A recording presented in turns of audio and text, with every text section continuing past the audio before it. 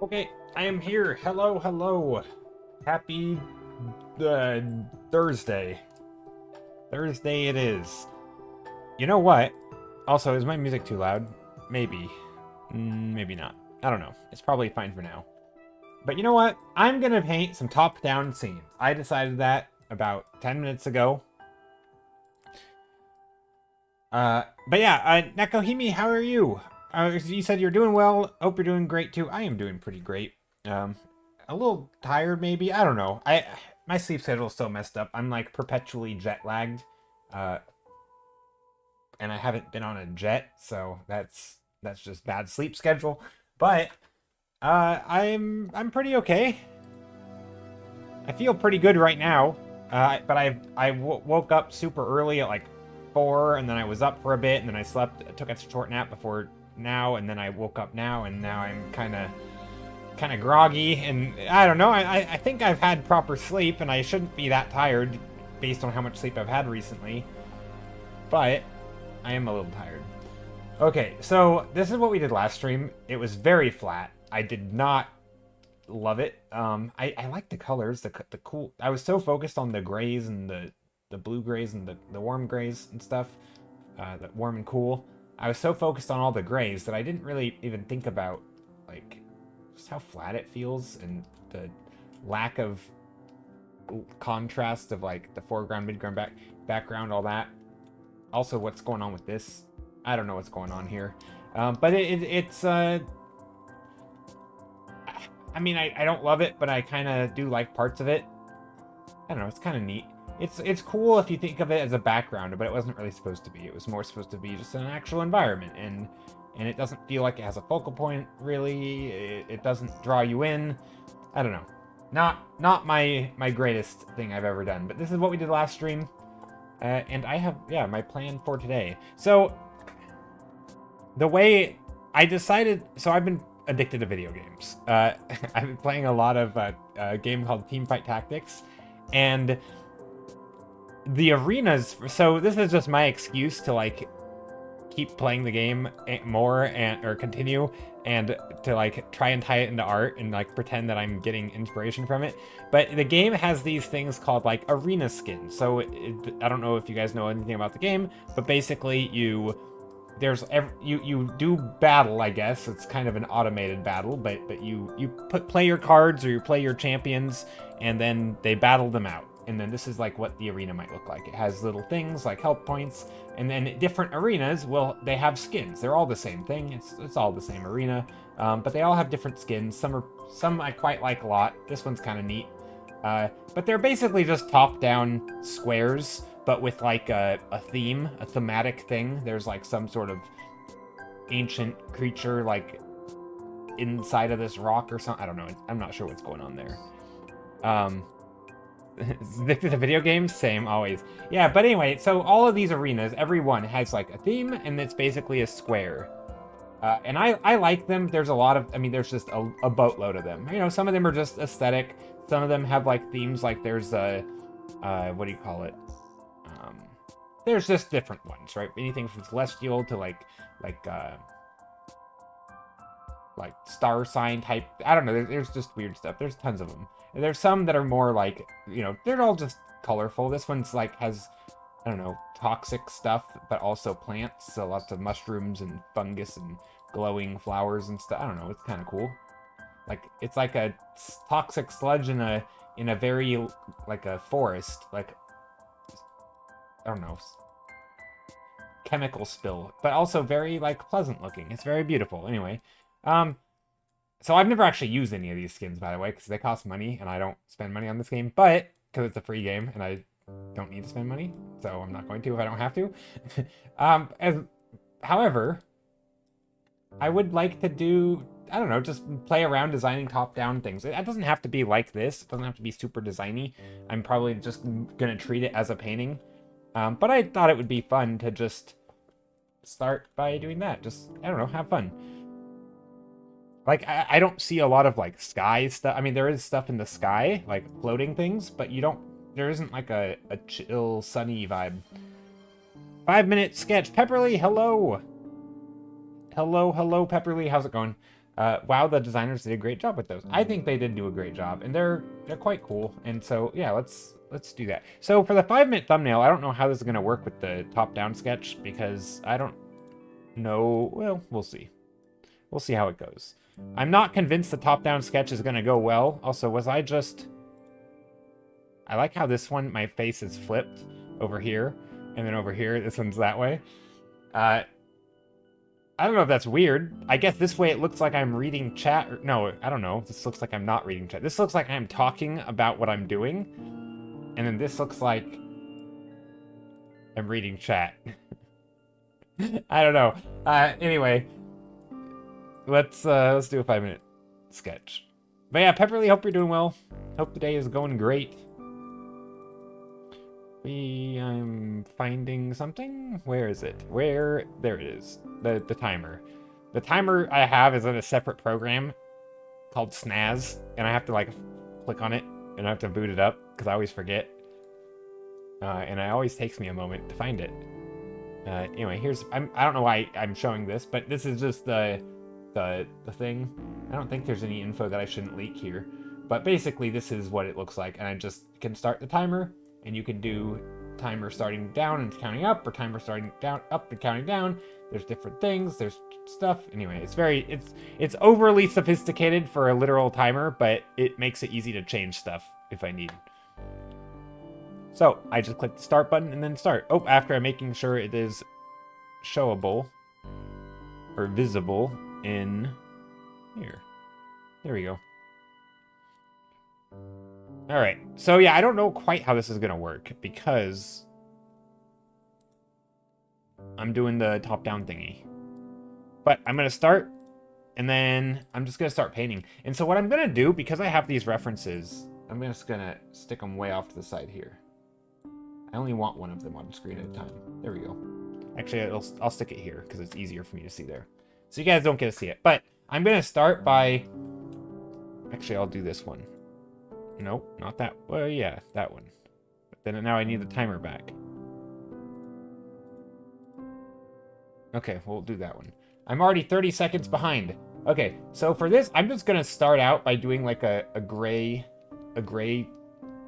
painting, just like a square, just to get the top-down vibes in. And then from there, I'm gonna start thinking about like the surrounding area. So I'm thinking this one I'm gonna go simple, just very much in my wheelhouse. Color palettes I've done. I mean, I have a lot of paintings, right? So maybe color palettes I've done before. Greenishes. I like my greens and yellows. Maybe there's some nice lighting coming across the scene. That's not nice lighting. Some dappled light.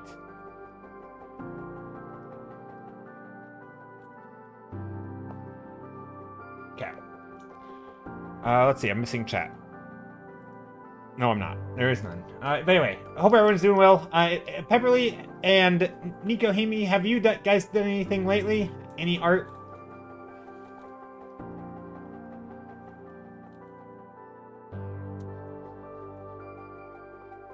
I feel like these could be, if these are trees, this is going to be a little clinical in feeling. Just like very, very boring, but that's okay. Nothing notable. I haven't posted in the Discord. No worries. You don't need it. It doesn't need to be notable. My last drawing I posted in the server, not drawn anything after. Gotcha. I don't recall what that was. I will have to retake a look. I'm bad at remembering what people have posted lately. But that's cool. I'll take a look. If this is light, maybe the light's shining on here. I don't know. I mostly, for these, it's not going to be much of a thumbnail. I don't really know how this is going to work. I guess, like, I mean, the cracked, I mean, floating sky island is always a good vibe, right? We could do that. I mean, they already have those, kind of, but, you know, what's a few more floating sky islands?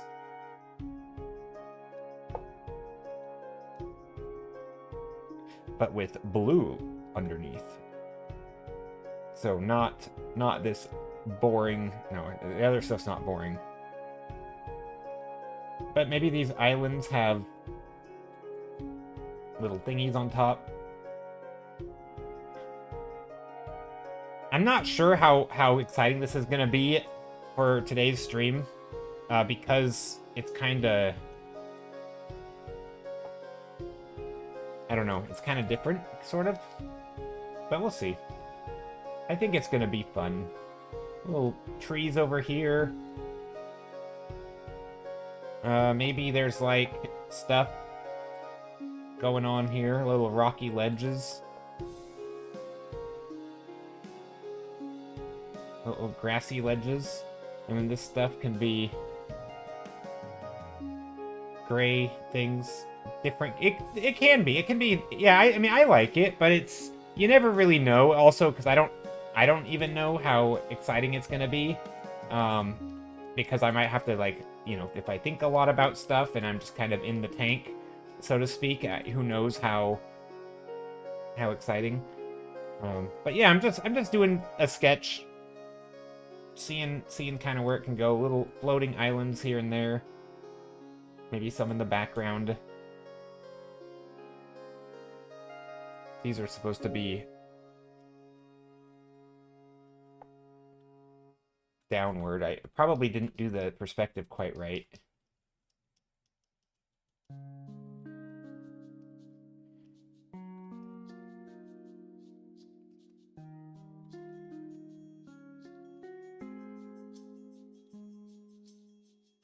Maybe this one has, like, vines.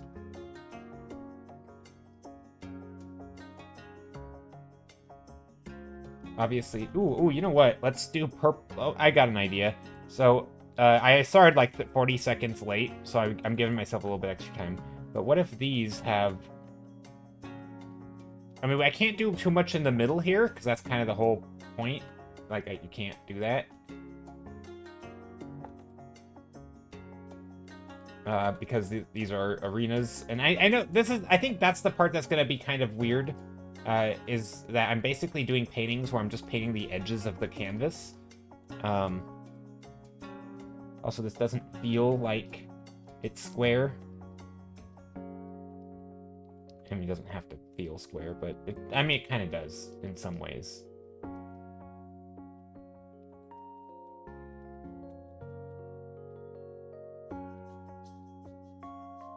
Something like that, maybe? And then here we can have flowers, 5 of them. This is less important, but this is more of a detail if you actually play the game. There's these little, like, health bars, essentially. It's not health bars, it's money bars. It's like, they indicate how rich the person is in the game, to the nearest 10. And it just indicates, like, if someone has 5 of them, they have, like, 50 gold they're sitting on, and if someone has 0, then they have... Yeah, anyway. Not that important. But it kind of gives me a reference, you know, for as the person designing it. And then some roots down here. But it gives me a reference of, like, what I'm looking at, and it helps solidify it in my brain as the thing that I'm painting. Unless it's just, like, a random shape, right? So, like, here there should be 8, 9? No, 10. 10 little squares, but I'm less worried about that and how those look. But they could be things like little, like, garden paths or whatever you call it. So, like, little tiles. You know how, like, in the gardens you have little stepper stones? Stuff like that.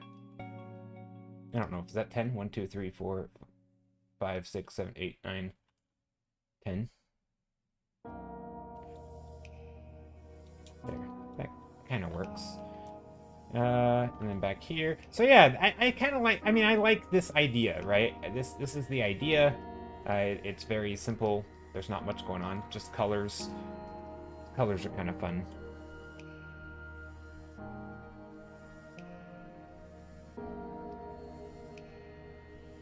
But yet, yeah, I've been playing a lot of Teamfight Tactics, so I feel like it would be fitting if I, you know, make some art that's kind of inspired by it.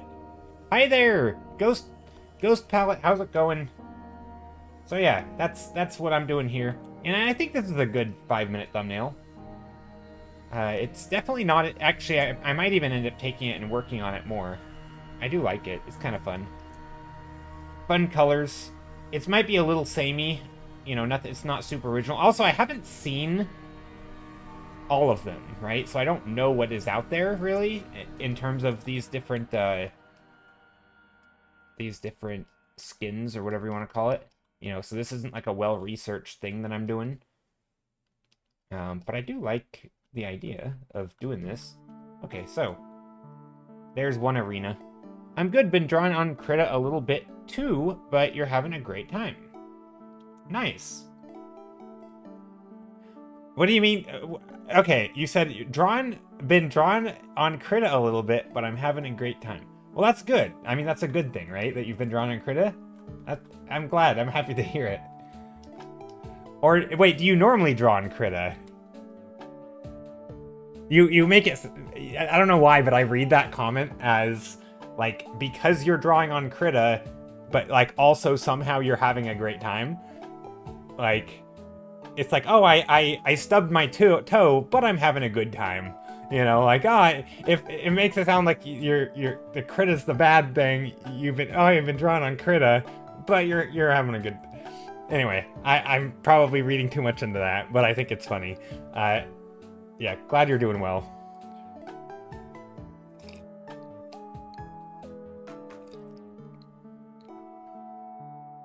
All right, I need themes for these. That way I can name them. I think that's what I'm gonna want to do. So this one feels like something blooming.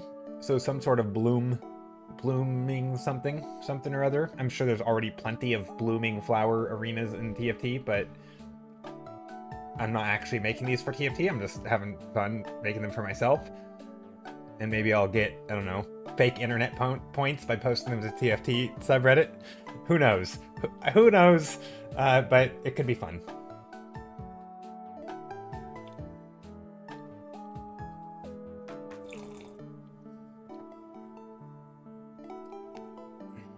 Nekohimi. Oh, wait.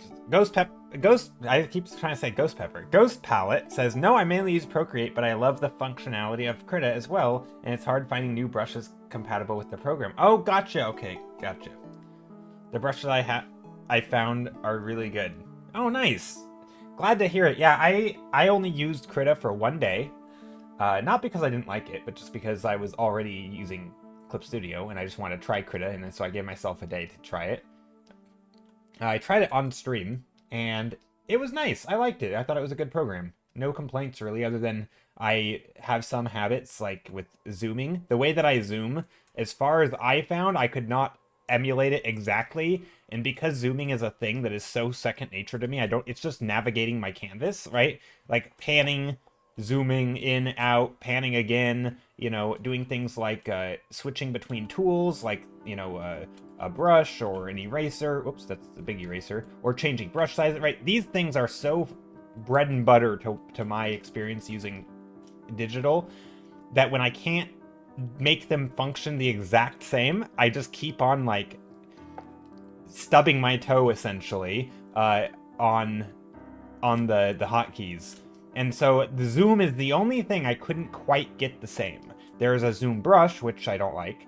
There is a zoom tool where if you hold it, you can then zoom in and out while doing something similar, but you kind of have to hold the zoom, or like hold control. I don't like that. I like to be able to press the zoom, hands off the keyboard, and then be able to zoom in and out by dragging my cursor. I don't want to have to, like... And that way, then from here, then I can interrupt it with, like, pan, and then I let go and it goes back to the zoom feature. I don't know how to do that on Krita. I struggled with it. I know that's such a petty thing because that's not even a critique about the painting or anything.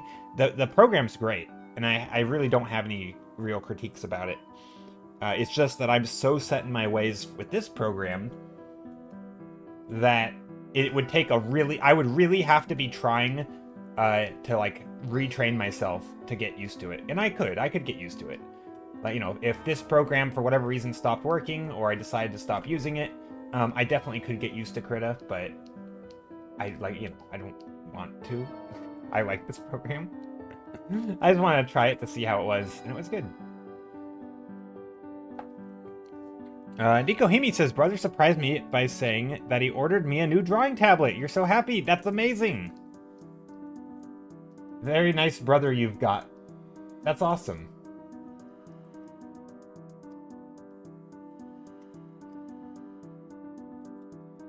I know this was a 5-minute thumbnail, and now I'm painting back on it.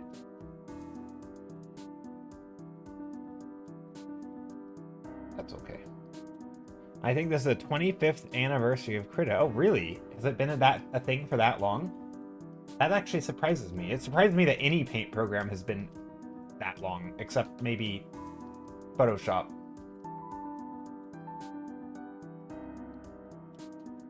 Okay, anyway, let's do another one of these. Let's do another. I'm gonna make another top-down arena. I realize these are... Yeah, I am curious. I'm curious how this is gonna go on Twitch, because one, I don't think a lot of people are gonna know what I'm painting. And two, it's weird. Like, it's such an unusual thing, kind of, to paint. I don't know. But anyway, here's the arena. I should just have a template at the start. That's what I should do. Although, if I really want to get wild, I should allow myself to break the template. So maybe... I don't know. We'll see. But let's start with by making a template, actually. So I'm gonna just do little lines here. One. Here, I should probably be a little careful on this. Let's just take an existing one. It could be this one. So these are no, these are not the OG arenas, but these are the existing ones. This one's pretty close to the basic. But basically they have these slots up the front. So there's 1, 2, 3, 4, 5, 6, 7, 8, 9, and kind of 10. Wait, is that only 9? 1, 2, 3, 4, 5, 6, 7, 8, 9. I should know that. I should have known how many there is. That is actually a major failure on my part to not know that. Anyway. Oh, and then we'll divide it. So this middle one is here, and then there's 4 on each side. So 1, 2, 3. 1, 2, 3. Okay. So that is the arena, or at least mostly. Scale is not my goal here. And I should probably mirror this and do the 9 boxes over here as well. That's less important. 1, 2, 3, 4. 1, 2, 3, 4. That'll work. A little sloppy, but that'll do. And then there's little thingies over here. 5 of them. 1, 2, 3, 4, 5. These are less important, and because these can be worked into the design of what they look like and what they are. They could be like trees that grow as they sprout up as you gain gold. Or they could be lights that turn on, or they could be crystals that crack or form. Right? They could be all sorts of things. So these things are like one of the main features of like the animated features, or the things that change. Everything else is down here in this one, you can see there's like water. The water would be flowing, right? And so there's stuff around the arena that you could design. And of course the arena itself you could design, and you can make it look different, but mostly it's still just like a very basic flat area, right? So there might be texture and things, but if there's like rocks or something, there's cracks going through it, there could be something very similar like that, but nothing fancy. So anyway, that's gonna be my template, and then I'm just gonna copy it like this, go bloop, and then I'm gonna paint on top of it, because I don't want to waste my time repainting this every time before I start. But yeah, how's it going, Druffzilla? Hope you're doing well.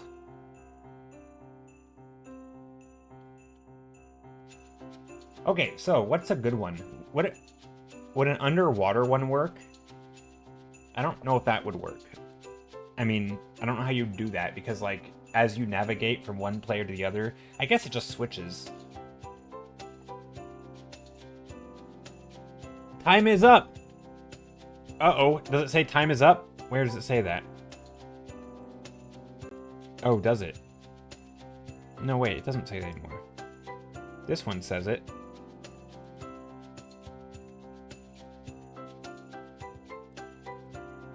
Dropzilla, how... yep, going good, thanks. How about you? I'm doing well. My day's pretty good. I'm drawing some top-down scenes today, kind of Teamfight Tactics inspired because I've been addicted to that game lately, and so I feel like, you know what, let's draw some arenas. Let's do some fan art. Maybe that's what I'll name my stream. Fan art? Question mark?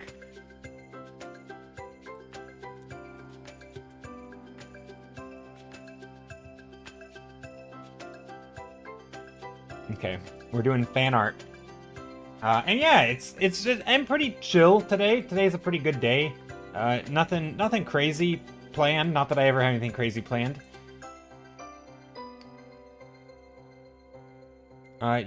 Ghost Palette says, I started playing Arknight's Endfield. I've never heard of that. After it released, and I love the environment art in that game. I have found the first game, and the art is amazing there too. Oh, that's cool. That's cool. I tried learning to make brushes today for the 100th time. So, did you learn it though? Did you finally learn it? How did the brush making go, Dropzilla?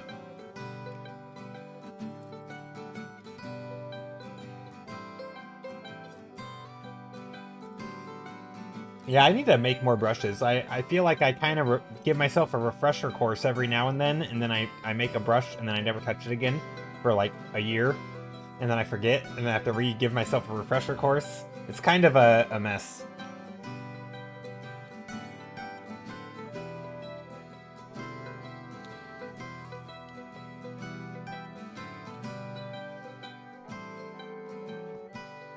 But yeah, I'm doing well. Drefzilla says, well, I learned a bit more. Still not really getting the results I want. Made some cool halftone brushes, though. Oh, that's neat. I don't think I've ever used a halftone brush intentionally. I think I have some, and I've clicked on them, and I'm like, what is this? And then it was like weird texture and stuff, but yeah, it's kind of cool. By halftone, you mean like the thing in comic books, right? Like the I mean, it's called halftone, but it's like a dots, basically, to darken a thing.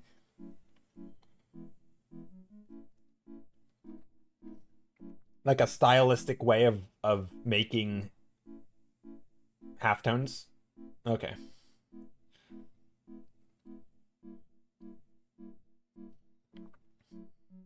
Yeah, I don't know if I've ever actually used one of those brushes for its intended purpose, but that is cool, and it's good to have goals like that. Hello, are we just painting cats yet? We're not painting cats. We are painting, as weird as this sounds, Teamfight Tactics arenas. I'm doing what I'm calling it fan art now, because I so rarely get to call what I'm doing fan art. This is fan art. It's fan art of a thing I'm they don't exist, but they're like arenas, and in Teamfight Tactics there's like arenas. They kind of look like this or this, and they're basically just squares with like set dressing, and so like this one has a theme, right?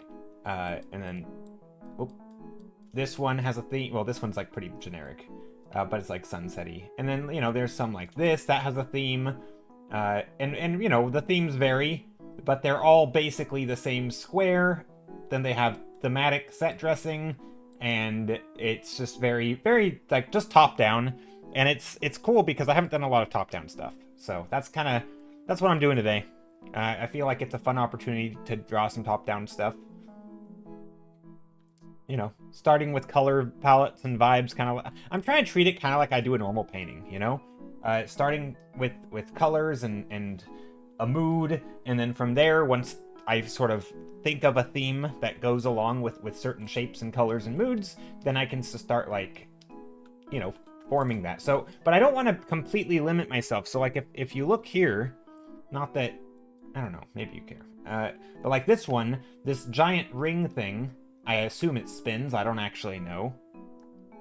Yeah, these are all Teamfight Tactics arenas. Yeah. So, like, this thing here, I assume it spins. I don't know, but it would... I would be angry if it didn't in the game, if it moved, if it didn't move. And it breaks the frame, right? It goes in front of you a little bit. Like, you can still see the arena, but it kind of... It sort of protrudes outwards. Yeah, and so all of these are Teamfight Tactics arenas. And I just thought it'd be cool to do, like, I don't know, make some of my own skins for it. Make some of my own arenas. They're all the same. Or, I mean, but they all have that same template, so that's kind of why I made this, right? Although the angle's not the exact same. Maybe I should have, just to be more... Actually, let's do that. Also, let's do this real quick. Edit. Let's stop the time-lapse. Because I don't need a time-lapse for this. Okay. Not that that matters. I don't know why I thought of that. But anyway, I'm going to paste this in here, and I'm just going to trace the arena. Just this one. Just going to make... That way I can make the same angle, because I think they're all the exact same angle. Nope, I'm not on the right thing. Hold on. New layer. I just want to get the angle down so that when I'm painting...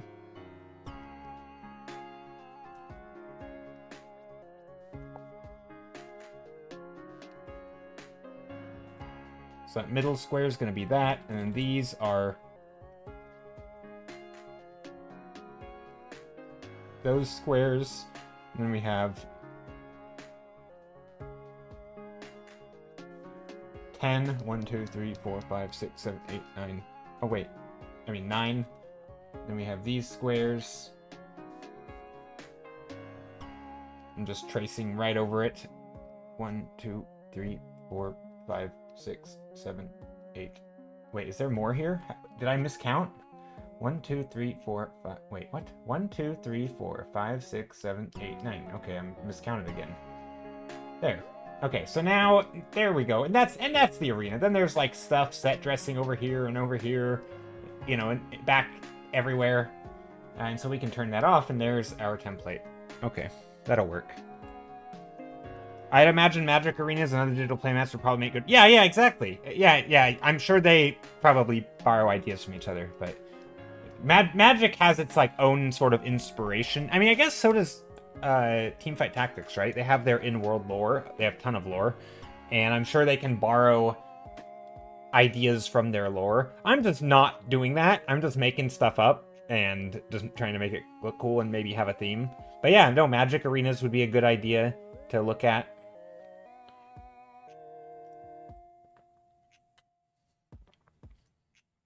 True. Yeah, there is a lot of arena, online, digital things like that. Like, here, let me show you.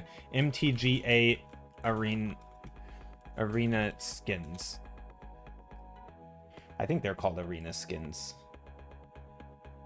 Images.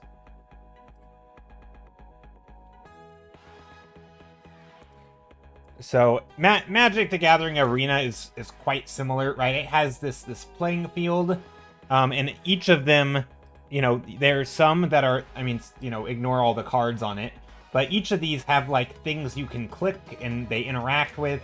This one looks like an old room with, like, teeth in it, kind of. Or it's, like, broken, but it has an old mat on it. And you're playing on this mat. But, like, it's old floorboards with little eyes underneath. You can click them and they wink out, kind of. They go away.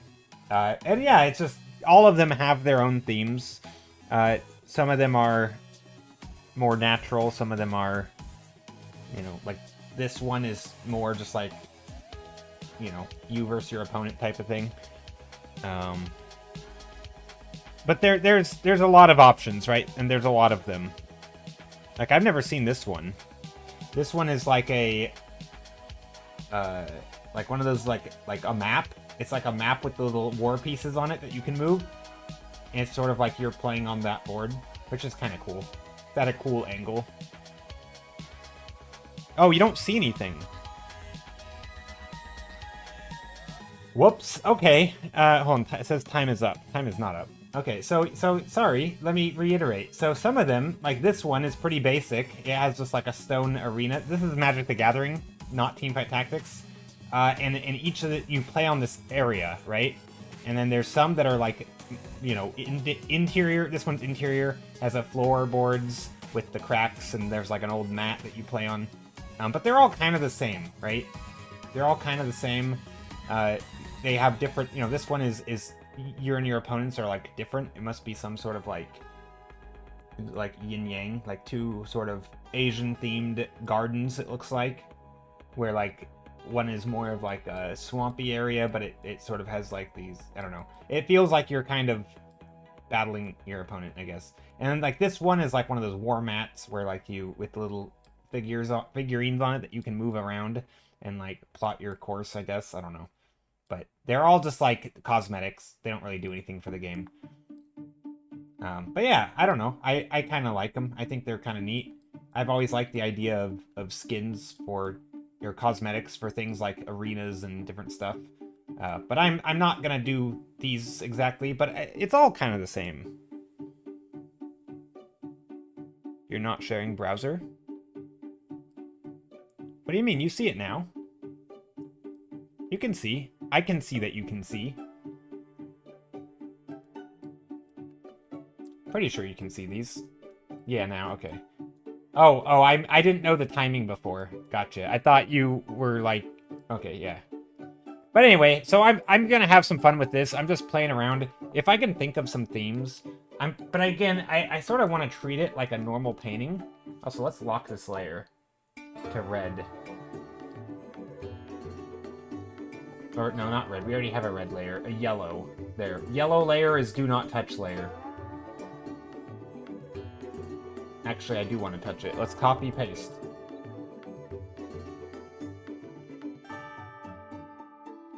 I think we can just paste it right there, like that.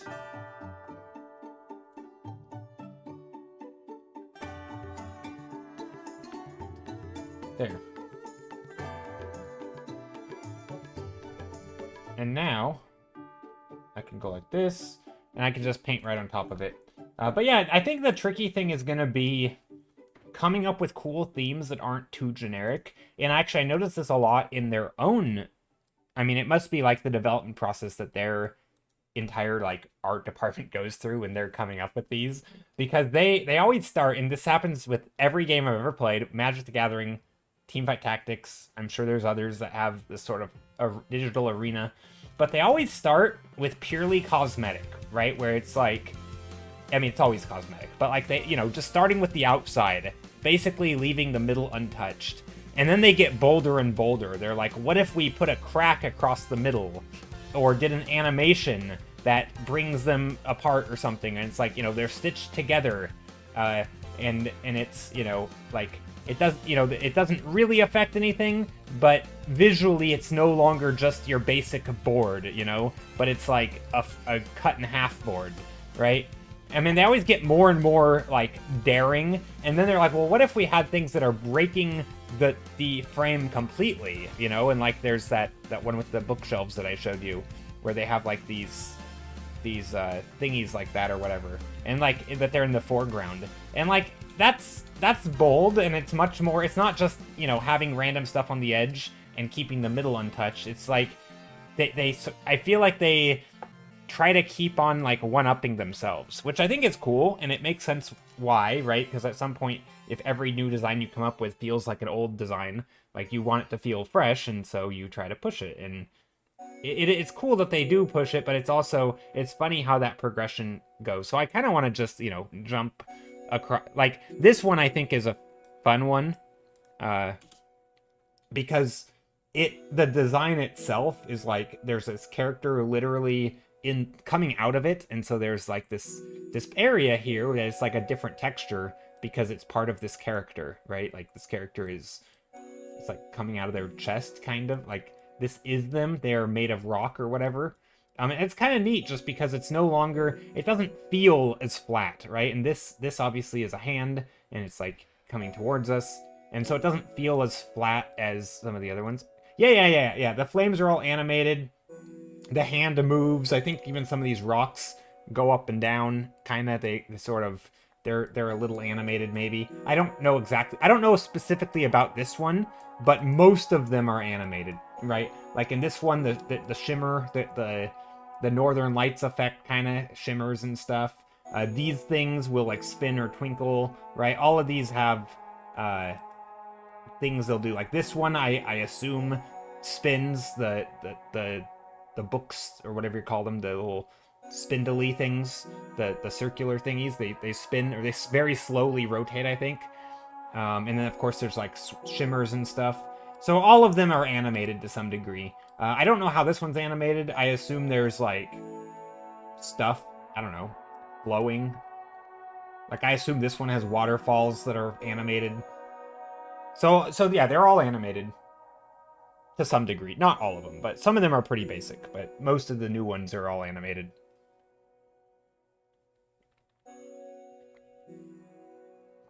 So lots of 3D models with textures probably. Yeah, oh yeah, I'm sure.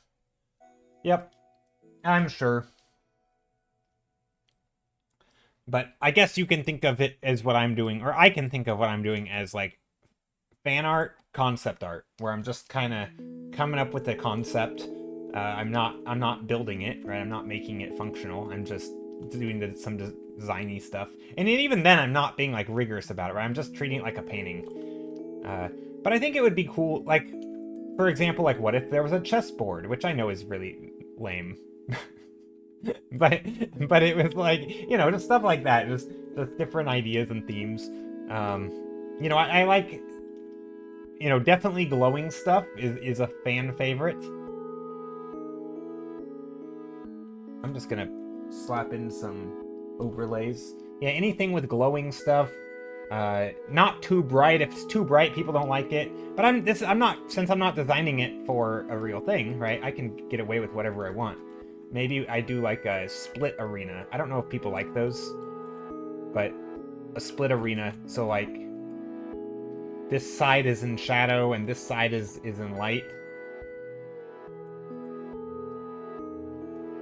And maybe you have a creepy stuff, like, again, kind of that whole like yin yang thing inspired by well, kind of Magic the Gathering, right? How they do have their arenas split sometimes, because in a Magic, because you're facing off against your opponent, a lot of times they'll do like, you know, your opponent's side will be different from your side. So your side might be, you know, elves and fairies, and your opponents will be werewolves and demons. You know, it'll be like you'll have this contrast of thematic, like, you know, butting heads thing, right? Sort of vampires versus werewolves, right? It'll have this sort of this contrast in design.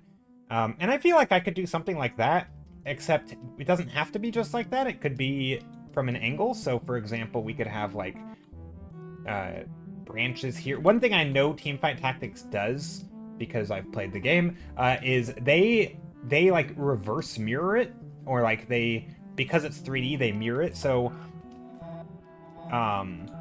like your perspective is always from your perspective, and it doesn't matter if the board is asymmetrical. Like if the board is designed so that the front is, say, blue and the background is red, it doesn't matter if your opponent is over here and you're over here. Your opponent will always see their side as blue, right? Like you will always be on the blue side. And so if you design something with, say, a big sculpture back here, you'll never be at risk of it being in front of you, you know, obstructing your vision, right? So you can have big structures in the background, sort of like looming over the thing, and you're fine. It's not going to ruin your opponent's view, right? Because your opponent will always see it from your view too. And so it kind of has this cool property of like, you can actually get away a lot in the design of like how intrusive you make things. At least I'm pretty sure that's how it works. I don't, you know, obviously I don't know the technical side of it because I don't quite know how that's implemented. But if I want to do stuff like this, like big shadows cast over the arena, I could do that. And it's not gonna, like, if I have a branch over here, it's not gonna affect like my opponent's view looking in. Like it's not gonna hide this unit if there's something on the board right here, right? it's not going to hide it from them because they can't see behind the tree. They don't have to worry about that. They're always going to see it from this view. So it's kind of neat. It kind of gives me some freedom to design top down, just paint it like I would any other painting. Although you don't want to like make it so obnoxious that you're it's pulling you out of the game and like, how is my opponent seeing their units, you know? Like you want to give the appearance that they could be normal, because I don't think it's a thing that they intentionally do to make it feel like I don't think they want you to realize that everyone always sees it from the same view.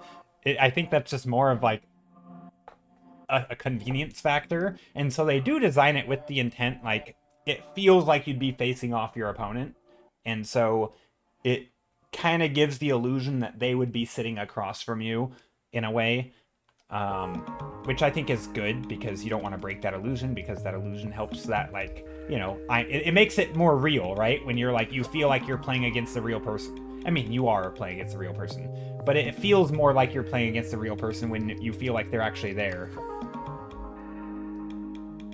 But anyway, so yeah, maybe some vines.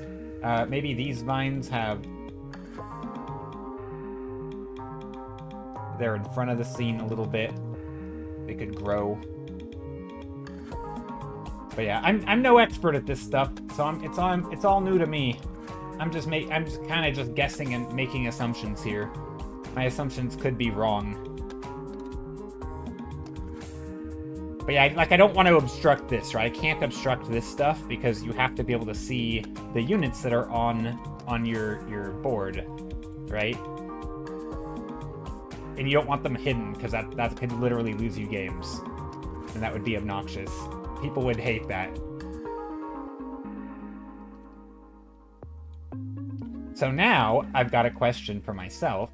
So typically in this, there's there's 5 little squares here that as you gain gold or whatever, as it's not really that important, but basically eventually these will, like, let's say there's a flower.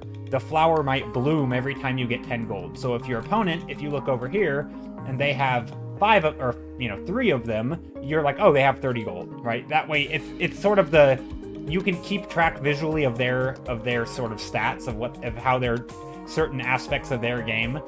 And so I'm trying to think, like, what could these be? Are they plants? Are they mushrooms? Are they, if this is like a swamp, maybe they could be some sort of flower. Could be like a crystal. We could do like a crystalline thing with like little glowy, maybe there's like little crystal stuff in the ground here, like a little river or something. Although we don't really, because the units walk on it, right? They're represented by physical, so I don't know if we want that. But we could do like some sort of inlaid thing with the crystals. That way these are, I mean, maybe the crystals is a little bit too cliche. I think it would look cool. We probably want it to be mostly the same.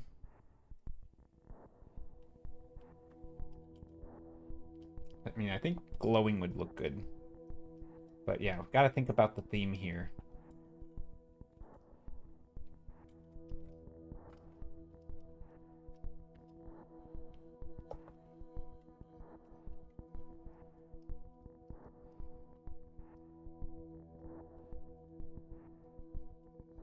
But yeah, if anybody wants to share what they were working on today, I'd love to see it. I know somebody said they posted in Discord. Let me go and take a look. Oh, screen sharing leaked Discord. Random Discord channel. Let's see. Where is it? It is in art. And whose art? Oh, Ghost Palette. That was you, right? Ghost Palette said they did some stuff. Ooh, I like that. It's very, very fancy. Very painterly. I just brought up Discord and I'm taking a peek at what some people did. And Pepperly, this is what you posted. I like it. This is cool. I love this. I know I talk about Magic the Gathering a lot, but this is the first. So this thing where you do like the celestial effect on the inside of the cloak. The first time I ever saw that was like what 5-6 years ago in Magic the Gathering. They had a whole thing of these. I'm sure they didn't invent it, but it was a whole series of cards, and they had a keyword called Constellation, and every single card had an effect like that where in the shadow areas it was very like graphical, like black white kind of thing with like a very dark shadows, and in the shadows areas you'd have like this shimmer it wasn't always a shadow, but basically in the shadows you'd have like this shimmery effect, and it would be like the underside of the cape or whatever, that kind of thing. And every time I see that effect, I'm always brought back to the first time I saw it because it was so cool. And yeah, it's sort of forever in my brain as like this really cool effect, and I love it. I love where you take like a dark, instead of painting like the rocks here, you would just black them out, right? And you would say, okay, well this is gonna be blacked out, but we're gonna have these sparkles in the shadows, right? And you put the sparkles in there. It's so cool. I love it. I mean, not technically blacked out, but like constellation effect or something.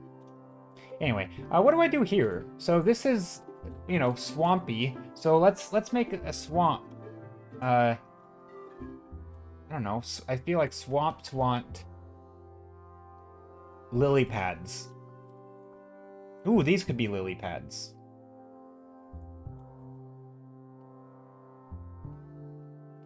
Hold on.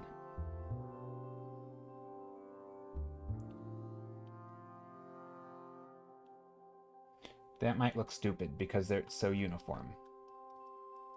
Lily pads, green. Lily pads are green, right? And then the swampy part can be...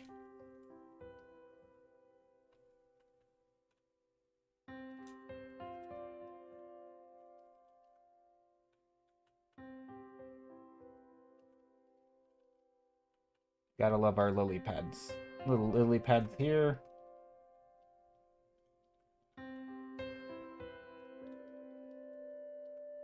And I don't want them all perfectly even. That's one of the nice charms about this kind of thing, is that they don't always have to be perfect, because it's purely cosmetic. And so you get like these, maybe this one's a double lily pad, right? It has like two layers. Although I actually like the idea of one each.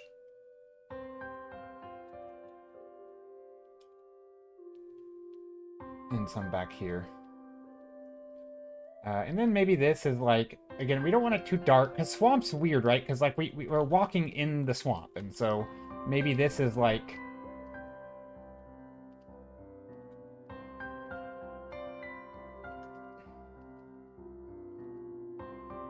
Maybe this is like a marsh area here.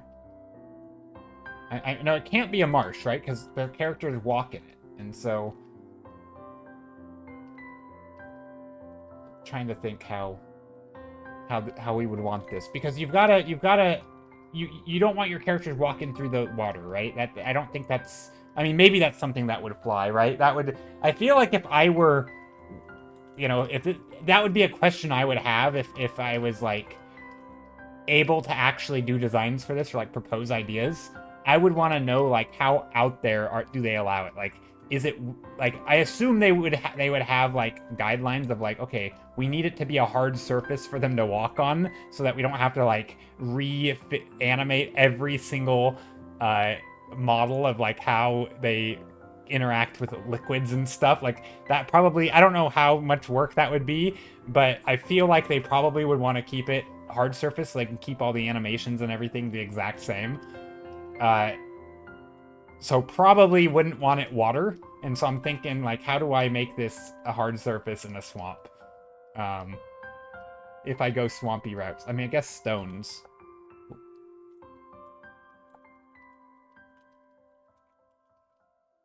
And it doesn't have to be realistic, but I do want it to be believable. So, like, if I were to post this to... I mean, again, it's not going to be rendered the same, right? So it's not going to be believable in that sense. But like, because my goal is eventually, it would be fun to share some of these on the Teamfight Tactics subreddit. you know, free internet points. I feel like that's one of the... Okay, do you guys feel this way about fan art? For me, that's one of the biggest draws of fan art, is that, like, there's that shared community and people will pat you on the back. Like, oh, I recognize this, and oh, that's so cool. Like, to me, that's one of the I don't know why, but, like, that's one of the biggest draws to fan art to me. And I don't typically do fan art. I don't really care to do it most of the times. But I feel like if I'm going to do it, I might as well be able to do it in a way that I can, like, share it to the communities who would like it and, like, make them happy too in a way. I don't know. Is that, like, egotistical or something? Am I wrong for thinking that way? Like, I don't want to do fan art and then just post it to the void. I feel like that makes it extremely depressing. Whereas, like, if it's my own art, I'm okay with that, right? I'm okay with my own art being posted to the void because there aren't people who are guaranteed to already like the thing. But when I know people already like it, I feel like I want to make them happy, you know? Like, if it's hard to explain, and it makes me, the more I talk out loud, it makes me sound like a lunatic. They're like, I want the backpats. I want people to be like, oh, you did such a great job. But I feel like it's, I don't know.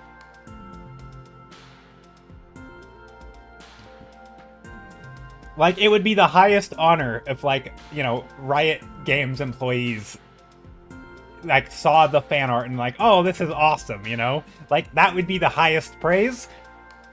And underneath that would be, like, the fans are saying this is cool, right? Or, like, and it's not like I need that, because, again, 90% of the stuff I do, 99 probably percent of the stuff I do is not fan art, right? I don't care about that feeling typically, but it's like, well, the second I start to do fan art, I might as well think like that. I don't know. I think it's silly, but I totally understand how you feel. Okay, I'm glad I'm not, like, making people think I'm a psychopath over here. Of, like, I just want praise and adoration.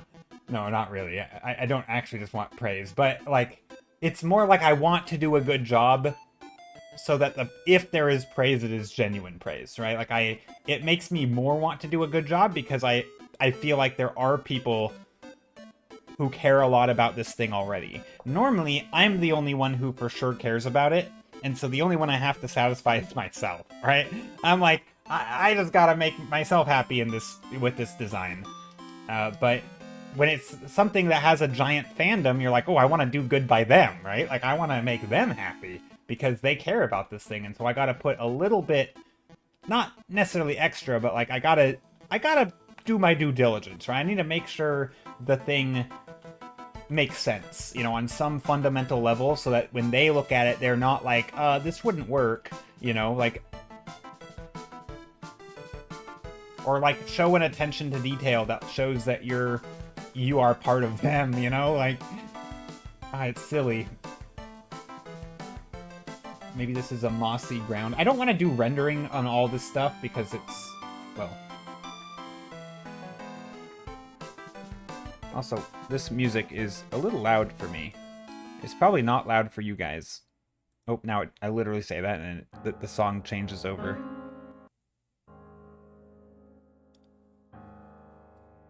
That might work. You totally understand how I feel. Nothing wrong with that? Okay, glad to know.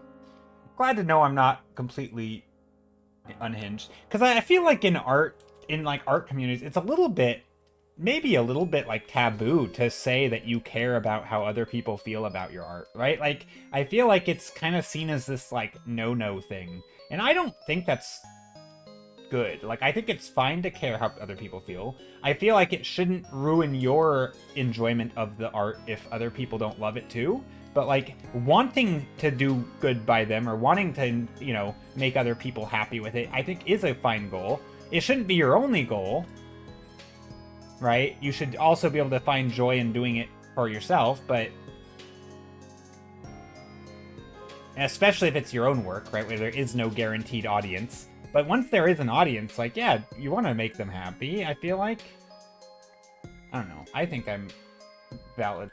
I don't know. I think that's an okay opinion. Okay, so what do I want these little bulb thingies to be? They could be flowers.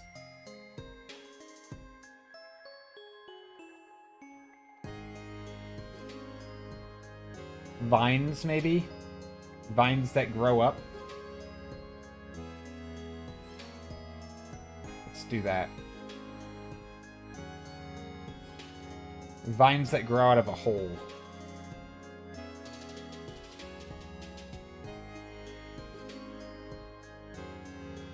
Little sprouts. Same over here. Gotta make it uniform. I don't want to render too much on these. I do want to keep them pretty loose, but I want the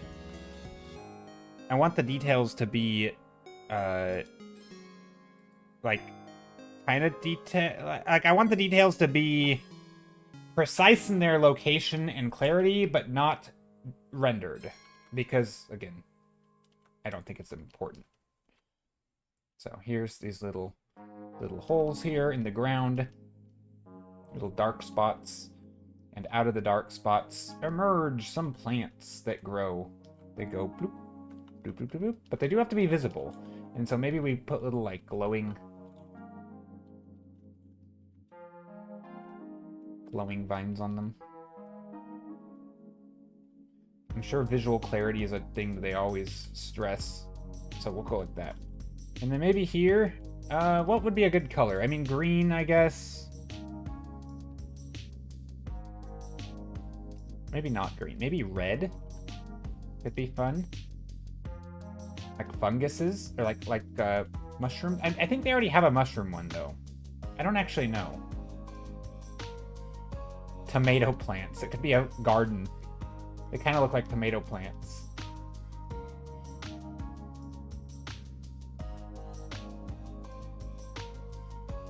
Wait, I'm missing one. There. Little swampy area. Maybe here we have... I don't know why, but swampy areas are just one of the nicest... Maybe not nicest. Easiest things... Not easiest. Comforting things to paint. Because it's so... I don't know, there's something about the shapes. I feel like you can get away with a little bit more to make them a little more uncanny. They don't have to be as pleasant. Maybe there's like little birds here. Little chirpy birds in the foreground. Maybe not.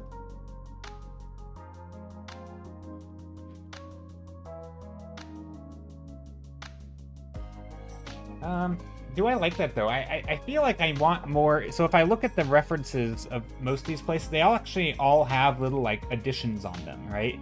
This one has quite a bit of a foreground. Whoops. This one has, I don't actually know how much of a foreground it has. Oh, you guys probably can't see this. Oh, you can. Here, I'll make it larger. All right, like all of these have significant amounts of like out area, right? So I think here, this one, we can go quite a bit further out and do like swampy stuff. And so maybe this is all like more of a bog. And then this is like a little dry patch, right? So maybe there's like little, like there's shiny stuff, shiny water.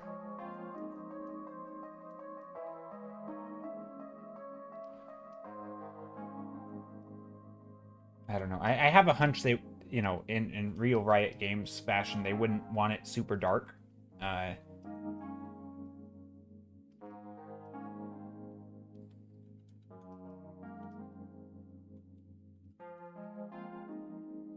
This could be... What could this stuff be? I feel like the little lanterns hanging in the trees would fit the water lilies. Ooh, maybe. Lanterns hanging in trees. Maybe. Like this? Like little lanterns back here?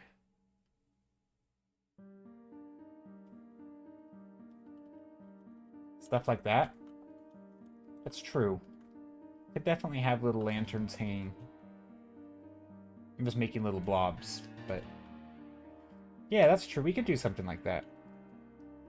Yeah, I'm kind of trying to play around with, like, how's the foreground look, right? Because I feel like I want to play around with that. I don't just purely want the square arena.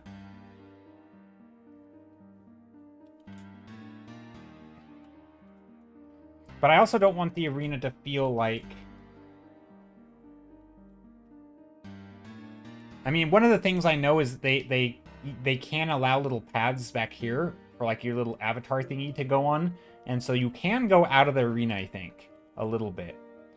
But I feel like here maybe we do, like, a big old tree that loops around. And, like, this would be the like a big mossy tree, kind of. Can you frame the arena with some true... Yeah, you could do that. I could do that. Yeah, I'm thinking like this, where you kind of have like these ramping tree limbs kind of going in. Right? Like this one. Maybe even some like coming up here. I don't know, so I don't know as much about how this stuff works, like from a technical point of view, like how much they're allowed to do this kind of thing. But based on this, so again, I'm not a big like connoisseur of these arenas because I've never really had many. But like this one, for example, you have this big thing in the foreground, and I'm pretty sure these spin, so these are animated. So this one's really framing the arena, right? Like this one is maximum framing, and it's in the foreground, it's moving, so it's like, it's almost intrusive to your vision, right? Like it's right up close to the camera feeling, and so, yeah, I could probably do something kind of like that, right? Where you have things going in here like that. Not necessarily animated, but maybe you had, you know, critters or something on the foreground.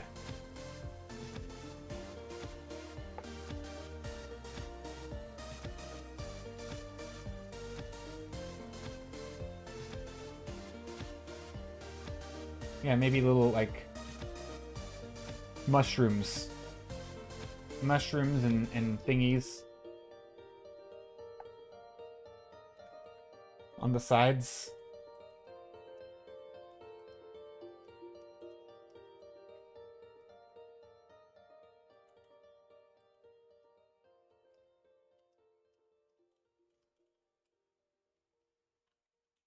We could do some that are more over. I don't think we need that though. And then maybe back here we go even more depth, so it feels like we're venturing into the swamp, kind of. I don't know, again, I don't know if this would be a realistic thing they do, because I don't know how much, like... It always is weird when... Because in this game, like, everything is kind of connected, so, like, you have... So if you were to... In theory, you can't really zoom out, but if you were to zoom out, what you would see is you have a central arena, and then you have 8 people battling. And so in these 8 in this arena, these 8 people are positioned. Oh, let's do this. Right? Their arenas are positioned like this. And technically, you can go from one to the other and like you can look at their arenas, but there's kind of a jump cut, right? So they're not actually seamless. And so it's weird if you have an arena that feels abnormally large. Hey, Sarah, how's it going? So if you have an arena that feels abnormally large, it's going to feel like when you move over into the next arena, like, how is that? Like, I don't know if there's some immersion breaking thing there, but yeah. Sarah, I hope you're doing well. I am painting fan art today. Well, kind of designing fan art, I should say. Not, so I guess I am painting it, but I'm designing fan art for a game called Teamfight Tactics. It's a game I've been addicted to lately, and I feel like if I'm gonna be painting a lot of yeah, so here's some of the arenas in the actual game. So you have things like this. They're basically skins for this basic square with like the board that you play on. like these are all different ones, and then this one is very different, but it has like things breaking the border.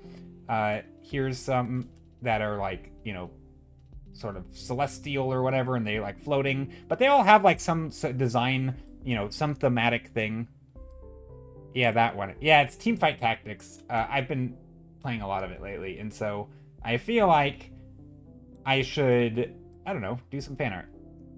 So I'm just treating it like a painting, though. Another excuse to paint top-down stuff. Taking the arena here and just painting directly on top, just having fun. So I'm doing like a swamp, little lily pads or the little pedestals that your characters stand on.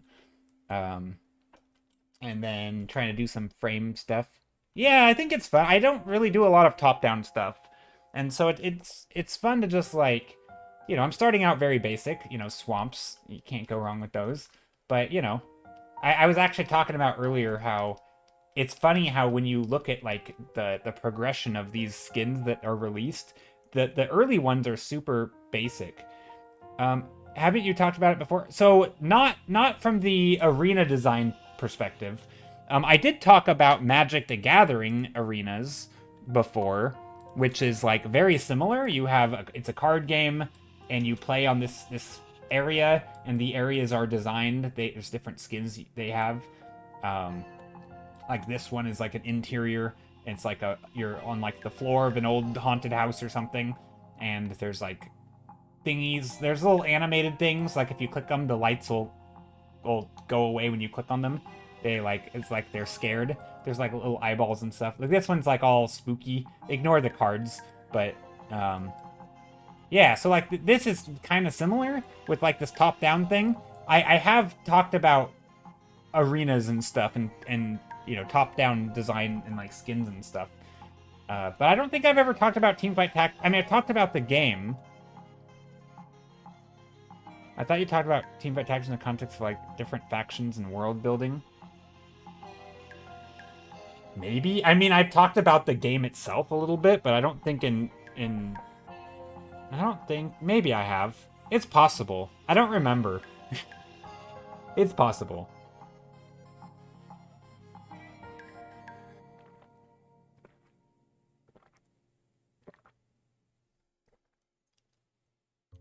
I assume that a lot of their arenas that they... or their skins for the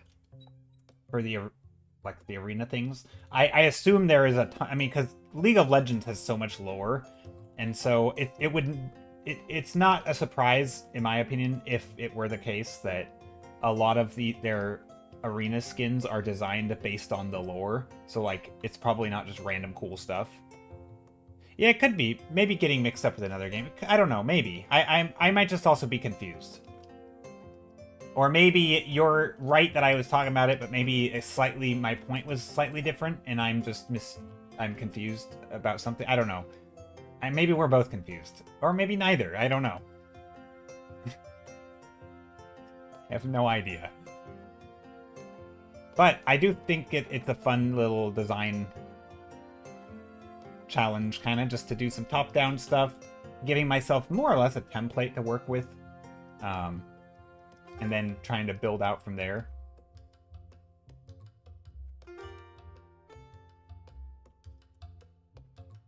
Now, if this is a swamp, right, and there's little lily pads, that would mean that this is in the water. And the problem with that is that I don't think the arena could be in water, because they need people to walk on them. So if it is in water, maybe we have like a pond here or something.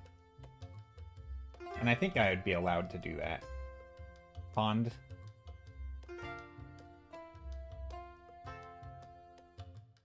I don't know.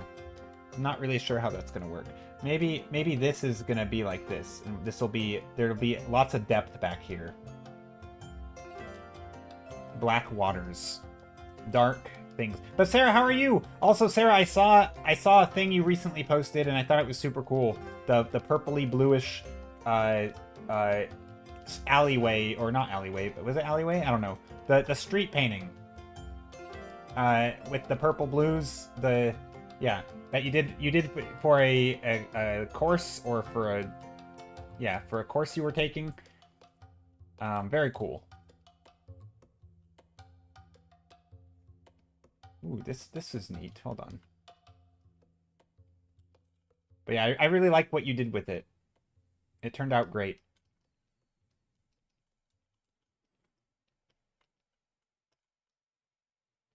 Yeah, okay, there we go. This little swampy area here, I feel like is good.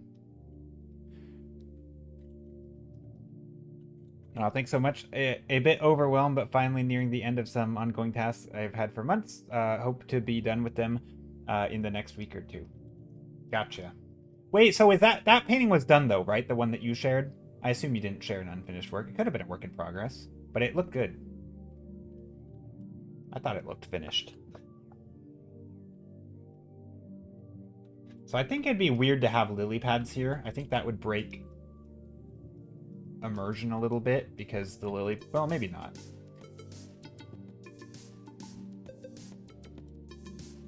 Maybe this will work. And then this... I mean, this is weird because it's like rocks, I guess. So maybe, yeah, maybe there's like a little bit of a path here. Some rocks. Some more rocks over here.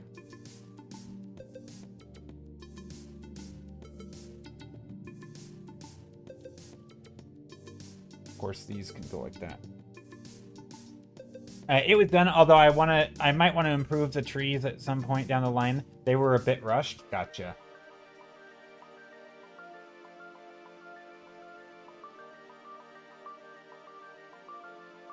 I always do this thing, so this is nothing against your work, and this is just me, one of my thoughts. Because, like, it's very one-point perspective-y, which obviously there's nothing wrong with that. But for some reason, when I first looked at it, I had this thought that was like, is it mirrored? And then I had to see if you just, like, mirrored it, and you didn't, right? And I was like, oh, no, okay, she painted it, like, each side, because they're different buildings and stuff. But that was my initial thought was, is it mirrored? Because it was so... It felt very symmetrical. And I don't think that's bad, because, again, you didn't mirror it. But, like... I think it was the trees, now that I'm thinking about it. Some of the way the framing was... I don't know... It's probably... Like, don't take this as a real critique, because I don't know what the assignment was, and I don't know what your goals were, and I don't know any of that. But for some reason, that crossed my mind, was like... I think it's funny that you mentioned the trees, so I think that might have been what threw me off a little bit. Just a tiny bit. Like, not enough to make it, like, you know... It didn't change my opinion about it, because it's awesome. But it was like a passing thought. You want to know the cheat? It's technically two separate two-point perspectives to make look like one perspective. Wait, what? What do you mean by that? I think I do know what you mean. Hold on. Do you mean like you're doing a two-point perspective like this? Like, here's a building. I'm just going to make a house. I know this is not how your house is. You do a separate two-point perspective here, right? These are converging. And then you do another one here. And then the other one is going here. So, like, you do essentially another... Here, let me erase this. And then you do, like, another... Like... I mean, I'm gonna get my perspective wrong. Like this or something, and kind of treat it as two-point perspective. And then once you're done with this view, you would just, like, move it up here, and you're like, boom, one-point perspective. Is that kind of what you mean? Technically, I also did mirror it for the rough... Well, yeah, I think it's fine to mirror it for an early phase. But I just meant, like, in the final rendering, I was like, oh, is it... Yeah, if you trace out the vantage point in the painting, the lines actually crisscross. They don't converge to one point. Oh, gotcha. Okay, so so this is like the reverse. So I think I've talked about this before on stream, because, like, I saw a video a while back that was, like, dissecting the perspective in some Ghibli films, and it was shown that, like, a lot of their stuff is not one-point perspective, and they kind of do the same thing. So, like, to open up a room, instead of doing the, classic one-point perspective and making all the lines converge, right? Whoop, like this, and then drawing the room like this. Sorry, this is a weird way to do it. right? Instead of doing this, right, like you might expect, and then the room is in here, so, you know, window, here's a window, right? Instead of painting it like this, where everything, you know, door, bookshelf, whatever, that you might expect, right? Rug on the ground. Anyway, there's a 1 point perspective. But instead of doing that, what they actually do is make these points go over here to like over there. And so they're opening it up. They're basically saying these are going over there. And then these are going over here. Right? And so they're doing this like this opening up of the scene. So that, yeah, it gives way more breathing room. So like if you have something on the wall, you just get a lot more view of it because it's basically a square now and not a weird smushed shape. And that's a cool thing. Like, I think that's a neat choice. And yeah, I guess that is in some ways two separate 2 point perspectives. I think that's what you're talking about, right? Kind of like that. Oh wait, no, this is exactly what you're talking about, right? Yeah, these are crisscrossing. Never mind, this isn't reverse Ghibli. This is exactly what they were doing, I think. I don't know if all of their stuff does that, but yeah, no, that's cool. I like that that's a choice. Because yeah, it doesn't feel wrong, right? It feels completely like you never once I never once look at your art and like, oh, perspective is wrong, right? Like that's the thing about this. You're doing it for a reason, and then as long as the reason is... This is something that I think a lot of good artists do, right? Where, like, as long as the reason you're doing something is so much more overwhelmingly good than the negatives, like, if there are even negatives at all, I don't even know.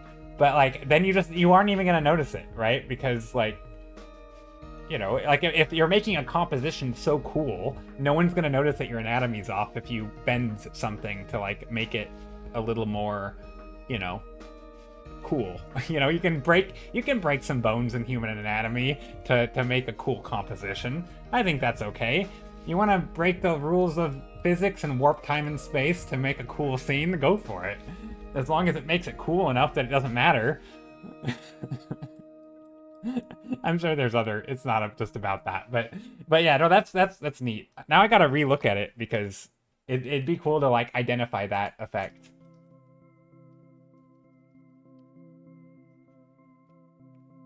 You're trying to capture the vibe I get when walking down the long residential corridors in Philly. I find the 1 point perspective, even an actual photo take, feel really flat compared to living. Yeah. I mean, that's true, right? Because, like, that's actually how your eyes work, right? Like, your eyes don't see in perfect 1 point perspective because you have two of them. They actually see slightly two different angles. So in some ways, this is probably... I mean, I'm not going to make this claim as if it's fact, but there's a good chance that this would be more accurate to what you would actually see anyway. Like, if you were to measure it out, sure, you could measure, but, like, if you were to close one eye, right, your left eye, and then measure everything out, and then not move and close your right eye, right, and then measure everything out, I bet you they wouldn't align perfectly, because, like, your left and right eye are seeing different things, right? I was actually thinking about this recently with, like, your dominant eye. So, like, even though I'm right-handed, my left eye is my dominant eye. So if I close my right eye, nothing moves. But if I close my left eye, right? If I close my left eye, everything, like, shifts. It kind of does this, like, so I have, like, my one main eye, and then this other one is adding, like, extra dimension. So, like, this is what I see. But then this eye is like, oh, over here, I'm seeing the side of this object. You know, so if there's a cube in here, right? This eye is seeing it straight on, and this eye is like, oh, I see the side of it. I'm adding that dimensionality, right? It's getting a different perspective, right? It's vanishing in a different spot. So I feel like it's kind of the same, right? Like, this is sort of, you know, left eye sees this, right eye sees this, and it kind of is crisscross. I don't know. It feels like it's accurate. Again, I'm not going to make the claim that is how it is because I haven't put enough thought into it or any research, but I feel like in some ways it's probably more accurate. Now, of course, if you just look with both your eyes open, you're going to, you know, your dominant eye is going to win out and it's just going to be a 1 point. But, like, we don't technically, we see both at the same time. So, like, our brains see this, but our vision sees the exact 1 point, right? and it's not that way. At least to me. I don't know. So anyway, that's cool. I always loved it when people do that kind of perspective.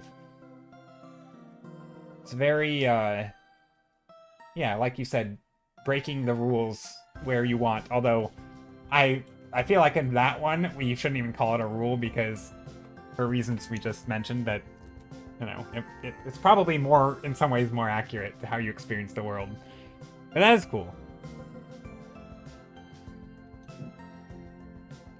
Sarah says, I love being at the point in my art journey where I can break the rules because I know the rules well enough. Yeah, that's good. A sign of a pro right there.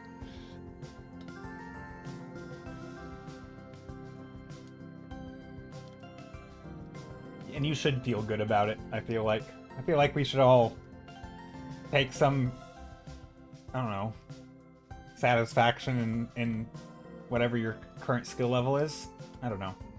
Seems like a good thing to do.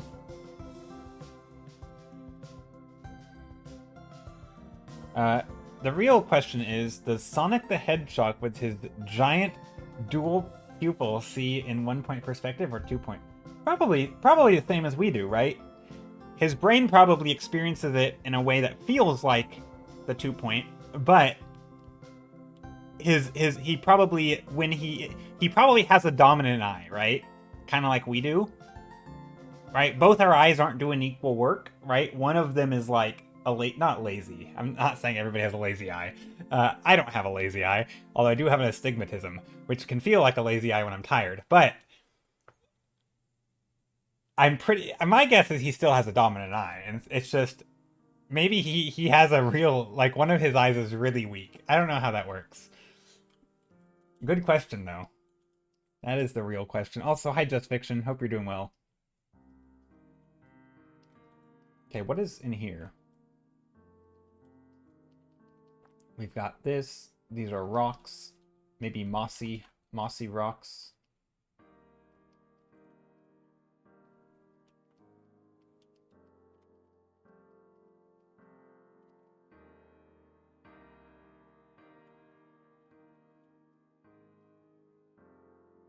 Yeah, to be fair, the whites of the eye have nothing to do with sight. True, good point. Yeah, that's a good point. Just because your eyes are massive, and if your pupils are tiny, like, you're still... This is all just, like, you know, nonsense, kind of. Although it probably affects, like, rotation, like, how much your eye can move, because your pupil is such a tiny part that it's, like, a tiny movement of your eye is gonna swing it left and right. Whereas if your pupil is, like, the full surface of your eye, and your eye makes a movement, you know, 10 degrees one way, your pupil's only moving a tiny bit relative to, you know. So I imagine the bigger percentage of your pupil your eye is, the more, like, the slower your movement of your vision. I don't know. I wonder how that works. So yeah, maybe Sonic sees in, like... I mean, he must see quickly, right? Because he's zooming around. You gotta be able to have good, quick eye reflexes. Okay, I got a hoagie for lunch, and I always wish I could buy a half, because the whole one is too filling, but they don't save well, and I don't want to waste it. Eh, save it anyway. Eat a subpar hoagie later. Stick it in the fridge, you'll be okay. That's what I would do. I would save it anyway, if I didn't want to eat it. Or I'd just force myself to eat it. Sonic Season 10K? Yeah, probably. Also, my native dialect wants to say sub, but any sub in Philly is a hoagie, so here I say hoagie. Fair enough. Yeah. See, I think I might be less picky. I feel like when it comes to food, I am not picky at all. And if it's like, it's a sub is a sub. No, they get too soggy, I can't stand the texture. Oh, fair enough. That's true. Yeah, good point. I guess, especially if you have things like tomatoes on it, they do get soggy.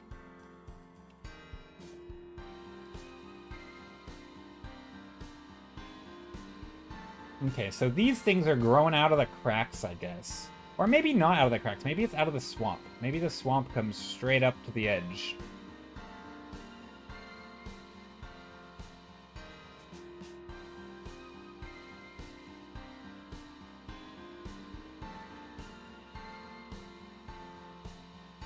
Sorry, I'm working a little longer on this than I would normally work on these, but I kind of want to make a design that kind of has some logic to it. It doesn't have to be the greatest design ever, just has some logic. So here's the swamp. Yeah, I've got tomato, lettuce, and cucumber. Ooh, that sounds delicious. Okay, so here's the swampy area. It's encroaching in. These flowers grow right out of the swamp. I feel like that's a fun... Okay, we're going to just delete them. Delete the flowers. We'll bring them back in a second. There we go. Flowers. We got to make sure we have 5 of them still. 3, 4, 5. OMG, what's happening in the... Oh, hi, what's happening in the drawing? So this is a... Okay, so I'm doing fan art.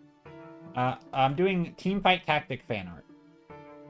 Kind of. I'm designing Teamfight Tactic fan art. So it's more of a concept art design challenge project thing. Not really a project. Just for fun. Just for funsies. But yeah, just fan art. Designing an arena.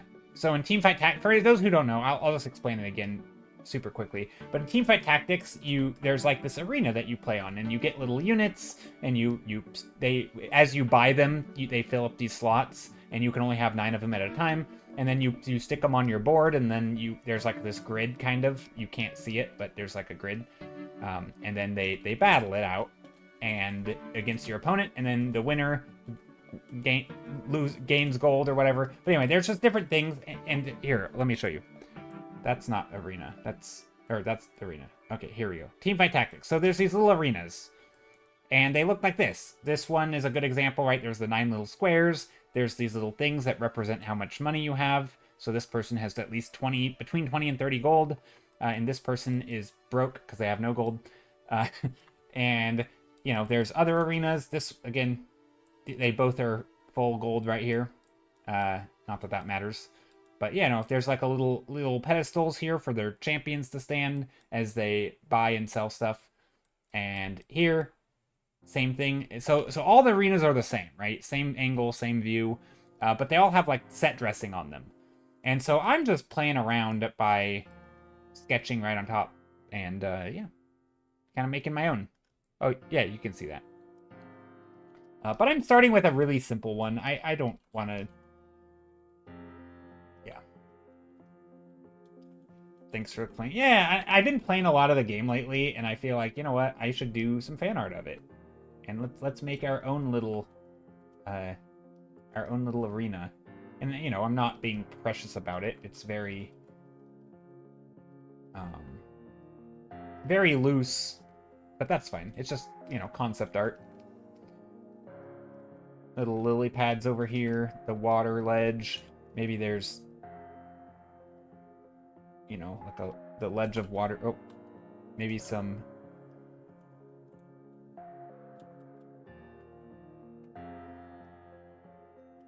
Maybe something like that.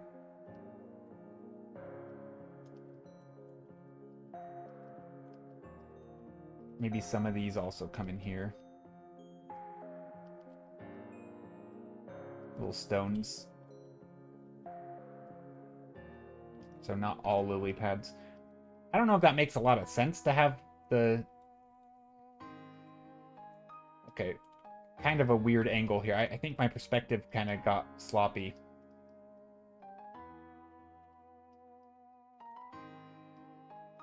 Kind of looks like we're looking up at the board, not down, but that's okay. And then over here, we can put some more things back here. There, that'll work. Yeah, not very, I didn't do a good very top-down view, but that's fine. In fact, we probably should fix that a little bit. But yeah, how are you, Pavik? One of the main reasons I want to do this, beyond just that I've been playing a lot of Teamfight Tactics lately, is that I want to do some top-down stuff. Top-down stuff's just fun, and this sort of like it's not isometric, but this sort of, you know, it's just a fun way to like do sort of design stuff, is in a, you know, designing to the way that the thing you're designing for would look. So if you're designing for a game, you design in the perspective of the game, right? Like, I feel like that's a smart thing to do, or it seems like it. Maybe actually there's just water back here.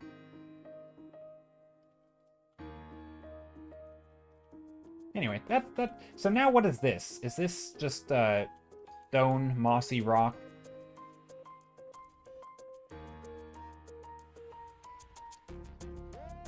Maybe that's what it is. Maybe just mossy rock.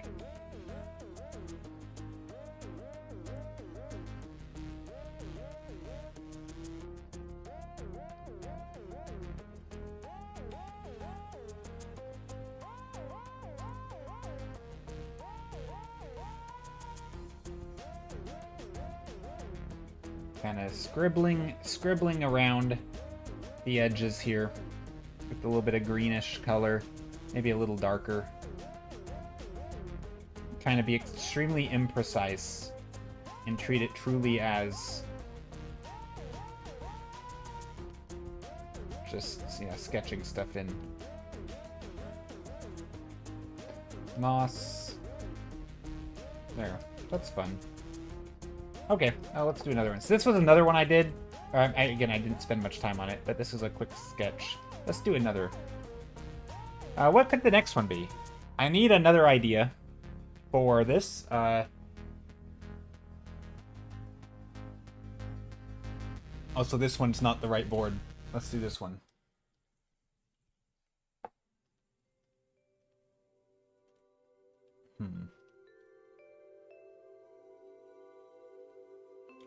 I may have made it too dark. I kind of like that better. Dang it. Do I like this sketch better than that? I added all this extra stuff on the edge. I made it so dark. What if I do, whoops, screen. Add some light. Let's add a nice warm light.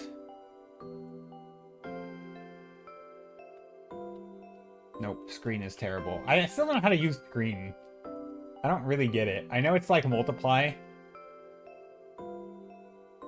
I guess I should make selections before I use it. I don't really understand screen. Screen is weird.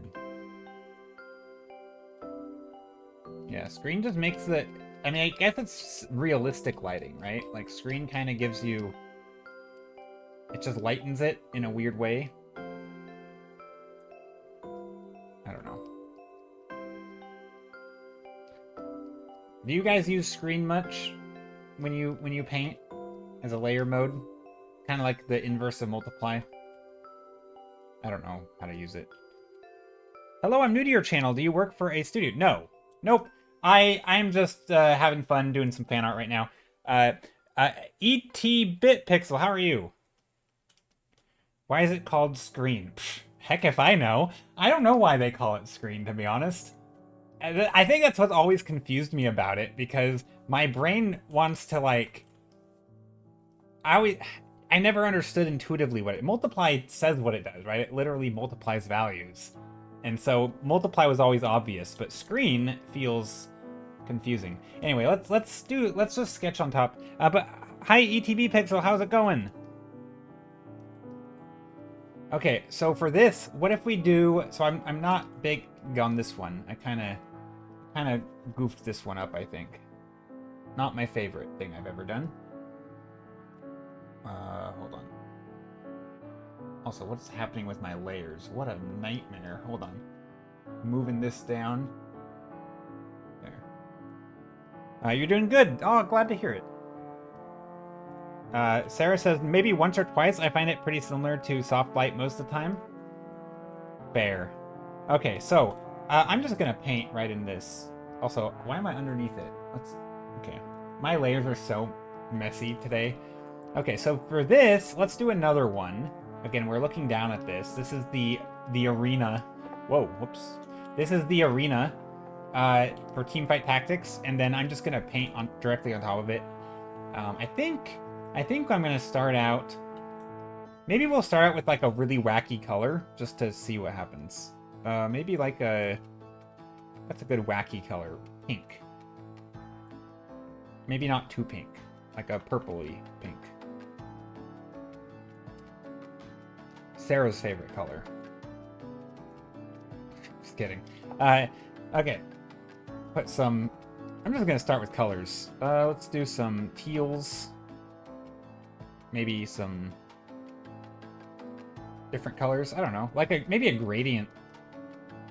I still don't know what this is. If anyone has any ideas for a theme, let me know.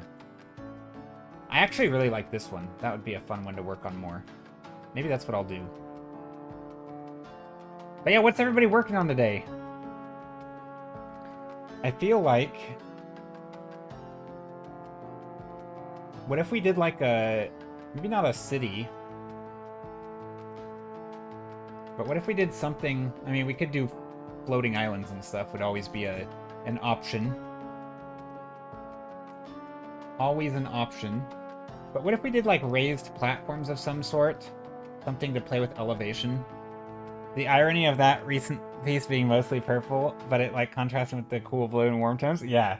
Yeah, I saw the comment of you saying again, like, oh, you don't even really like purple, when the person is commented that they like the purples. I thought it was funny.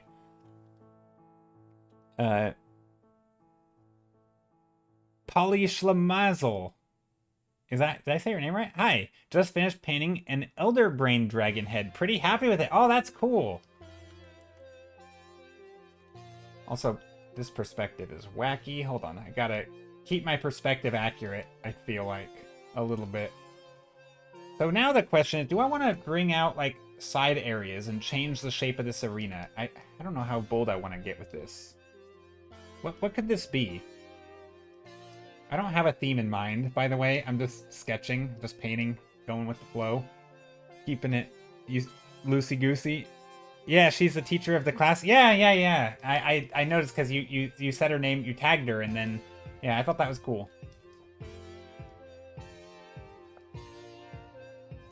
Maybe... I mean, we could definitely go, like, crystalline stuff, right? Because, like, crystals and pinks and purples... Can't go wrong there, right? Maybe what the thing that I do here is this arena... Okay, I got an idea. We're gonna play with this shape a lot. So this shape... So I still can't really impede on... I can't impede on the actual parts of the arena, because that's kind of important, but I can change the side. And this can be... So for example, you could have like a crystal sticking out here. Kind of like they have in the other ones. Right, so this could be crystals. And maybe they're breaking through the rock. Okay, I'm hold on, my brain's cooking. I've got an idea. So maybe it's breaking through the stone.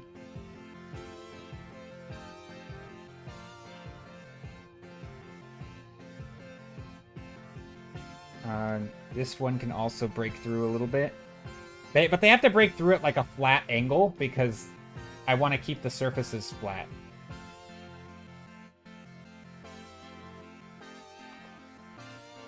Polly Schlemazel, would you like to share what your Elder Brain painting? I'd love to see it.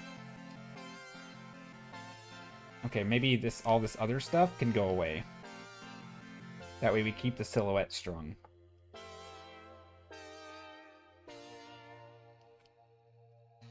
And then we can have like a big perspective thing here, like that.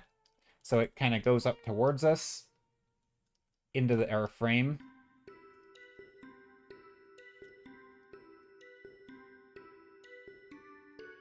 And then some gems here. So like floating crystal platform thingies. And maybe we have some other platforms out here that also are like you know, crystals and stuff. Kind of like that, maybe. And then this one. Okay, I'm kind of liking that. Okay, gotta think about this. Okay, let's take a look at your art. You said shirt. Okay, let's take a look. I want to see. I'm not going to share it on screen unless you want me to, but... Ooh, this is super cool. Okay, can I share this? This is really cool. So wait, is this a... Hold on, did you sculpt this and paint it, or is this just like a miniature painting? You're making these miniatures, right? I actually don't know, because I haven't looked enough at your work. I'm assuming you're making... These are so cool. Dude, these are insane. Printed from Rescale Miniatures. Do we get the cave grotto background for art? You know, I'm not a fan of the cave grotto thingy. I've decided against it. I could share this on screen though. So this is the thing. So what does that mean? You printed from Rescale Miniatures. I don't know what that means, but they're super cool. Did you 3D print it? I actually don't know. Sorry for my ignorance. I have no idea, but look at this. And then if you look at the other work, this one blows me away. Also, I'm hearing Discord sounds. Ignore those. Sorry. But yeah, anyway, this is... All of these are awesome. Anyway, all your work's cool. Very cool stuff.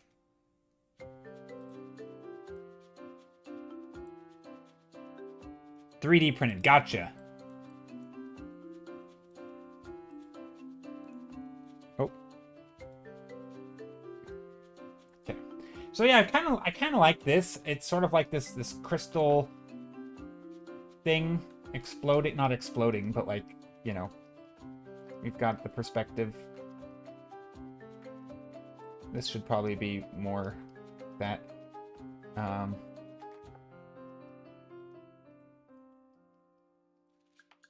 I like the idea that these are breaking the form. I don't quite know how to do that, though. Maybe stuff like this.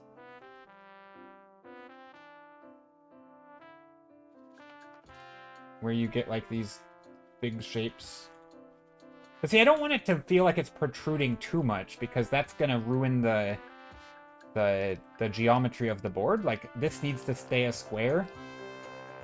And so I don't know how to do that. I mean, I guess we could bring this in. And this could still be stone. Or this could be crystal, but like, it's broken maybe. So we have like broken crystal here. And then here is like where the arena maybe dips down a little bit. And you have these things like that.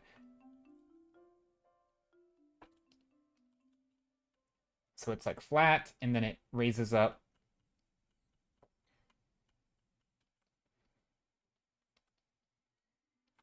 And these are the flat areas. Because I want to make sure I keep the areas that are flat, that need to be flat, still flat. Like, that's the whole point of an arena, is that they're walking on it. And then maybe in here there's like, I don't know, cracks, but they're subtle. And then they have like the purple glow. So like you can see the crystal stuff in here. And then down here, maybe there's rocks. I'm not a fan of this. I don't know. There's lots of ways to do that. I thought it was me. Sorry, I didn't mean to jump scare people on Discord, making people think that they're getting DMs. Nope, it wasn't even a DM. It was also just a going live notification, I think, for another streamer.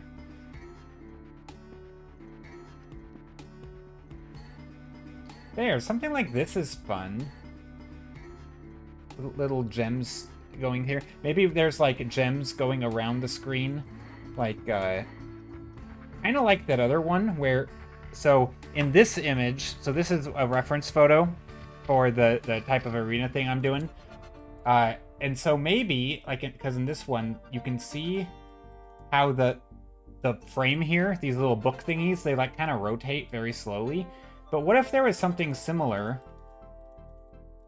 where you had foreground crystals like rotating or floating around the periphery of the scene, right? So imagine you similar feature, right? You have the crystals and they're just like floating, you know, they're kind of guiding inward.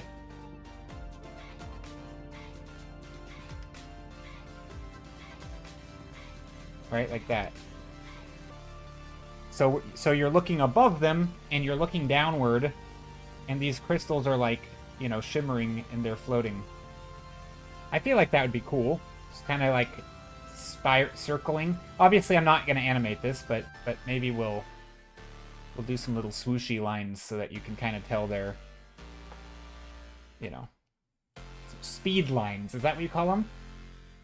Motion lines?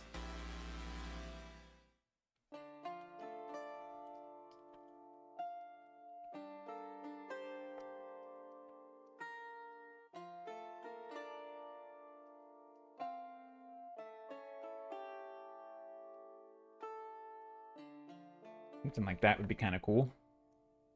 Do MTG arenas? So Teamfight Tactics arenas. So yeah, basically MTG arenas. But no, hey Skittle. Yeah, no, these are yeah, Teamfight Tactics arenas. Basically the same thing. Not really, but very surprisingly similar. But yeah. We actually have some Magic the Gathering arena game arenas as references also, because they have good thematic stuff. But yeah, no, I think this is like a fun concept, I feel like. I like that I broke the border a little bit. It's just a fun, I don't know, it's like a fun little exercise. And it's also because I've been so addicted to the game, I feel like this is my way of still playing the game, even when I'm doing art.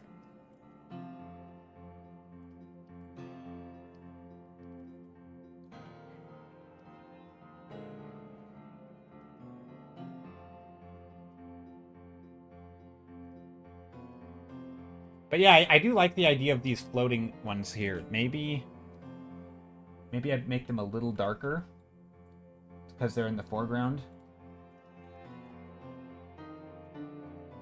And also maybe a little lighter. I actually don't know. I'm not sure what they're...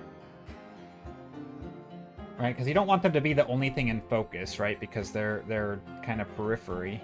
In fact, you probably wouldn't want them in focus. Right?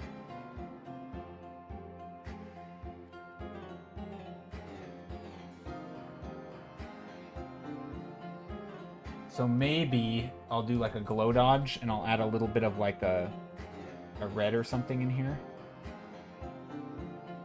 And like keep these things in focus with like the shimmers.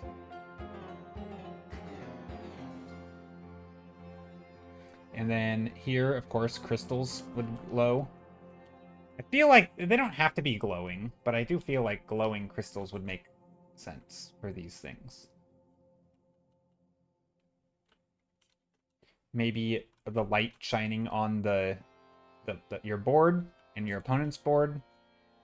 And then these things can be lit up as well with purple crystals.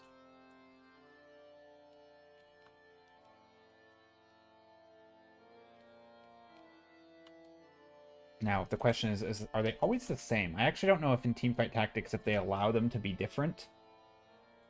So I might just make one crystal and then duplicate it. Just for time expediency. We'll just copy paste.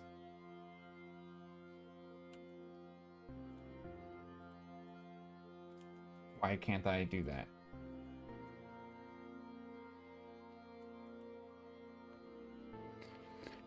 The example you showed reminds me of Ogre's Observatory from Dark Crystal. Oh, interesting.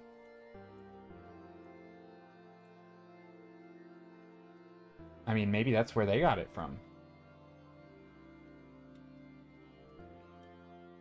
Yeah, no, there's a lot of examples. So this was one, but there's like others, right? Like this one, you know, different this one, right? So there's already some with like floating things, you know, so I'm not being super unique.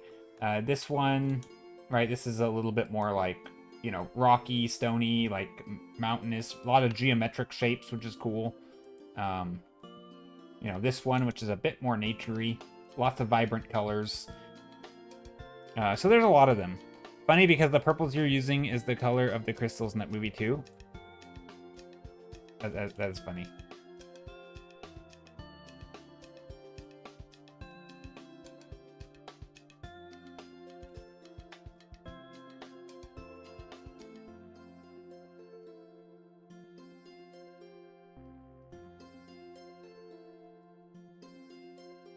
But yeah, I think this is me trying to be bold, and I'm making a mess of things.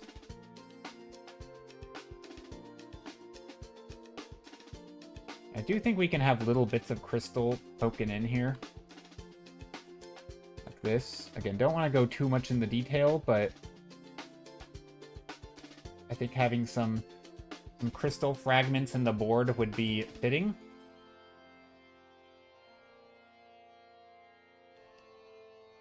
Especially around these edges. And then here, where they are standing, probably just like the stone structures, right?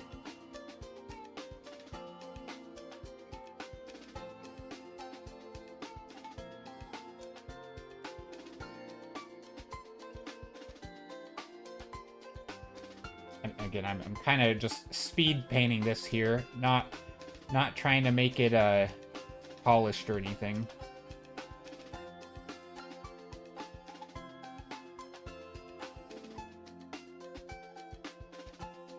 And add some of that green back in here, or that greenish color. Technically it's a gray, but I think that's kind of cool.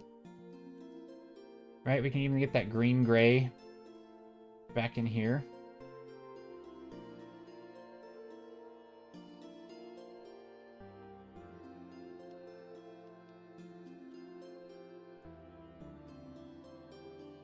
Okay, now for this is obviously looking terrible. Also very low resolution, but I like this one. I think overall that's not a bad, we could work on that if we wanted. So now the question is, between these three, which do we work on? I have a hunch it's not that first one. Here, I'll let you guys vote. This one feels like it's the most already existing in some ways. Like, from all the ones I've seen, like this one feels the most like that, right? I mean, the colors are obviously not as vibrant, but it feels more like a flower forest with, like, you know, flowers and you know, kind of like some sort of garden-y thing.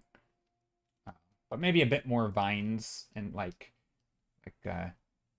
probably reminds me a little bit of like the Magic the Gathering set, surprising, maybe ironically, because we were talking about Magic the Gathering also, but Bloomburrow is kind of like a naturey, like, I don't know, like a happy land with lots of little forest critters, kind of reminds me of that. I don't know if I like it. I definitely like this one the most, I think, because it's, I don't know. But yeah, what do you guys think? Let's vote. I'll throw up a straw poll just of like 1, 2, or 3. In just a moment. Just a quick, hot second. Or a cold second. What's a hot second? A hot minute? I don't know what that means. Okay, let's do this. Making the little border here again, because I painted over it on accident. Okay, we'll go 1, 2, 3.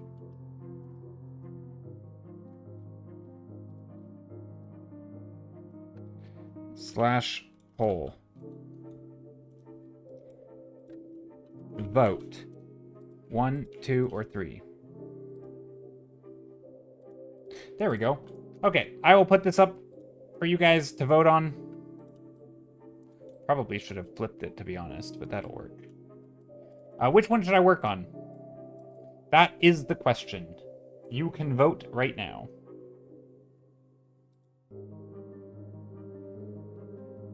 Take your pick.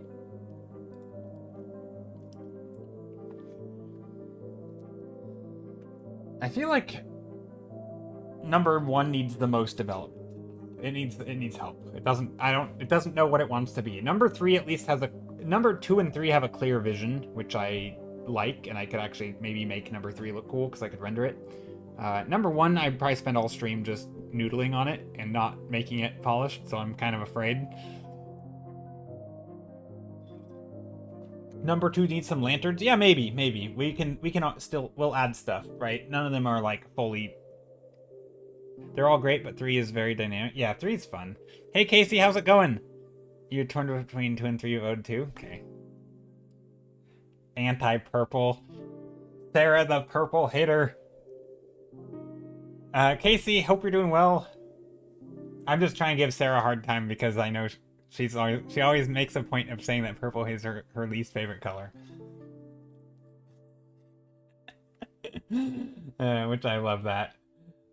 I just think, for me, I think having a least favorite color is hilarious. I just, it makes me happy that people have, like, knowing yourself well enough to know that you have a least favorite color. Because, like, I guess I don't, do I have a least favorite color?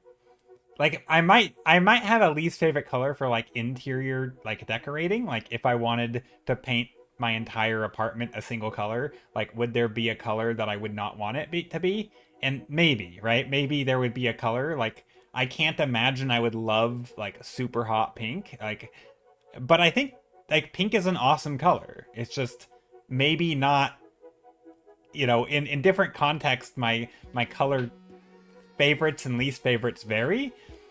But, like, when it comes to clothing, like, there's nothing wrong with pink. Pink's great, right? So it's like, I don't have anything against pink. I just think that if I had to, like, yeah. Colors are, I don't know. I don't feel that strongly about colors, I think.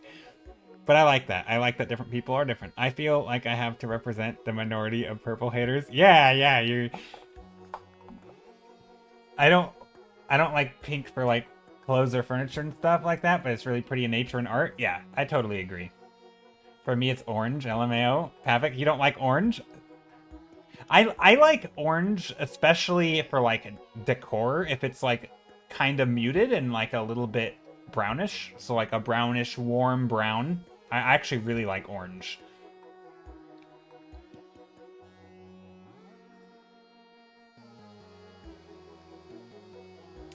I've probably described this before, but my only problem with purple is it's boring because it's ubiquitous with, like, soft, dreamy vibes. Oh, that's fair. And as someone with chronic insomnia, I need energetic colors. Fair. I don't think you've ever explained that. Or if you did, I forgot. Casey says, mostly on principle, to be fair, I don't have an issue with pink as a hue. You tend to dislike pink. Oh, interesting. Okay. Yeah, I'm similar. Like, I don't dislike pink. I think it looks nice, but I think...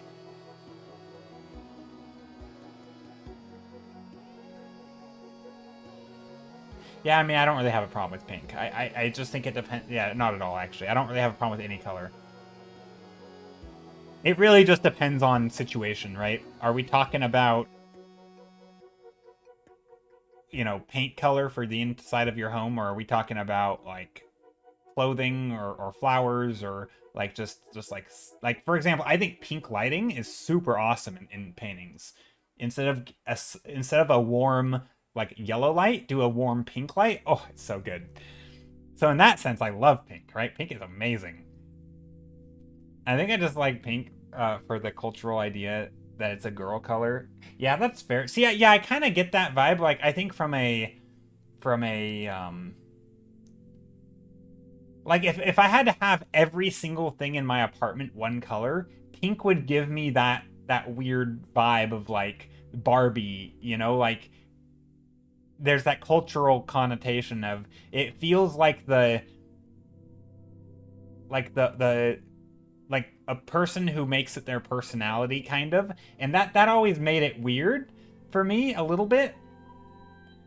Whereas, like, any other color, I don't have strong, like, that association with. Like, is there... I mean, I'm sure there are people who make everything in their life green, right? But that, to me, doesn't feel as jarring as pink for some reason.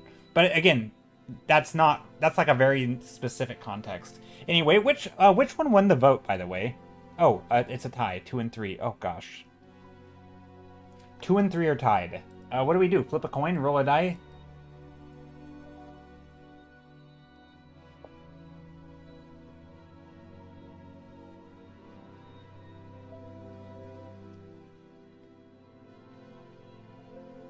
I don't know what we do. Maybe I do another poll. Let's do /poll. Tie break. Tie break. 2, 3.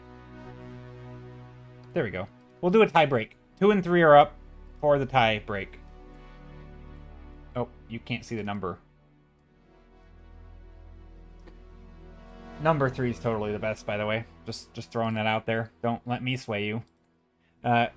Pink is personally, like, obsession with gender stereotypes in my head. Yeah, that's fair. I can see it. Whether it's embracing or bucking the stereotype, it feels uncomfortable. Yeah, it can feel a little... Yeah, this is a whole this is a whole topic. I'm not super well educated on this, but, like, anything to do with fashion being sort of like anything from a statement to a like I don't know, like for me, I don't really think about it in that way. Like my fashion choices aren't trying to say something, but on some level they absolutely are, right? Like, I think all fashion is. And, like, you still pick it, it's your taste, you're like, oh, this looks nice, and, like, and so why you like something it's such a, to me, it's this whole big weird thing of, like, I don't know, I feel like I would need to know more about stuff. It's not a topic I know much about. But yeah, I do get that with pink, though. It feels like, look at me, I'm wearing pink, to, like, yeah, like you said, either leaning into a stereotype or bucking the trend, but either way, it feels like fashion is 100% form of self-expression. Oh, it totally is. But I think a lot of people don't think of it that way, right? I don't think of it that way. It still is, right? It absolutely is. But I don't consciously think of fashion as a form of expression. I don't think, oh, look, I'm expressing myself with my fashion, right? Now, I am, to some degree, right? I think if you get into it, of course you are. But it's not a conscious choice. And I feel like a lot of times when people have, like, super strong, like, color palette wardrobes, it is a very conscious choice, clearly, for them.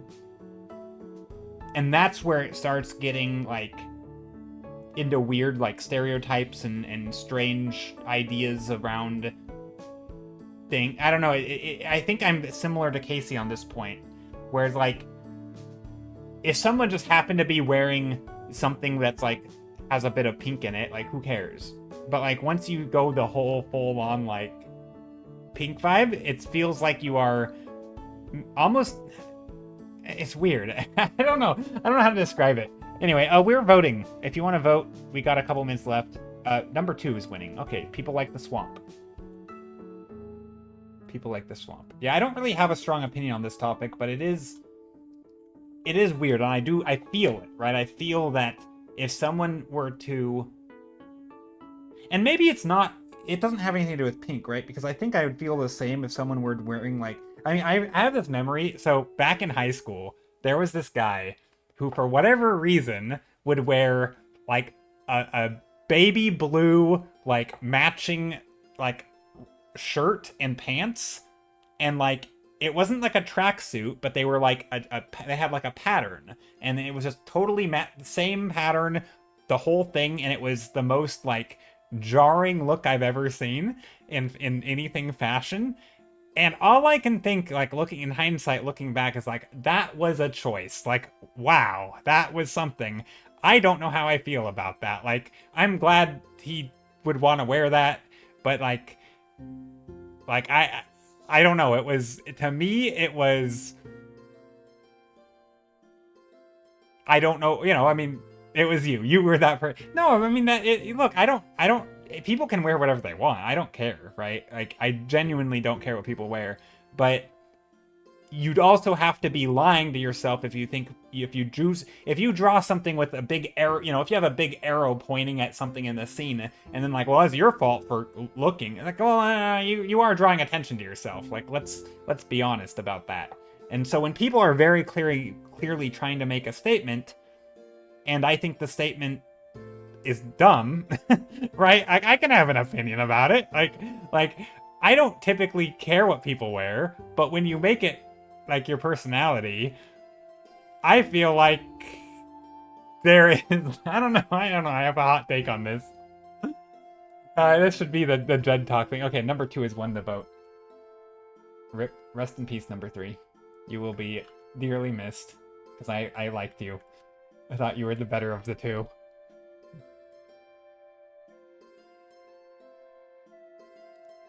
I think at that point, it's not just about pink. Decora fashion person that wears a lot of pink is very different from a woman with very traditionally feminine clothes wearing a lot of pink.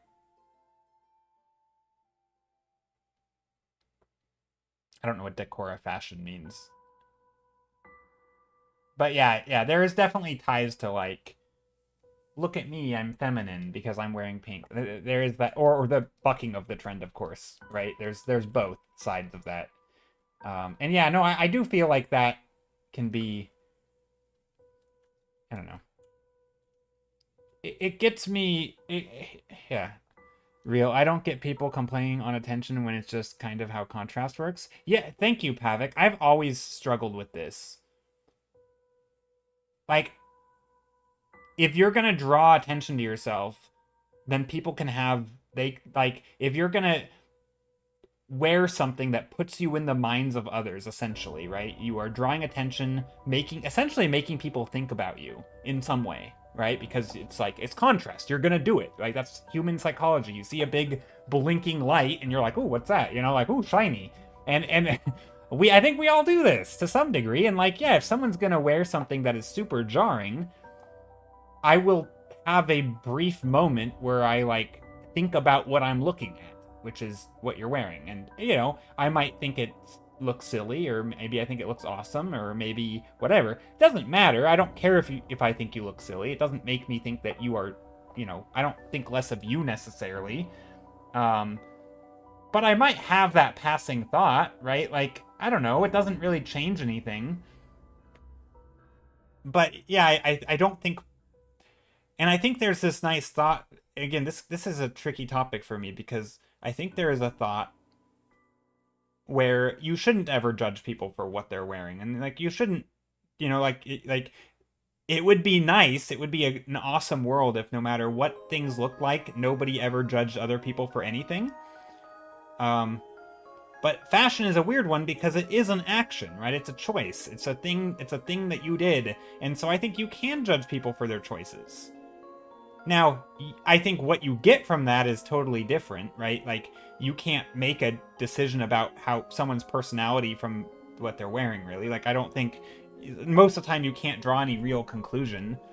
But fashion is this weird thing where, like, it's both a thing you shouldn't judge people based on, but also a thing that people can actively pull your attention with and, like, try to make you think differently about them, right? You dress nicely because you want people to, you know, like if you go out and you want to look fancy, you might try to dress up to, like, make yourself look fancy, right? Like, you are trying to influence how people think about you, and so you should... Do you not do that on the other end of the spectrum, too, with, like, dressing with stuff that is clashing with everything else? Like, I don't think we should judge people for what they wear, but then why do we judge people and say, "Oh, you look so nice in a suit," and, like, or in a whatever, in that dress or that suit, and, like, "Oh, look, they are so fancy," and, like, are we not doing the same thing there? Anyway, it always bugs me a little bit because there's kind of weird double standards, like, and yet we act like fashion is sort of off limits from judging, and I don't know how to think about it. It always kind of bothers me because like I don't know what to think. Like obviously you shouldn't bully people, you shouldn't, you know, shame them or anything, but like yeah, I mean you shouldn't do any of that. But I don't think that is what I'm talking about. It's just I don't know, fashion is this weird middle ground where in some cases it feels like it's off limits to have an opinion. In other cases you're expected to have an opinion. Right? Like if someone walks in with a fancy dress, you're supposed to be like, "Oh wow, that looks really nice," right? Or like, "Oh, I really like your clothing." And yet you would never say, "Oh, I don't like your clothing.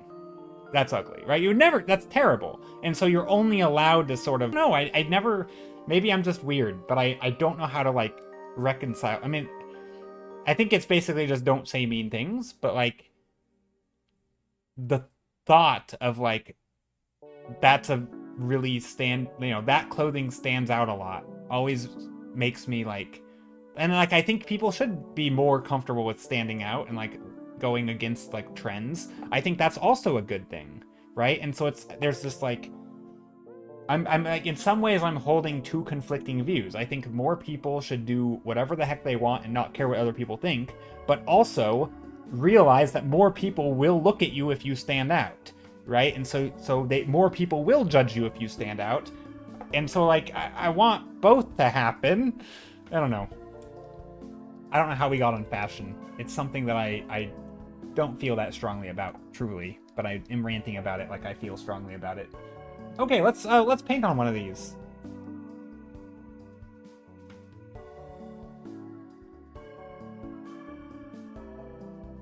Yeah. I mean, like, for example, I try to sort of exercise the opposite side of the hypocrisy, which is like, if somebody is clearly doing something to like dress up, I try not to. It's kind of like when a person drives by in like kind of a loud, obnoxious car, and like they're trying to draw attention, and also it's a really nice car, like, you know, very clearly they spent a lot of money. I try not to like treat that as like that make them like, I try not to treat it like that is a thing that makes them a better person, right? Like you aren't a better person because you have a nice car. You're not a more well-respected person because you dress nicely, right? I try to not do that. I try to like but there's this like strong cultural bias of like, oh, this person dressed nicely, they must be a nice person or something. Like, or like we do try to treat people nicer when they look nicer. I don't think that's right. I think that's wrong. I think you can treat people who look really nice the same as if you treat someone who you don't think looks nice, right? Like I don't think it should matter. And I feel like for some reason, one's socially acceptable and the other isn't. And I feel like it feels a little hypocritical to like create a society around fashion and how you look and how you present yourself in the world, and yet also not be able to like have a negative opinion about somebody because how they look. Like, where is this? It feels wrong, right? It feels it's hard for me to wrap it up in my brain. It feels very like there's a conflict there. Maybe there's an easy resolution to that. I just don't know it. I've always struggled with fashion. I generally don't care about it. Like, I don't think too much about what I wear. I don't try to present myself in a way that is like, you know, trying to change how people think about me. I don't typically think about it like that. But yeah, I know some people do, and that's fine, I guess. I love dressing up, but it's like, it's just for my character. I don't care if it fits someone's liking. Yeah. I mean, even if it does, though, like, I think it's fine. Like, I mean, it does, right? It does affect people's how they think about you, how they treat you, right? It absolutely has that effect, whether or not you like it. And so I don't fault people for like acknowledging that and saying, I acknowledge that if I dress nicely, people will treat me nicely. Like, I can acknowledge that that is a thing people will do. I just think it's unfortunate that we're so like, I don't know, monkey-brained kind of, that is a thing that we do. It's annoying that it's a thing we do, but it is a thing we do. And so if people want to lean into that and like leverage that, I mean, go for it, I guess. But like, also don't get angry when I don't acknowledge your efforts, I guess. I feel like it's to some degree. I mean, obviously there are cases where of course I would acknowledge someone's effort and like, you know, trying to look nice. But it does bother me a little bit, I think. When like sometimes there's like reaction, like I don't always have the same reaction people would expect me to have. And it always feels sucky when I feel like the villain for not having the reaction people expect me to have. Well, helps to filter people. Well, that's the thing though. It's a really bad method, right? Like it is a method that we filter people, but it's a terrible method and it misses. It's not good. It's not like a good system. It's just a system that it filters people who put an effort to what they look like. But if you don't value that as like a societal construct or whatever, then now we're filtering those people out who don't value that. And like, I don't know if that's the thing we should be filtering, right? Just Fiction says, I feel strongly about this because I'm goth, even if closer to casual than extra, and still I get a lot of looks and stuff. I don't really care and don't know anyone alternative that cares about that or is doing to call attention to themselves. Just because it has the effect that people will look at you doesn't mean we're actively calling attention. Well, no, I mean, no, you're not intentionally, right? That's what I'm saying. Like, I don't think of my fashion as like calling attention to myself, but there is the fact of like contrast will, right? It's just human nature. If everyone's wearing pink and you're wearing orange, people will notice you, right? Like it's not about you trying to, but you are, right? If you stand out, people will notice you more.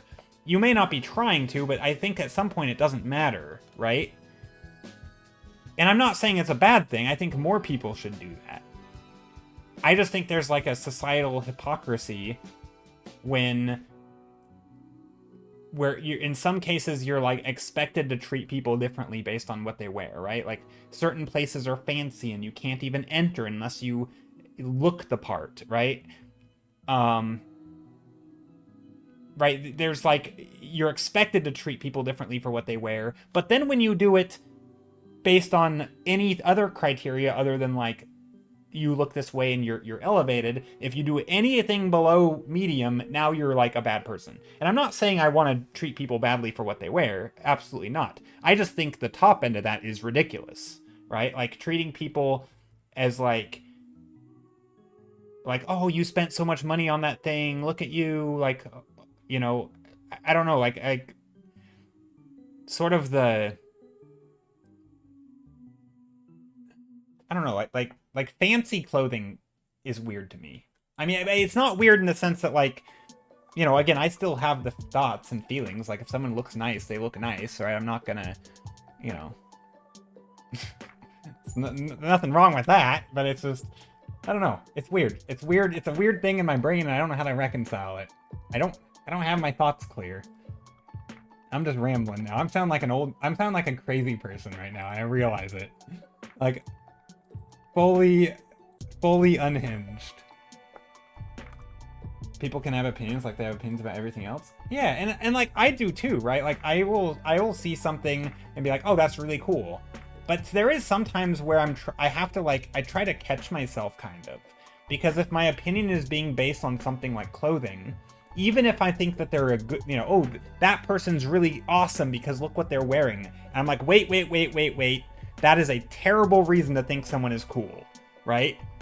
And that's where I struggle with, is like, I find myself doing this too, and I think everybody does this. We treat people we don't like, or we treat people that we don't like how they look or something, we treat them worse, and we treat people we do like, especially people we do like, we treat them better, right? If we think that they look nice, we sort of have this like instinctual gravitation thing. And I think that's the thing I have the issue with. I obviously don't treat people bad, but like, I feel like we should stop treating people we should stop treating people nicely, is what I'm saying. No, that's not what I'm saying. I don't really know what I'm saying. I'm not sure what I'm saying. Okay. I'm gonna stop talking before I dig my hole deeper. It can be, yeah, but you don't admire the artist because they drew nicely, right? You can appreciate their skills as an artist. You can appreciate the effort they put into the art. But once it gets into like I'm gonna make a judgment on your personality based on what you draw, I think that's wrong too. But with fashion, it's more acceptable, right? Again, there's phrases like, you know, fashion is a form of self-expression. Sure, but you just don't know what kind of what is. Ugh. I, as the viewer, don't know what your fashion is expressing, right? It might be a form of your self-expression, but I can't draw any real conclusions from it, right? Just because you're wearing a shirt that says Metallica doesn't mean you like Metallica. You might be making fun of them for all I know, right? And I think we've turned it into a thing where we allow ourselves and others to make terrible conclusions based on bad logic and reasoning. Someone traumatized you, I see. No, I don't have any. I don't. No, I'm not actually as like heated about this topic as I might sound. It's just I feel like to me there's a double standard with like society, with culture and society around fashion. On one hand, you should treat people differently based on what they wear if they're looking nice, and you should not treat them differently based on what they wear if you don't like what they look. But that judgment in and of itself is like treating them differently, right? It's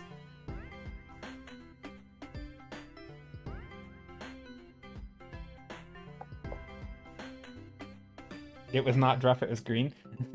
Havoc says, depends on the attitude of fashion. Someone traumatized you, I see, too.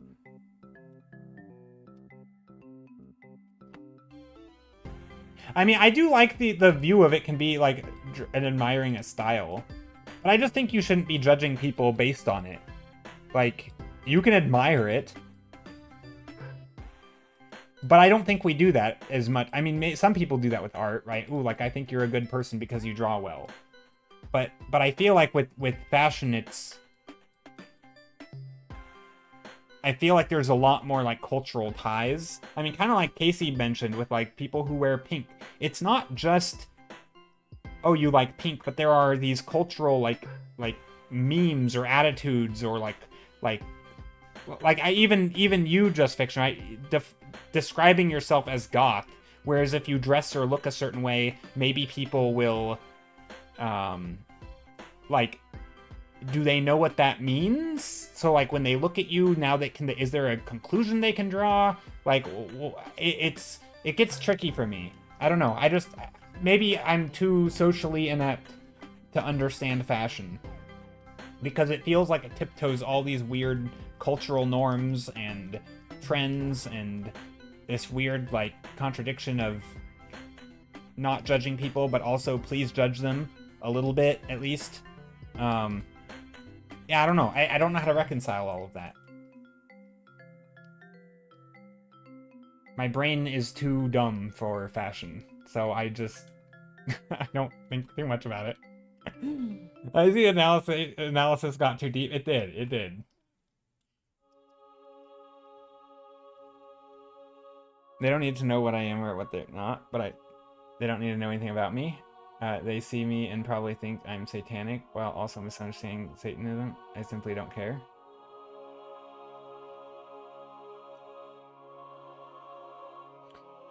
Yeah, and I think from the personal point of view, you shouldn't, right? And like similar to how like I don't care what people think about me.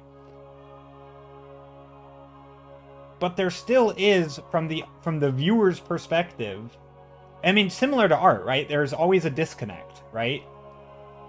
And you, whether or not, like, I don't know. I mean, I know it's not that deep. Like, you know, people just don't care. Like, if I see something that if I see someone wearing, who looks a certain way, I don't care. I just move on with my day. But, like, it still will catch my attention, and I'll still go, oh, look at that. Like that's cool, or that's weird. Like there's still this passing thought in my brain. Maybe that's the non-normal part. But I don't think it is, because, like, judging people based on their fashion to some degree is like an entire industry. Like you're trying, like, again, not everyone's fashion sort of philosophy is to, like, try to draw attention to themselves. But I feel like there is, like, psychologically, it's sort of built in, like, trying to get newest and trendy stuff. Like, you know, anytime there's a new shift in trends, right? Anyone who buys those things, there is, whether or not it's your goal, there is, like, a fitting in social aspect of it, right? Like, showing that you're one of the people who are up to date with trends, or whatever it signals, but there's, like, a psychological signaling thing going on. And so we can't pretend that, like, you don't judge other people based on what they wear, when clearly you do. Like, we have literal science to show it. And it's like this pretending that we don't, but also we do. And if you do judge people based on it, you're bad, but also you do judge people based on it, and so apparently everyone's bad. But no, just kidding, only the people who admit it. It's sort of like, it's weird. I don't know. Sorry, fashion is I can't wrap my head around fashion. It's too something. It's too deep for me. I don't get it.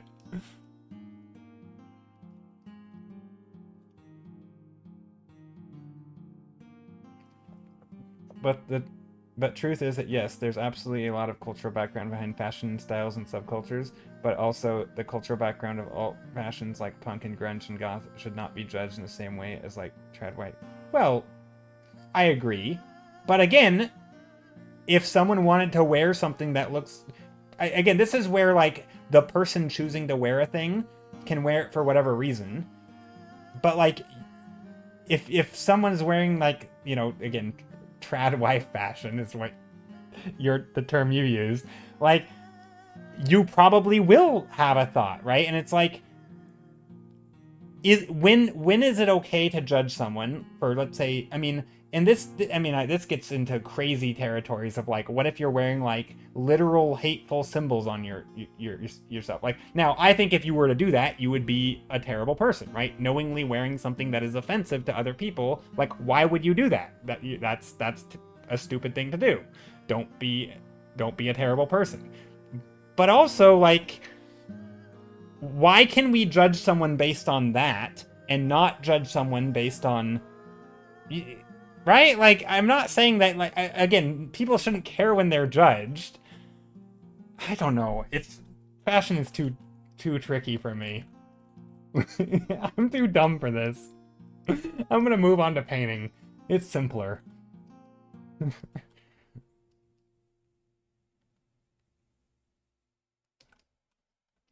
Like, it just feels like there's a hypocrisy tucked away in there very subtly. I don't know how to define it, but it's like I can feel the hypocrisy with every fiber of my being when people talk about fashion, and yet it's hard to pinpoint because there's this asymmetry of, like, what you wear. Like, for example, if I make art, obviously you can judge it however you want, and I don't care, right? Because, or maybe I do care a little bit, right? I'd probably be lying if I said I didn't care. But, like, ultimately I should try not to care because, you know, it's my art and I'm making it mostly for me, and not really for a random stranger. But, like, except for the people who I am making it for, I want them to care, kind of, a little bit, right? If I'm making so, like, even in this, there's a little bit of that same hypocrisy. But with fashion, it feels it's different because there's even more, like, actual societal stuff that relates to it. It's not just like, oh, it's a picture on the internet, or it's a story that you're for a you know, it's something for a product, or it's a piece of art that is, you know, was made for you, and yes, it's in a museum, but, like, it's, and yeah, maybe it was intentionally making a statement, right? Like, and it's meant to be judged to some degree, and it's known. Fashion is a weird thing where it doesn't really play by those rules. It's much more, like, I don't know, hypocritical about it, I feel like. Again, this isn't like a individual thing. This is more like societal, hypocrisy in society. And we all seem to pretend that it's not. And yet, it seems like it very clearly is.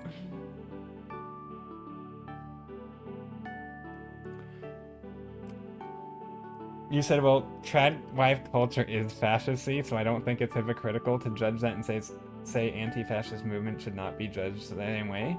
Well, yeah, but if someone is doing that, they probably don't view themselves that way, right? So if they don't view themselves that way, but you are, it is hypocritical in the sense that, like, you're now giving yourself room to judge them because you happen to think that you're in the right, right? But when it's in the wrong, then obviously, like, if someone else thinks that you're in the wrong because of the way you dress and they think what you is doing is tied in with, like, cult or something, and you're harming people, even though you're not, or you don't think you are, probably you aren't, right? Like, you can understand that, like, someone might, like, from the other perspective, they're gonna think the same.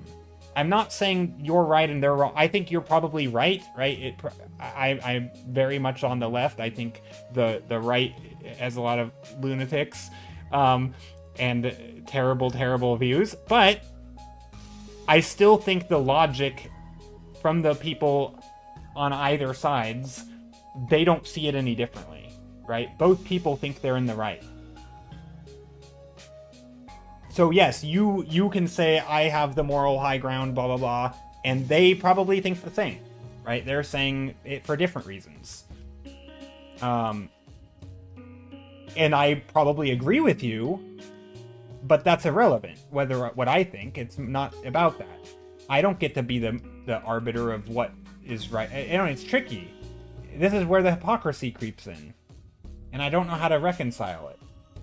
Like, I want to say because I think this one thing is right and this other thing is wrong, therefore, you know, you can judge one but not the other, but that's not true. That's still hypocrisy. I'm just drawing an arbitrary line that align with my beliefs. Which, again, we all do. I do it. I don't know, it's hard. Fashion is too tough for me. Art? It's easy. You can judge away. It's my art. You can judge however you want. And it doesn't have any real consequences. Actually, it probably could, I guess. I don't know. I'm not sure what I'm saying. Maybe I'm delusional. The ramblings of I want to say an old man, but I don't think I'm that old.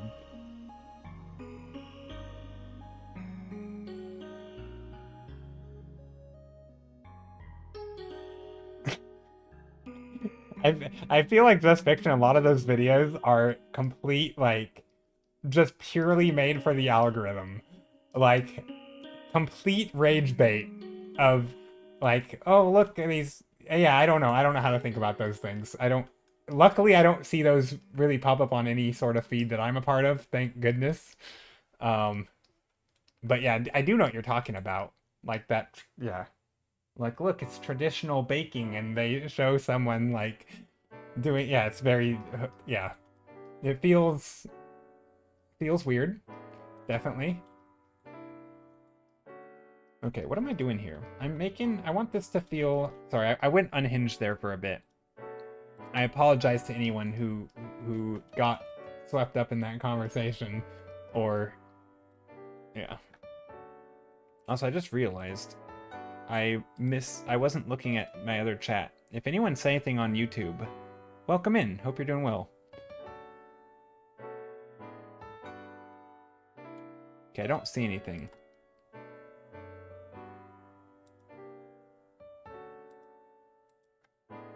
Yeah, it is real. Yeah, I agree.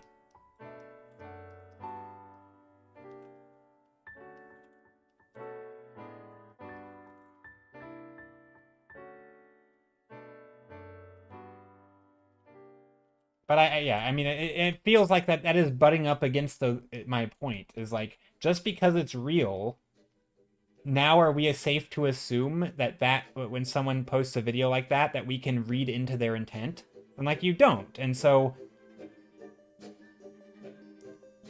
even if they just like the aesthetic, but they don't agree with the terrible views, the fact that they're conscious of those terrible views, does that not put responsibility on them to not do that?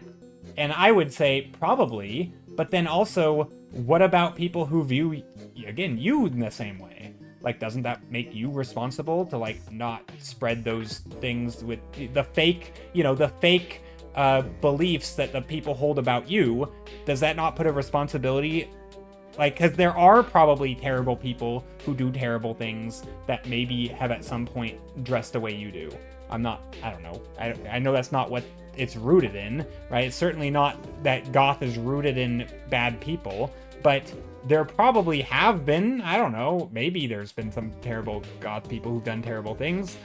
So, like, are you not aligning? I mean, again, this is a stupid argument, but, like, it is still kind of the same argument, just from the other side. It's just I happen to not agree with it, right? It's just, like, do you not have a responsibility to not play into those terrible stereotypes that even if they aren't true? Like, I don't know. I don't know the answer to that. Like, on some level, you can do whatever you want, and people will judge you for it, but, like, knowing that they're judging you, I don't know. Like, it's a weird... There's a contradiction there. And I'm not saying it's bad, I just think I don't know how to wrap my head around it. Because, like, I do judge people. Like, if someone is wearing hateful stuff on their arm, I'm absolutely going to judge them for it. And I think I should be able to, even though I might be wrong. But why can't someone do the other even... And maybe they are wrong. Like, maybe they absolutely are wrong when they judge someone for it. But, like, why can then they not make that same logical connection? Like, I'm basically giving myself grace on my own actions because of my intent, but not on the other people's actions because they're factually wrong. Like, that's not logically sound. Right? It's that whole judging people based on your intent, or you judge yourself based on your intent and others on their actions. There's just a hypocrisy. Anyway. I don't know how to reconcile that. My brain's too dumb. And I'm rambling. Any other art topics that we should talk about? Because this... Any questions? If anyone... I'm happy to talk about what I'm doing or why I'm doing it. Also, let's lock in here. We're gonna make some... No, because traditionalists are closer to people in actual power. Name the last alternative fashion person you've ever seen... You can't think of any because... Well, yeah, no, I'm not saying... So, yeah, no, I agree. I agree with you because you're saying one, the reality is a certain way. But again, like... So now we're bringing a different dynamic in, which has to do with power and minorities. And I think... I mean, I think there's some... It's very valid. I just... It goes so far beyond fashion, and there's so many different dynamics, and it's I don't know how to navigate all that. Like, I do get what you're saying, and I think almost in all cases I agree with you. Like, I'm pretty sure we would probably look at the same things and be like, that's not okay, and that one's totally fine, right? But I still think there's a bit of a hypocrisy there. Like, I am still being hypocritical when I make that choice. I still make it because it's the only way I know how to do it, but it's still there. It is absolutely hypocrisy.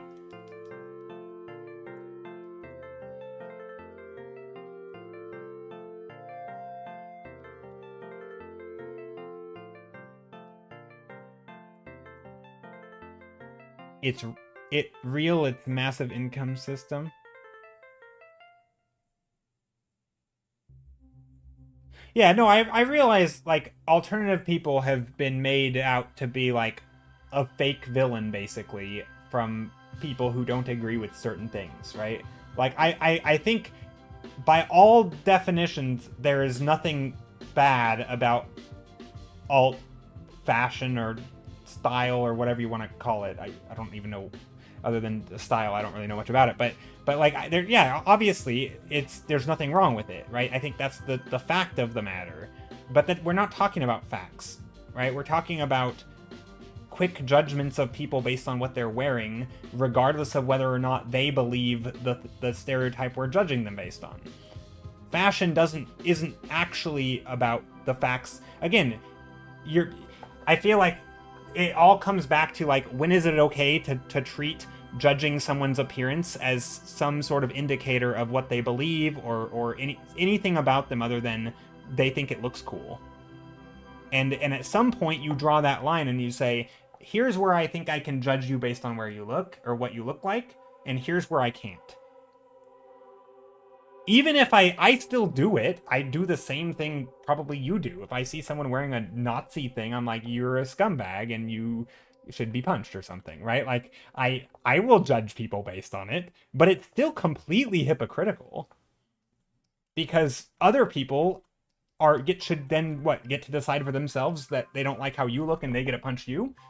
It's true that you are in the right and they're in the wrong, in my opinion, 100%. But I don't think you get to, like, who's deciding? I don't know how to reconcile that. Like, I feel it. I just feel it's like vibes, you know it when you know it. But that's a terrible method for determining anything truthful or any sort of real consequences. Like, oh, I just vibes feeling.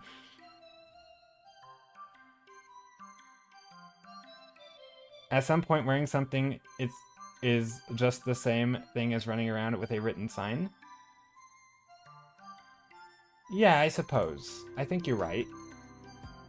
Yeah, I suppose. Only if that written sign has already been established, I guess, in a language that people can read, which apparently is assuming that they're all part of the same cultural norms. And I mean, maybe it isn't. I don't know. I mean, it's not, though, right? Yeah, it's not, because it's assuming that the person is in the same culture, has the same knowledge, has all the same, and they don't. I think that's my problem, is that, like, a lot of people who view each other as, like, enemies would not describe themselves the other way the person's describing them is. And so to one person, they're saying, what you wrote says this, and they're saying, what I wrote says something completely different, right? And someone's like, nuh-uh, the facts say that it means this. And you're like, well, I'm telling you that I wrote it and it doesn't say that, right? And it's like, okay, maybe it does mean both things. Like, maybe it is both hateful and non-hateful at the same time. And again, I'm not advocating for hateful stuff.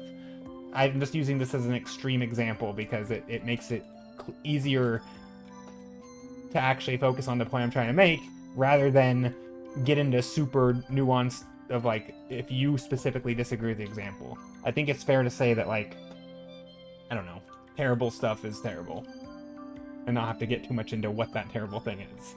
Fashion accessories can be ideograms, is what I'm saying. They can be. Okay, what about t-shirts with messages written on them? Yeah, sometimes it's literally that. And again, maybe someone just thinks it's cool, and maybe they shouldn't have. But again, what if they're just, like, a little bit dense? What if they're, like, I don't know. There's all sorts of reasons why someone, like, at some point, I feel like all of us are agreeing that it's okay to judge someone harshly based on fashion, and other people, it's absolutely never okay to judge them based on their fashion. That's just, I don't know. I don't know what to think about it. I guess it depends on where you are, what you're doing, who you are, all sorts of things. I don't know. It's tricky. It's tricky. For me, anyway. Maybe it's not tricky for you. I just think fashion is kind of dumb for that reason. I don't know. It's not dumb, but it's, like, again, looking nice is fine. Like, look nice if you want to look nice. Do what you want to, look the way you want to look. I think it's good, but also, what am I doing here? I gotta think about art. Gotta cool down. Getting heated from this topic, which isn't even I don't know. Okay, let's think. Sorry, I'm going unhinged here. Lock into my art. No, what do I want to do with my art? I'm gonna try to talk through what I want to do with my art. I mean, I want it to be like a swamp. Here, let me find some references of swamp. Let's do that.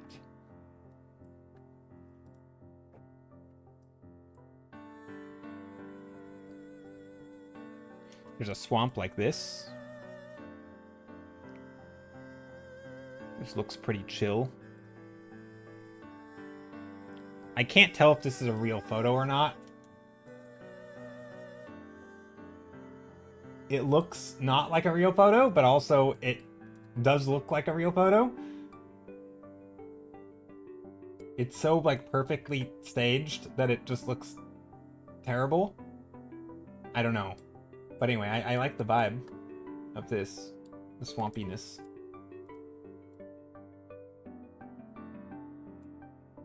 Let me find images of swamp. Google Shrek. Yeah, you could do that. I'm trying to avoid it stylized stuff, though, for that reason. Let's bring in a little bit of light.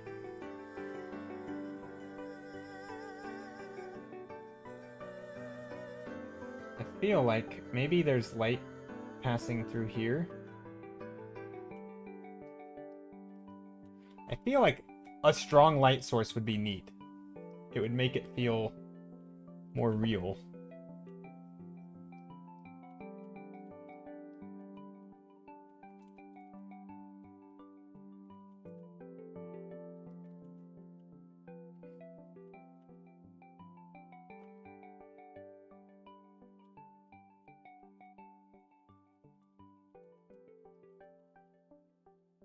But yeah, I apologize for my ramblings. I don't think that was a good ramble. Sometimes my rambles are more art on topic of art. And I feel like fashion is a weird thing because it is kind of tangential to art, right?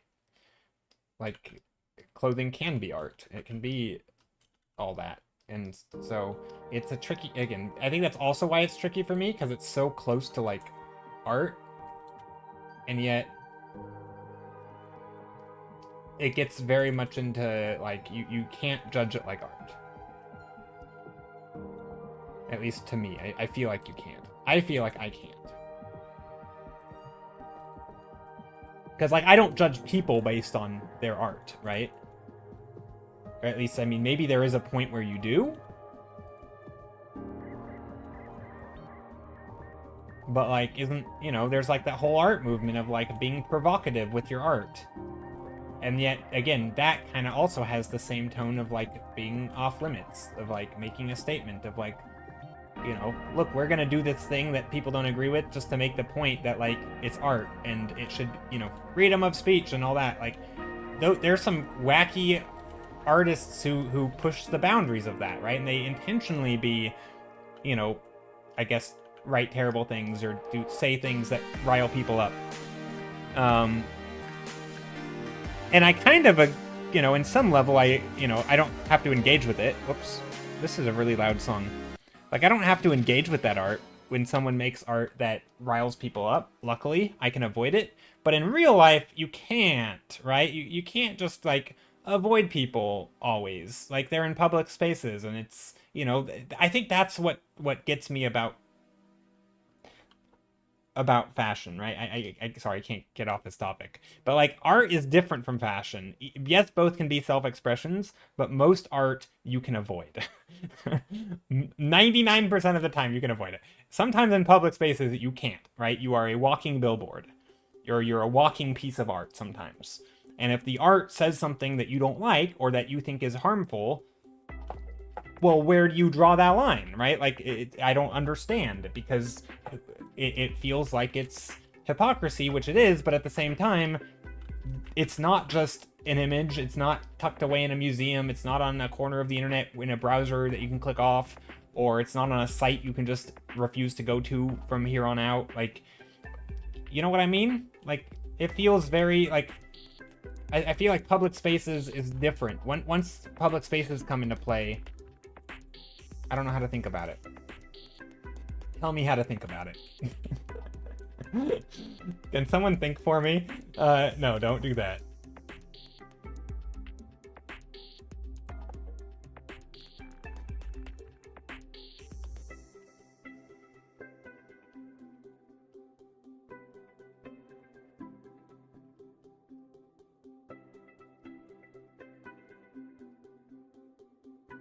Because for me, I think the nice thing about art is that, like, I get to, in some ways, I can express myself however I want, and also it can just stay between me. But, it can stay in my little corner of the internet, kind of, and, like, if you don't like it, that's fine, and you can leave.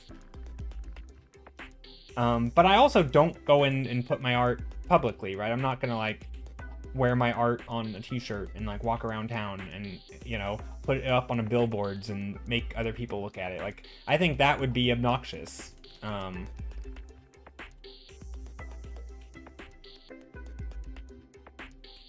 But again, I also want people to do that. I want people to wear things that express themselves, and I want people to do things that they like, regardless of whether I like it. All right, I think that's a good thing.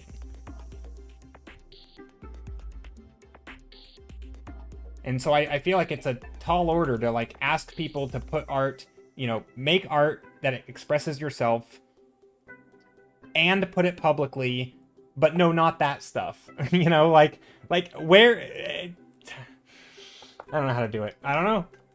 Even with art, it's tricky, but luckily we don't really do that with art. We don't tell people... I mean, I guess DeviantArt would be the closest to that. We're like, yeah, make whatever art, put it here, and then we put it there, and people are like, oh, DeviantArt's weird. Avoid that place. It's full of strange stuff, which it is. But, like, I don't know. Like, I guess I'm glad it exists. Because it feels like, in some ways, like, yes, it's turned into a swamp, for lack of a better word, but also it might be the only, like, place that has made their line very clear and is stuck by it in some ways. Whenever the fashion is a political statement or is seen as such, the issue isn't with the fashion but a societal one. Yeah. And again, it's when it's seen as such, and anything can be seen as something by a person with a slightly different perspective, and so nothing is ever safe from this.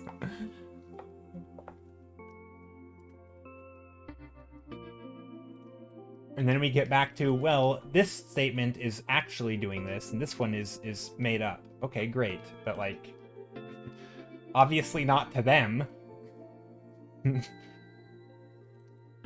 I don't know. Art is hard. It's weird. I just like to make pictures. I don't want to...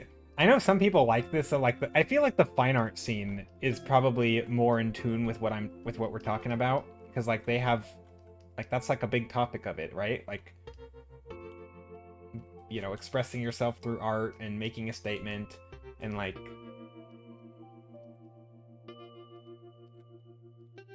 like, art is super political in that sense, right?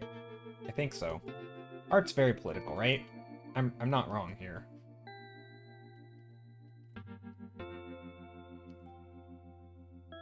Character design. Yeah, that's another one that I think it's interesting. I remember someone, I'll just say their name, Stoic. Stoic is big on, he said something really good about this. So, character design totally relies on stereotypes, right? Absolutely. You have I mean, this is, like, visual, this is something I actually do know more about, and I can talk on this, at least, and I think that it's a really fascinating thing. But yeah, like, relying on sort of visual language, the shared language, and yes, there's stereotypes, right? There's things, some are real, some are invented, or, some are, like, cultural creations, and some are more based on reality, right?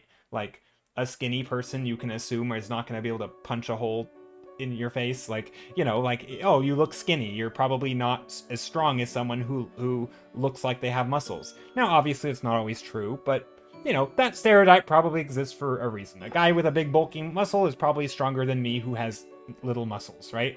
And so, yeah, character design relies on stereotypes sometimes. Now, a good character design can, like, break those stereotypes, and it was Stoic, when he was like over a year ago, I think, once said this. He's like, character design can like it can give you the first impression, and then the rest of the book or whatever, or the rest of the story can spend its time dismantling those impressions. So, like, if you have a character who looks like a big dumb brute and they're stupid and big and strong, and then later in the story you can be like, and here's why that stereotype is wrong, right? You can use people's impressions because they do and will exist, and then you can break them, right? But later, once you get into the nitty gritty, you can say like, oh look, things are wrong. But like we absolutely, you know, character designers, I don't want to say we because I'm not one, but like we artists absolutely use stereotypes and like making you feel a thing when you look at a person or a scene. We're using stereotypes about mood and shape and context and all this stuff. And yeah, it can feel a little weird. It can sit a little uneasy with me sometimes. Because it feels like those things aren't things we should be reinforcing. And yet, if we don't, people won't know how to feel about a thing, because that's how our brains understand stuff, right? We connect dots, we make associations, we read into things, even though we shouldn't, because it's flawed logic. And so if we want to make a compelling story, we do to some degree tend to have to use a little bit of that. A little bit, right? And again, and you can spend time setting it up to where you can train people. You know, like you can train. I mean, I think Star Wars did a good job of this, right? Like, you know, a lot of times you think of like, you know, white are the good guys and black are the bad guys, just for whatever reason. But costume design wise, they did the opposite, right? Like the Imperial, you know, soldiers all wearing their white, and like they don't look inherently bad. Like I feel like on the surface, you know, the rounded shapes, you know, there's this thing in character design where they're like, you know, spiky shapes are, you know, dangerous because spikes are dangerous. You know, you see a person with a bunch of metal spikes and they look scary and dangerous. And they're not, right? But they might be, and like, because pointy things can harm you, right? Pointy things can hurt. You know, a person carrying a knife probably is dangerous because knives can be dangerous, and why are they just carrying a knife? And you know, but then and you see things like gloom and gray and dark, and like, yeah, that seems spooky and scary, and like it does send signals of a thing, and unless you can retrain a person that's not what that signal is.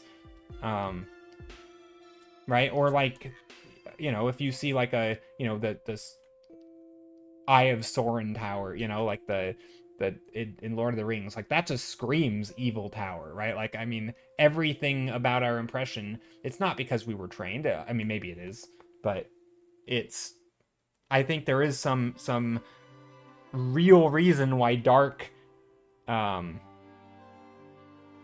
Like dark themes and dark grays and lack of color does just like make you more depressed, like a gray sky, right? Like it's not like, that's not a trained thing, and yet so artists will use it. Artists will use the grays, the drab, to show depressed, and like, is that wrong? Well, logically, yeah, right? It doesn't guarantee that just because a person's wearing all gray that they must therefore be depressed. But if you want to immediately show a character as someone who's depressed, you better believe it, they're gonna put gray in, you know, like it's smart because it works, and yet at the same time, it is reinforcing stereotypes, and they are just that, they're stereotypes, and so it is a tricky thing. I think it's super tough to toe that line. Because if you break every norm, no one's gonna have a connection to the character, and at least initially, right? And you can't, I feel like especially in today's age, you can't expect people to spend, you know, 2 hours with your character when they're not interested in it at all at first, right? You can't force them to get to know the character before they judge it, right? How do you do that? Like, you don't have that amount of time. And so you want to make that strong impact, you want to get the person hooked, and then you can spend time breaking it. But again, that gets very tropey, and so it's also tricky. But luckily, that's, to me, just still like art and entertainment. It doesn't feel like it quite touches into as bigger and broader cultural and societal things, but I guess it can. If it's the point George Lucas was going for, because the Empire is meant to be the USA, which people won't see as bad guys. Yeah, and I think they did a good job of that. I guess. Yeah, I think so. Yeah, and I think sometimes it is fine. And I mean, that's like the opposite, right? That's like saying, look, these things look friendly, and ooh, they're actually not. Or like, ooh, they aren't actually the good guys, right? So that's just the opposite. Instead of saying, here's the guy who's supposed to look bad, and oh, they're actually not that bad. Or here's the person who's supposed to look good, and ooh, they're not that good. Like, that, sure, that's, but you're still supposed to think that, right, when you first see them. Which I think is kind of, you know, going along with my point. Like, actually, I don't know what you were supposed to think when you first saw the Imperial. I never really got into Star Wars, to be honest.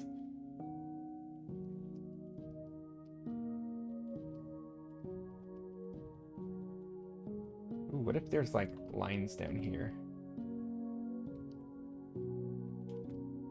So these branches are, like, going down into the...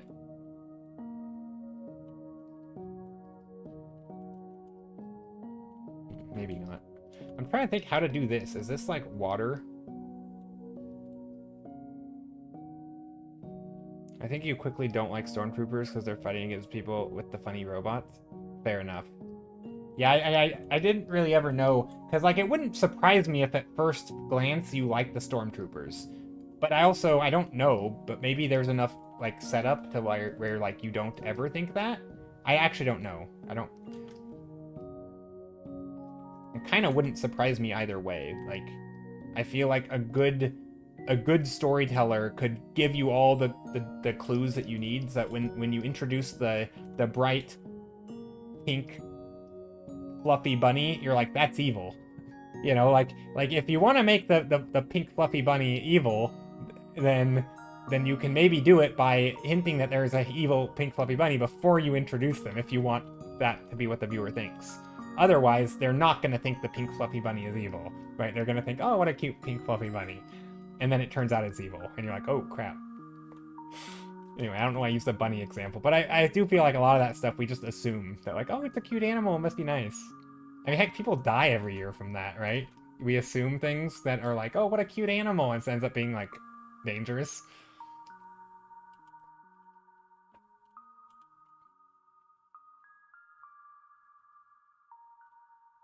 Okay, I'm trying to figure out how to make the foreground feel more foregroundy. Oh, the Bunny and Monty Python's the Holy Grail movie. Oh, is that an example of that? I can't remember that movie very well, and I've seen it a couple times. But yeah, I mean, I think subverting expectations is like a thing artists have always done, right? And I think it's a good way to do it, because it's both acknowledging from a design perspective that, yes, people will have the expectations, right? People will read into things. People will judge what you made. But also spend the time to break those expectations, because that's good too. And so, but sometimes, like, especially like in a single image, you don't always get to do that, right? You don't always get to break the expectations or break the norms, right? If you want to show a character as a kind-hearted, caring person, right? You can't necessarily design them to look like our stereotypes of uncaring people, right? Like, whatever those stereotypes are, right? Sometimes you have to lean into the stereotypes. Otherwise, it's... I don't know. That's tricky. I think it's tricky.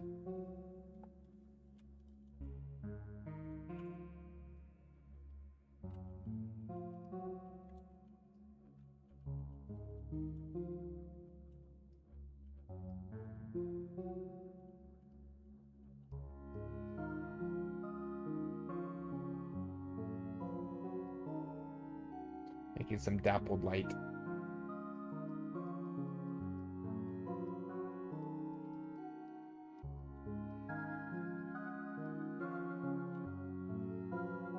A couple of years ago, I drew a bunny with blood around his mouth, like in Monty Python, then placed him in a strawberry field. Oh, that's fun. I like that. That's a good way to do it. Yeah, that just sounds like good storytelling, where like you in the same image, and I think that's hard to both break the expectation and lean into the stereotype all in the same image, in a single image, is tough. Right? I think that's where you can use like secondary, primary focal points. Like, primary focal point says, oh, look, bunny with blood on its mouth. And then secondary is like, oh wait, I'm just now noticing that he's in a strawberry patch, you know? And it's like, okay, that changes things, right?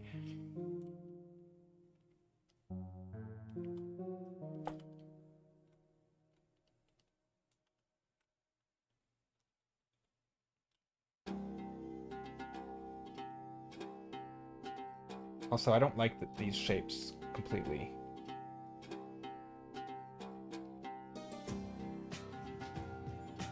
Why do people want to make cute things into terrors? I think it's more that they want to break expectations because it's interesting. That's my take on it, Majar. Yeah, I think it's the contrast, right? It's you take a thing. I mean, Majar, I'm gonna assume you just popped in. Hi, welcome in. Because we were talking about this a lot today. It's like stereotypes and like judging people based on things you probably shouldn't judge them on. Like, why do you assume cute things aren't terrors? That's my question. Why are you being presumptuous to assume that the bunny is not a murderer? Just because it's cute and fluffy? Like, are you judging their personality based on cute and fluffiness? How presumptuous. I'm obviously joking, but again, that was kind of our conversation earlier, is like, there's a lot of stereotyping that goes on. And on one hand, stereotyping's bad, but on the other hand, visual artists sometimes rely on it. Now, granted, they're not like bad stereotypes necessarily, or at least I don't think so. But, who's to say?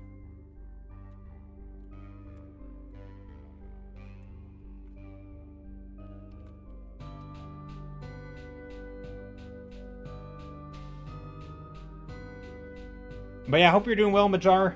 But yeah, no, I think breaking expectations is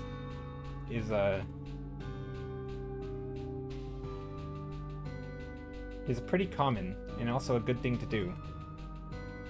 I think it makes for interesting storytelling, for sure.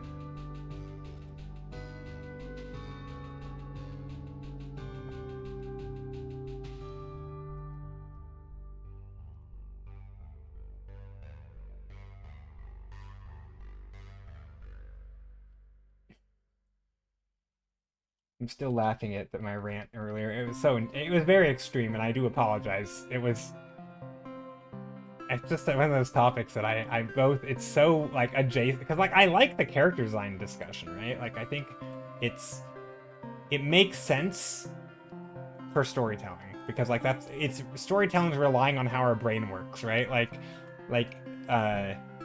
You've got like, that's how you connect with people, right? That's how you make them understand things quickly, and like we do that so much, and it's not really good or bad. It's just you're trying to get a point across, and so you use the tools at your disposal.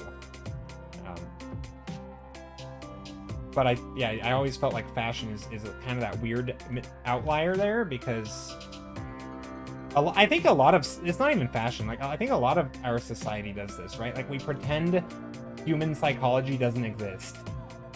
And we pretend... Yeah, I mean, I could get into a whole rant about this, but there's so many times where we talked about this earlier with like the talk, but somebody just, who was it that made up, I don't know if they made the term, but somebody said toxic libertarianism.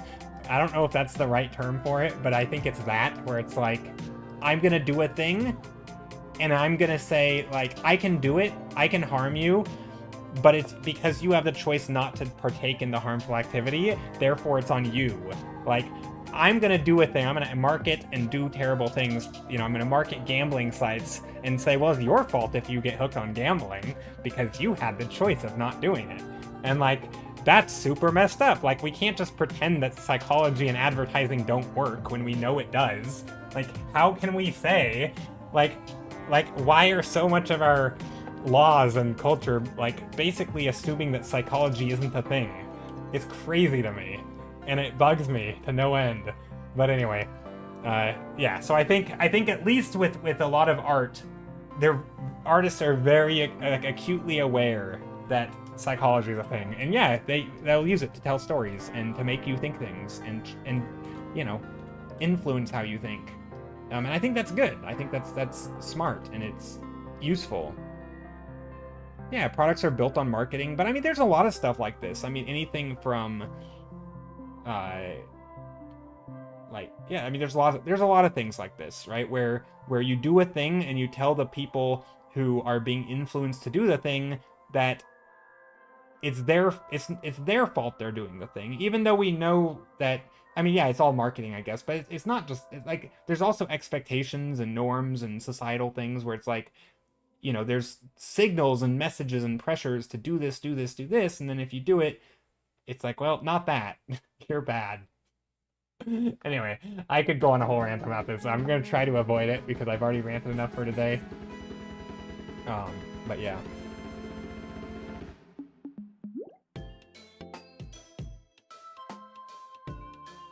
Do I put little grassy fields here, maybe? It's a tough grass, little grasses. I think I do.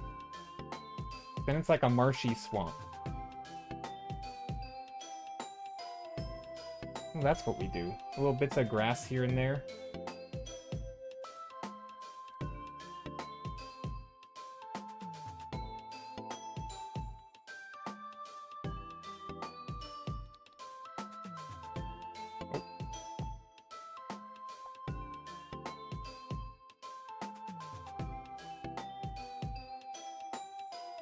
Yeah, I don't want to go too much rendering, but...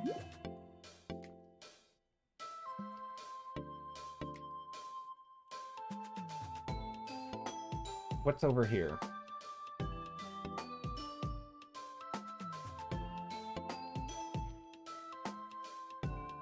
I guess this is going to be the water line.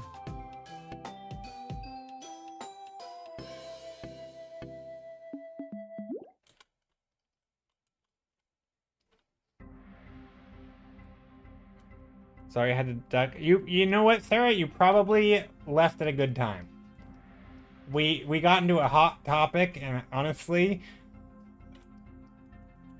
you're probably better off for not being here.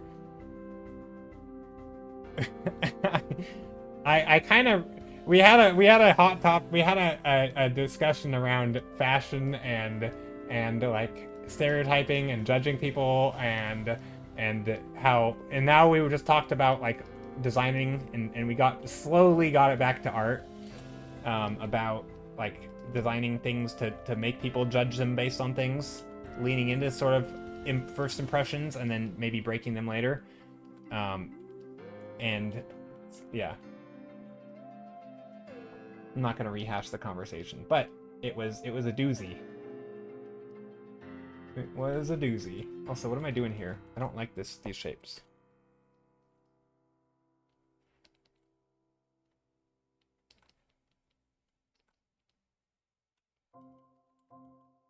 Maybe there's little lily pads back here. I don't really like putting the lily pads back here.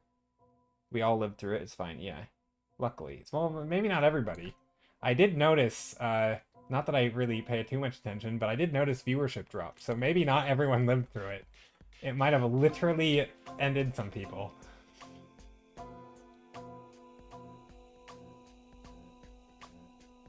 We will never know.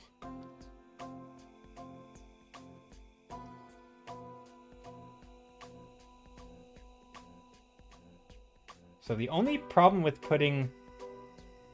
You take blame for that. I'm pretty sure it's on me, because I'm the one ranting on stream. No, I mean, yeah, that's the thing that makes it so tricky, is that it is personal to most people, I think. I mean, again, I get that you have a personal, like, reason to feel extra strong, but, like, it's something that, like, I think everybody feels something I mean, maybe not, like, if you feel like you're completely outside of it, but, again, who can? I don't know. It's tricky. For me, anyway. Okay, I'm trying to put little, like, shimmers in here. I kind of like this. I feel like I did an okay job at painting top-down stuff. Do we put little mushrooms up here? Oh, yeah, somebody said lanterns. I don't know if I don't know how to do that. Because there's not really... We don't really see the underside of things. It would be kind of cool, maybe, to put some lanterns and stuff. Maybe some of these could be in the foreground.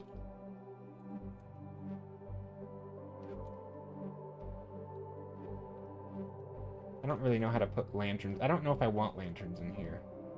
I'm also going to avoid the classic swooshy line for like the hanging down vines. Just because it's so done. It's overdone. I don't know if that's a bad reason to do it. It might be a terrible reason to do it, to not do it. Not doing something simply because it's done a lot, probably not the best choice, but I don't know. Maybe we can find a different solution.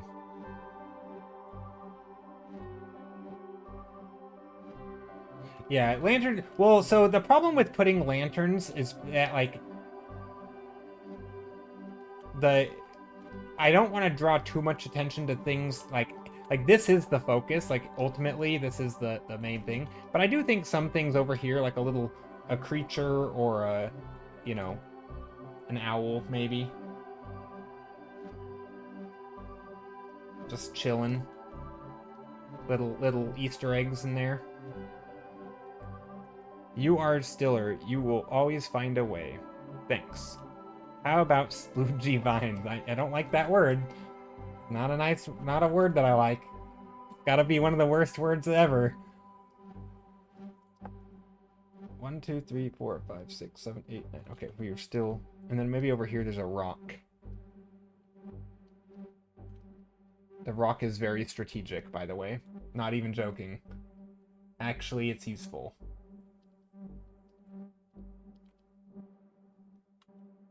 Always bring it up. I know. It feels like you're missing a bit. Yeah, it's I think these things are tricky because, like, I'm not sure. Like, if we look at the. Yeah, I mean, I think it's fine to have focal points and main interest things. But yeah, you're right. I mean, anything's like, I mean, yeah, there could be more story here. Like a giant frog or something. Chilling. In fact, maybe that's what we do. We put like a big old bullfrog sitting over here. Or I don't know. Yeah, I'm not sure. Maybe there is... Maybe we are missing some focal point. I mean, I feel like something like this, for example, does this have... I guess this does have, like, this stuff. It does have story. Oh, you can't see it. This one. This one has story. Right? Obviously, there's a lot of stuff, but it's... Yeah. So maybe we do that here. Yeah, maybe we put something here. Maybe like a carved... a face in the tree or something. I don't know if I want lights though, because if the gray and green is the main palette, I think the scarlet is a nice accent color, but I'm curious what the intention behind having 5. So these are part of the game, and I just put the 5 and 2, just it doesn't have to be, but like sometimes you'll see. Here, let me find an example. Like this one. This one has 2 and 0, right? It's, so they're basically, they're just part of the game showing that what they do. So I wanted some turned off and some turned on. That the exact number didn't matter. I just wanted to show that, like, them turned off, you can kind of see the vines. And so it's not like they're completely blooming, but maybe they're already here. And then they just turn on, right? So I just wanted to show that, like, there's a functionality here that I'm aware of. It's not just, oh, look, color shinies. Like, this is a game mechanic, basically. And it's not super relevant, but I think it's just kind of, yeah. I could have done it, you know, I could have done this one, you know. But if, for example, if I would have done this, people would be like, that's not how that works, right? Are the card spots in front of the lily? So they're not really cards, but yeah, basically... Yeah, it's on the lily pad. So these are like the little platforms that when you buy, you have an item shop that appears. It's like here. It goes bloop, it pops up in front of your screen, and you have basically cards. They're not cards, but you could think of it as a card game. And you have 5 things you can buy, and let's say you buy this one, that one, and then they'll go bloop, and they'll go here. Unless they combine, and if they combine, if you have like 3, then they'll swoop into 1, and they'll be like stars. Or you can put them from here onto your board, and you can have like 8 up to, well, like technically up to 10, but depending on the stage of the game, anywhere from 3 to 8 units on the board at once. And you try to make strong units by collecting them, basically. It's kind of silly. It sounds a little bit like, I don't know, it's some mix between like poker and rummy or something. I don't know. I'm not sure what it is. I don't exactly know what the best analogy of it is. There's elements of Magic the Gathering in there with drafting.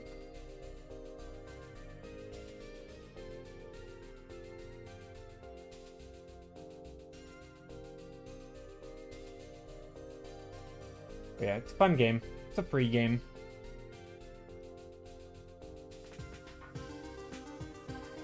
And I've been playing way too much of it.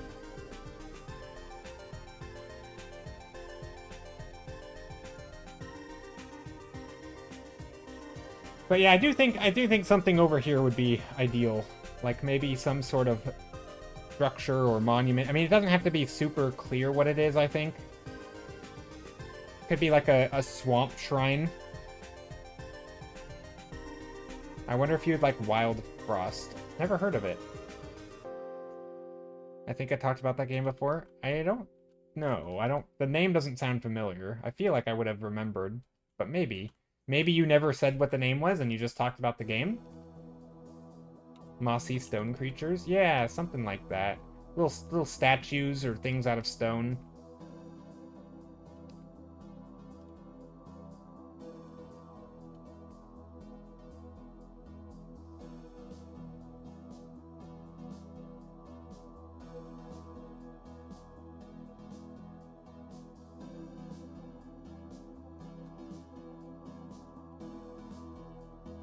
So what's the theme here?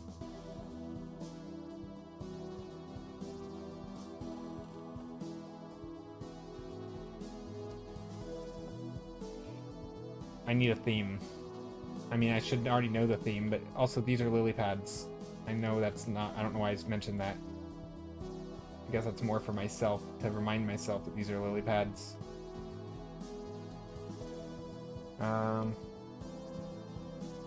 So yeah, this is something. Yeah,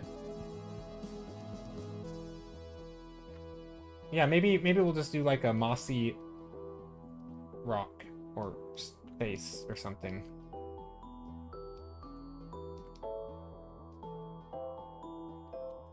There.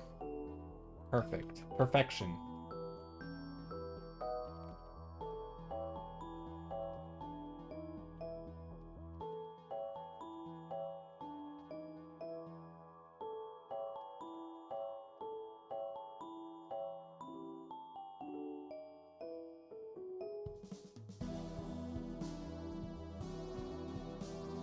I'm kind of not joking either. Although, probably should make it more structural. It's like a roguelike card battler. Oh, interesting. I'm gonna have to look into it. Although I'm not really looking into playing any different game right now, but that's the problem with me in games, is that I tend to just get addicted to one, and I play it for a very long time. I've been playing a lot of... So in Teamfight Tactics, I've been playing a lot of Ranked, and I've been trying to climb to... I'm really trying to get to Masters, which are like Grandmasters or whatever. I think it's just called Masters. Maybe there's a Grandmasters too, I don't know. I'm so close. I'm close, but not quite that close. In theory, I could do it today if I played after stream, but I don't think I will, because... Or I will play, but I don't think I will hit it, because I have to be, like, alert. I have to be able to really lock in. Otherwise, I'll just make dumb choices and I'll lose. Yeah, I'll check out the art, for sure. Wild Frost.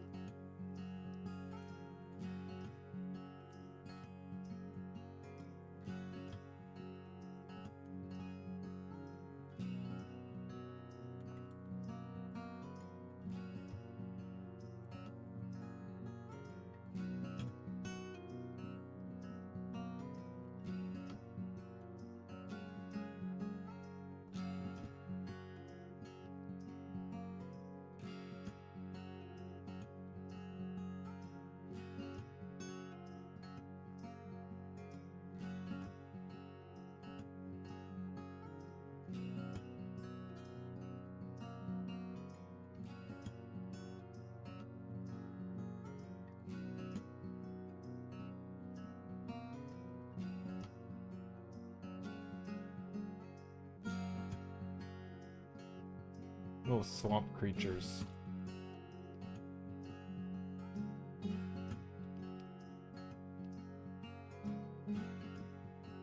They're not creature, but little stone statue.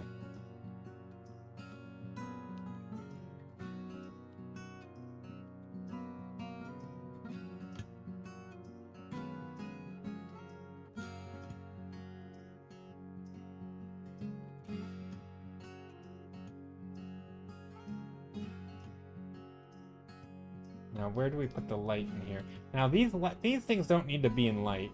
At least not much.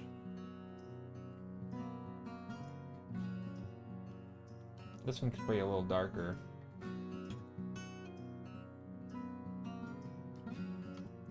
Now, I don't want them totally in darkness, because again, this is like the main area. Now, again, it doesn't matter, because this will never be used. It's not a real thing. But I still want to have some sort of thought of, like, if this were real, would I play on it? And I think, yeah, it could work. Now, it's a little bit, you know, I don't quite know what's going on here with some of the shapes. Maybe there's a little swampy area, grassy area that comes in here.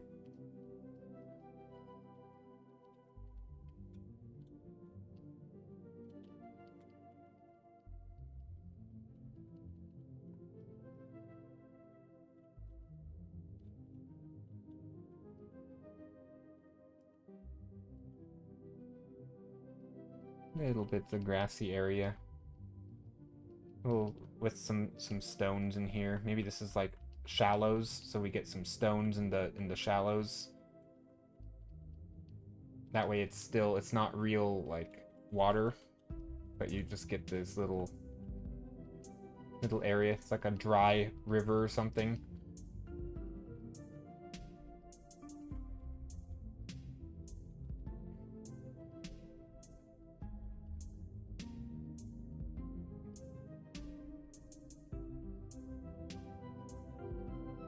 Little bits of like dappled light area. I guess more light over here.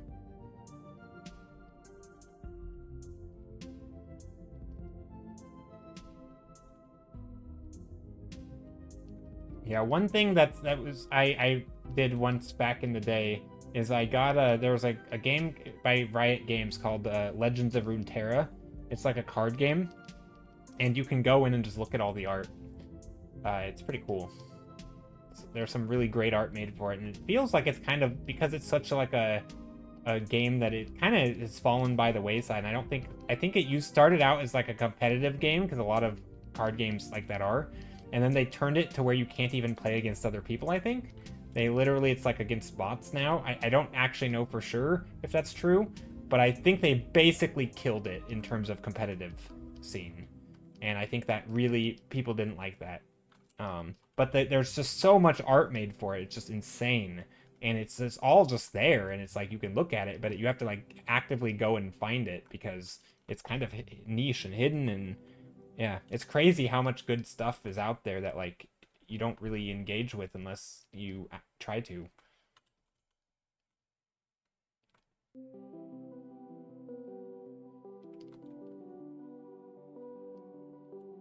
I wonder if that's a game you were talking about.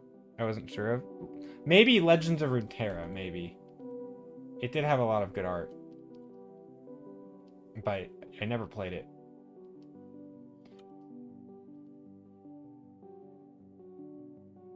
And how much of art never gets seen because of cancellations and NDAs? Yeah, true.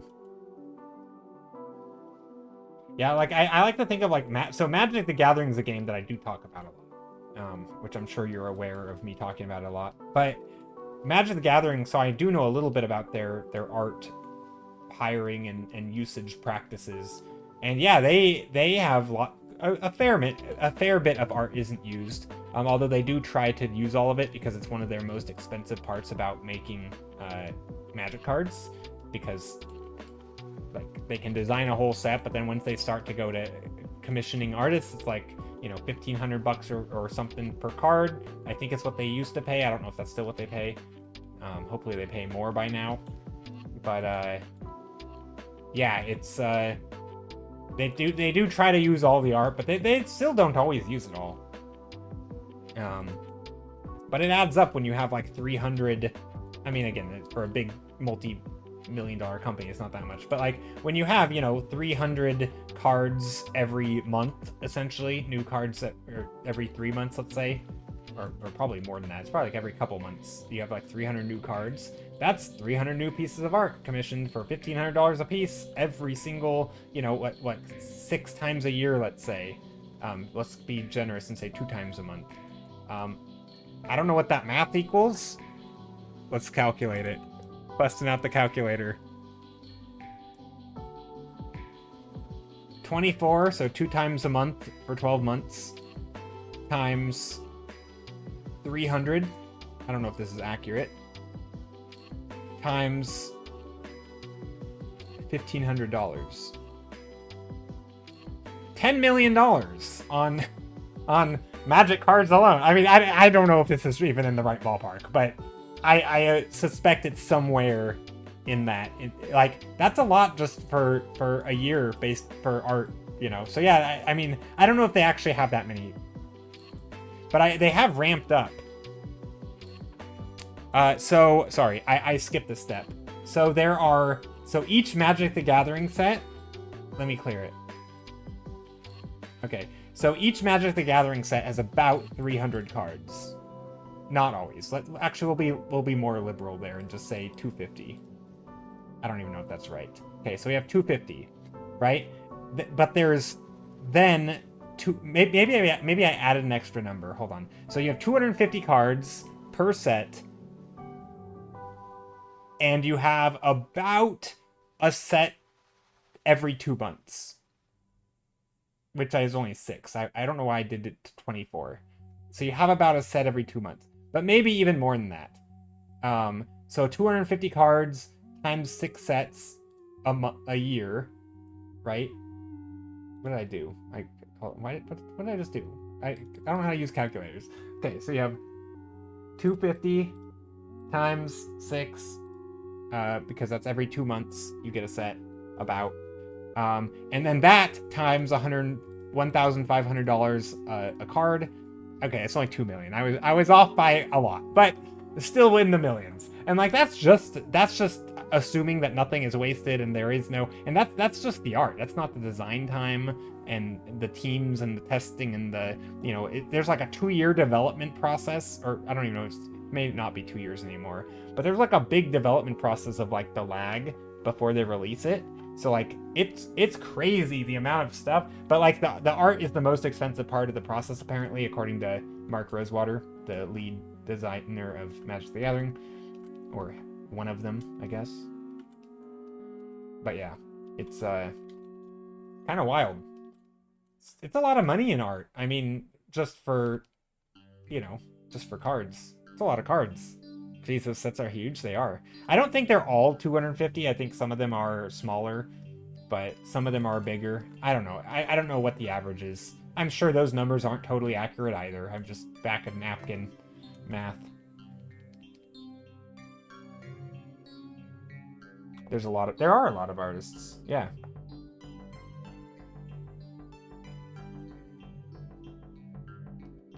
Yeah. And I'm sure someone who has worked on Magic is, maybe if you're in chat, you can pop in and tell me why those numbers are completely wrong. I don't even know if the number of how much they pay is right. That's just what I had heard. But also, they have some extremely skilled artists. I mean, some of the best artists I'm aware of have worked on Magic. For me, it's like I don't know about the pinnacle, but it's certainly a stamp of approval. Like, if Wizards of the Coast will hire you for art, you're pretty good at art. Like, I think I can confidently say your stuff, probably. Because I feel like that is one of those stamps of approval that I use. I think, like, there's a major quality. I almost just used the word market. Is that a word? A market quality? But there's a distinct quality between, like, the skill of some Magic artists and not, there's a total different caliber for a lot of people. Now, obviously, there's a lot of artists at that caliber who's never worked on Magic, You know, don't get me wrong.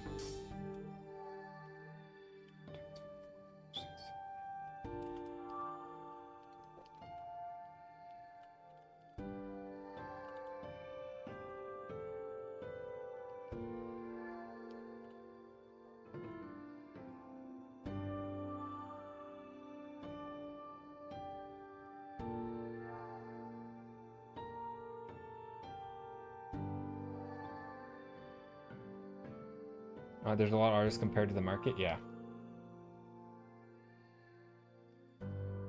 Yep. I think it's a fun arena. I'm happy with it.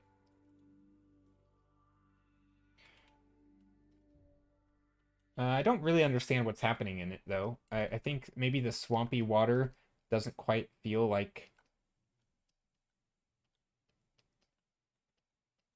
you know, maybe get some little reeds in here poking up.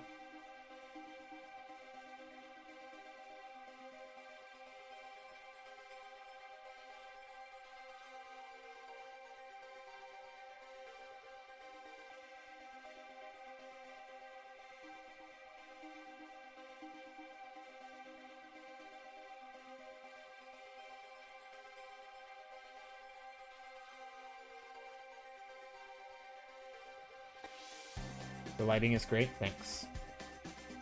Happy you like it.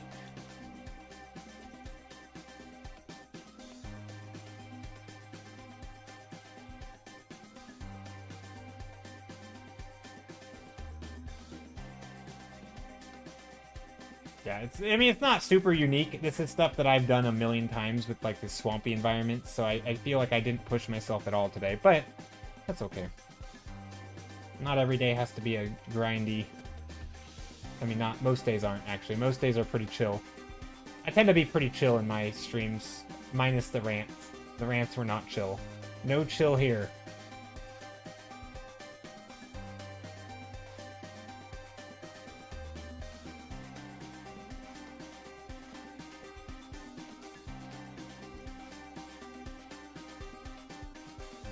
I'm trying to add in some contrast there so it shows a little bit better.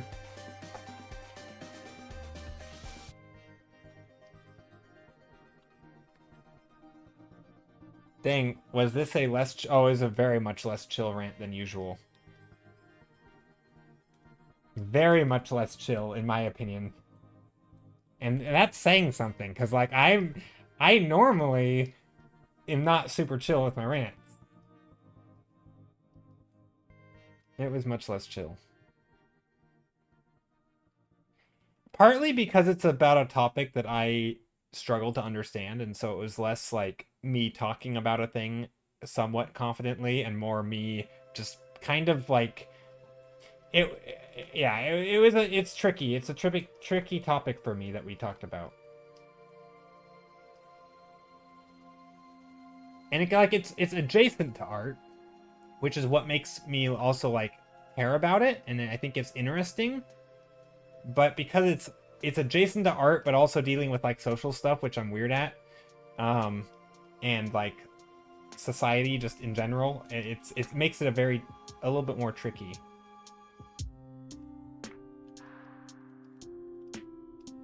We're talking about like fashion and sort of making a statement and standing out, but also not being judged and not judging others, except sometimes, but not always.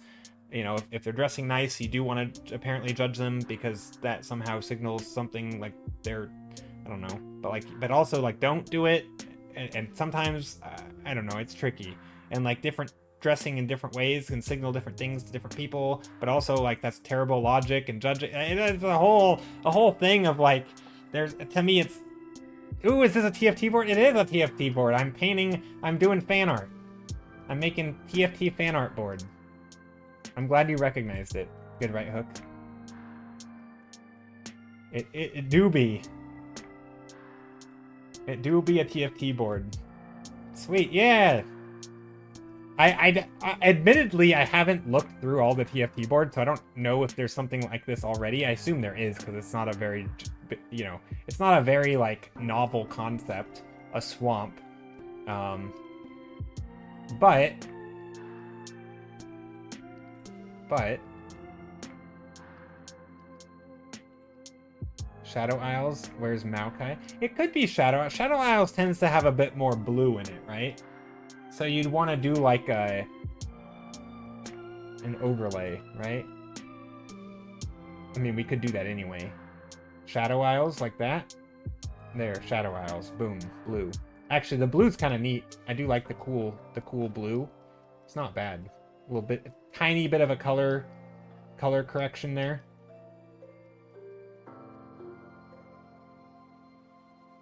It's not bad.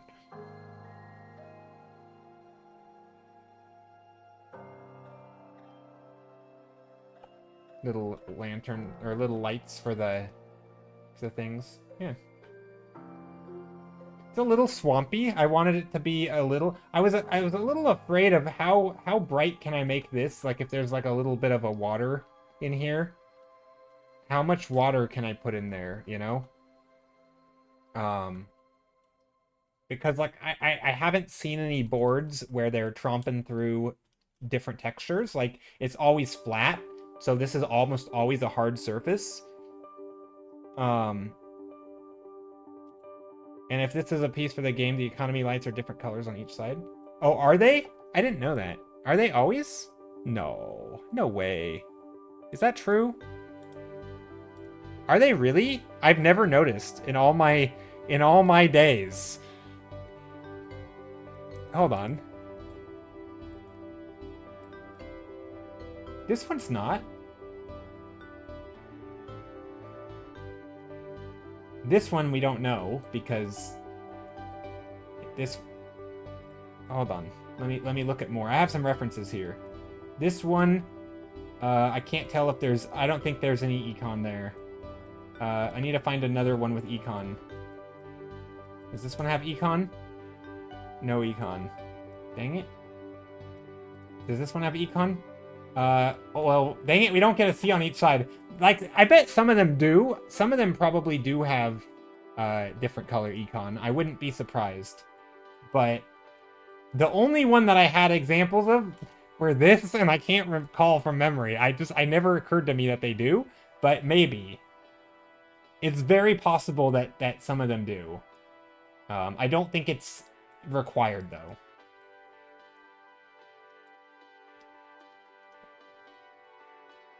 But yeah, that's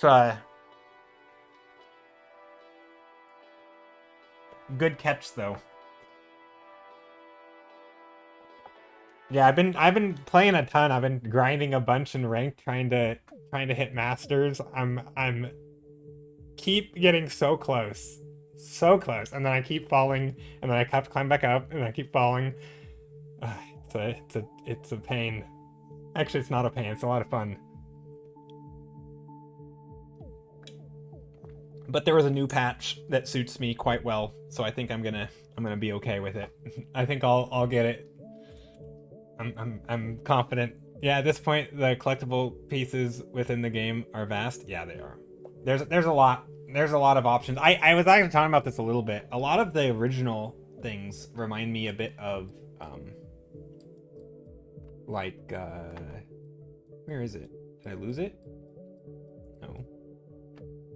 Oh, this one. So this one is not the original, but it's pretty basic, right? It's top down. There's not a lot of like stuff obstructing the view. It just kind of expands into nothingness, right? And then you get some that like this one, very pretty similar. There's a lot more stuff though, and now I think you can actually even run behind here. I don't even know if that's true. Maybe you can, maybe you can't. But sometimes like they add things to the arena that's like technically you can walk behind here and around, which is kind of neat. They like expand the area. And then you get ones, you know, this one also pretty standard, but then you get this one. Is TFT by Riot? Yeah, it's by Riot Games. And then you get ones like this where these things are like almost in your face, like they're rotating but they're close to the camera, or and they're like, it's very different. I feel like they really, you can see how they push it from like early gen, like early skins to the newer ones. So funny enough, I use the basic one. I use the basic river sprite. I use the most basic no graphics thing. I've always enjoyed this in games. But I do like looking at other people's cool cosmetics and stuff. But I've always liked to use the basic ones.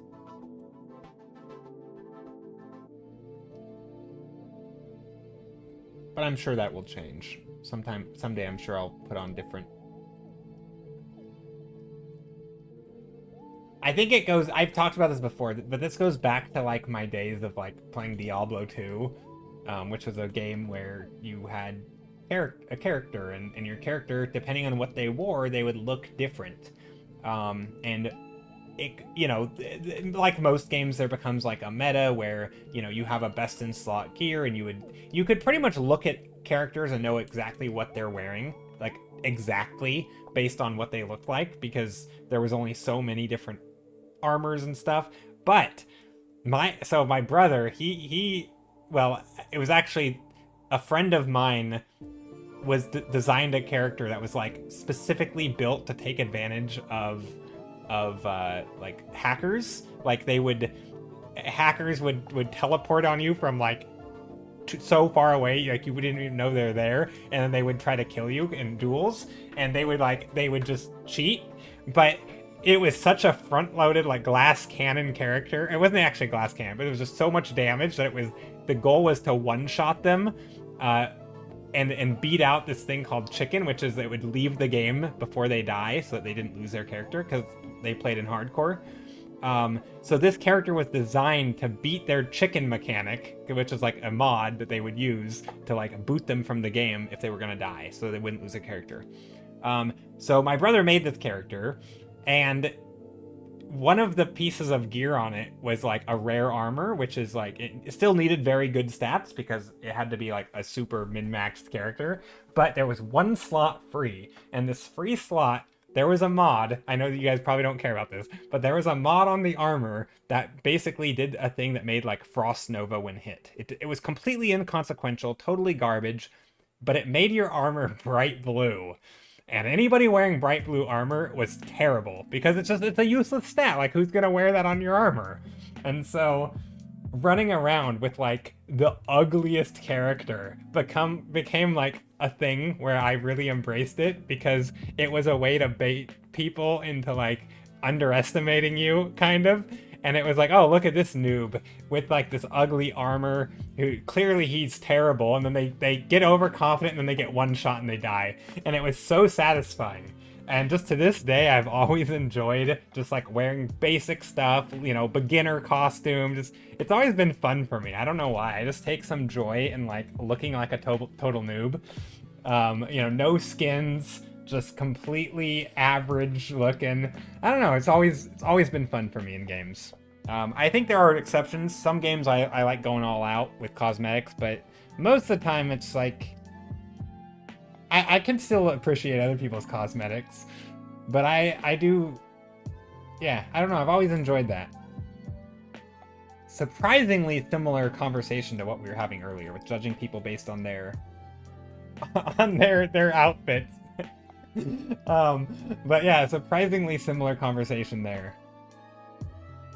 But yeah, no, people would judge you, and it was fun. But I mean, I don't think anyone cares what anyone does in games, but it is funny. I don't know. Also, I think there's a point of like frugality with me, because like I don't spend money on cosmetics, and most of these games are free to play, and so I just use the basic skins. Although I do have a lot because I played a lot. So I do have a lot of skins I could use, especially in different like arenas and stuff, which is kind of cool.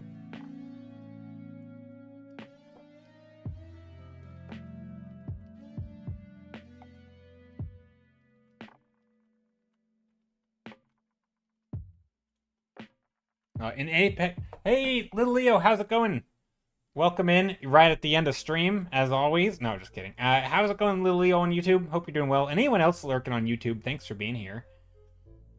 Sarah says, it's not so... Oh, wait. Oh, hold on. Just Fiction said, in Apex Legends, if you see someone with default skins, you assume they're cheating or an alt account pretending to be lower level. Oh, really? That's funny. Yeah. I mean, I think if it ever became the norm where it was assumed that, then I don't know if I would change. But yeah, that's very much with like, I mean, I've never made alt accounts. I always just one account.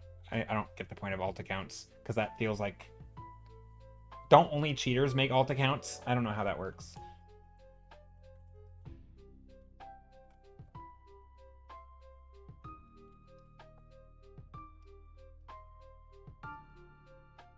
Why would you make an alt? I mean, I guess, no, that's not true. I've made an alt account on League of Legends, actually. Um, for, like, playing... So, like, I had an account for, like, trying new stuff and screwing around in League of Legends back in the day. And then I have my main account, which is, like, I tried it really hard. And I think I've told this story before, but actually, when you play around and try new stuff, that always ended up becoming my main account, and so I would flip-flop them of which account is my primary based on whichever one was higher rated. And as I climbed rating, I would get nervous of like, oh no, I don't want to try something new and lose. I'll lose all my rating, you know? And so I would go and try the new thing on my other account, and who knew that like having fun, trying things, and experimenting made you better at the game. And so by doing that, I would get better by trying new things and experimenting and learning. And then I would start climbing that one, and I'm like, oh, gotta jump over because I'm afraid to lose now. And so it's kind of funny that how it works. And I think this is just true with learning in general. Like, you know, making bad art, I think there's a tangent there where, or it's, you know, an analogy there. If, like, you know, if you want to improve at art, you want to explore, experiment, try new things. And yes, you're going to make a lot of bad art because you got to try. But then also, that's the process of getting better quick, and so over time, you'll end up just making the best art you've ever made because you've been trying, experimenting, and trying, you know, learning. And so trying, like, this is where, you know, things like social media and just like putting your art out there is really hard because people can judge it, and it makes it feel like you're playing ranked and you want to do the best you can do, but then you're less likely to learn and try and it grow. So it's like, again, not everybody's going to have this problem. Lots of people just queue up in ranked and don't care, or make art and put it out there, and regardless of what other people think. But I think it's a pretty well understood thing that like it's hard to like try something new if everything is on the line, right? You feel like you want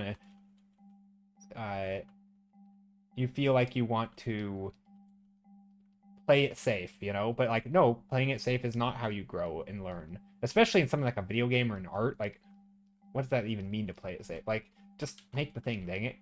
Who cares? But it does matter. It makes you get better faster, so, yeah.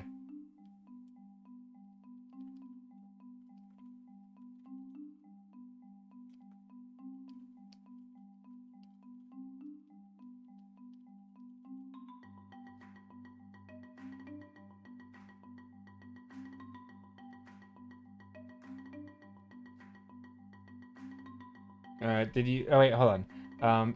To be honest, it depends on the game, but in Apex, cheaters will make accounts and climb up ranks and then sell the accounts. Oh, gotcha. Other players who aren't cheating and are clearly not new to the game probably just want to feel something by looking like a new player who learned quickly. Maybe? No idea. Gotcha.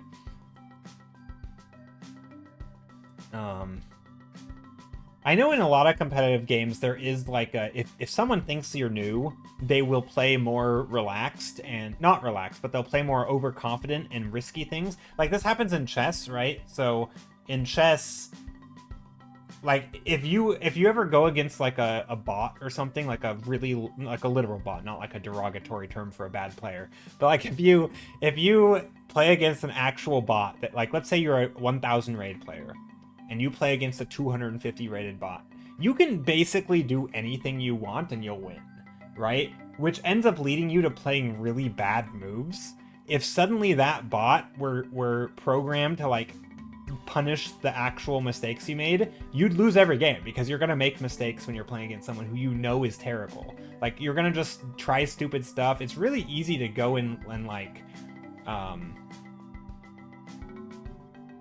it's really easy to basically like not care and not try hard when you know you don't have to. And so like the psychology around like looking like a worse player is a very real thing. Like it's not just like an imagined, oh, people are gonna think I'm bad. Like people will literally like even on like, I don't know if it's actually true on Magic the Gathering, but like you can't chat because people would be toxic in that. So in Magic Arena, you can send little like predetermined things like, you know, hello and greetings or good nice move, right? Or you can do oops. And so sometimes if you try to bait someone, you can play something like very stupidly and then you can say oops. And then it makes it look like it was a mistake, and if they buy it, right, if you can bluff and they think it's a mistake, they'll just like ignore it, or like, you know, sometimes they'll even play stupidly back to like give you the turn. But if it was actually intentional, it's like you can get an edge, and it's so silly at these little mind games. And I don't typically do that. I don't care about that because it's like a tiny portion just like playing better. Like if you want to win, you just play better and not worry about this tiny little inconsequential thing, because that's like, you know, focusing on the 1% issues, and it's just not worth it. But it is funny. It's always funny to like mislead your opponent by making them think that you're worse than you are, and then they get very overconfident, or they stop caring, they start making mistakes, and then you punish their mistakes and you win. So in competitive games, it's just a thing that I've always done. So even now when I play non-competitive games, there's something that I enjoy about looking like a noob. I don't know. It just makes me happy to look like an idiot.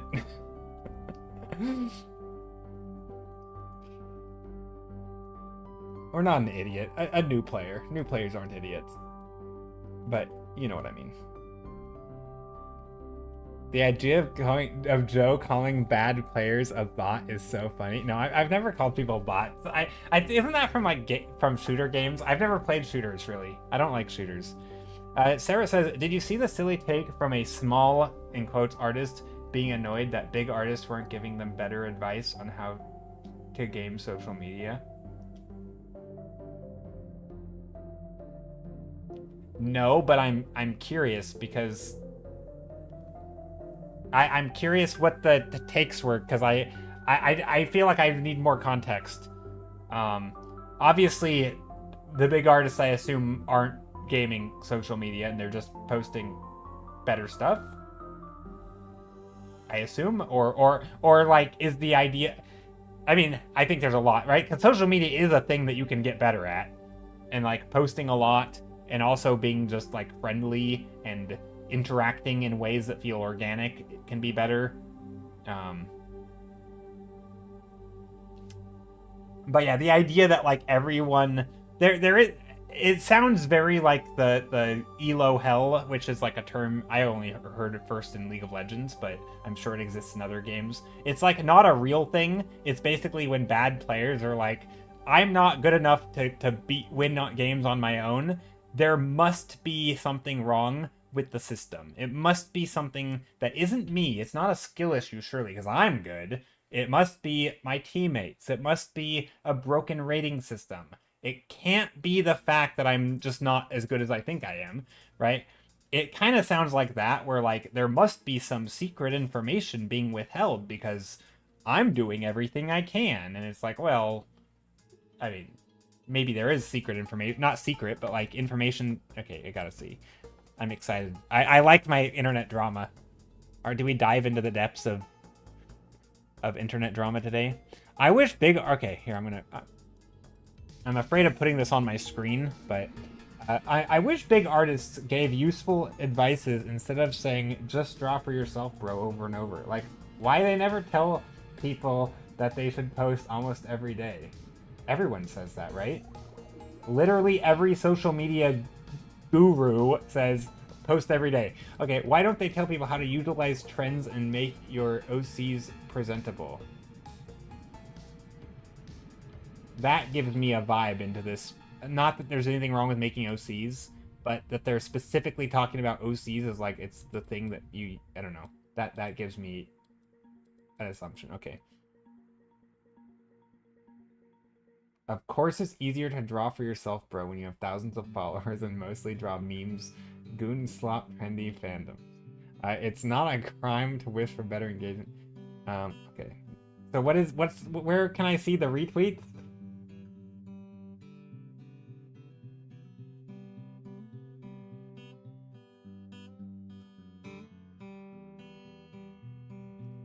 Where do I see the reaction tweets?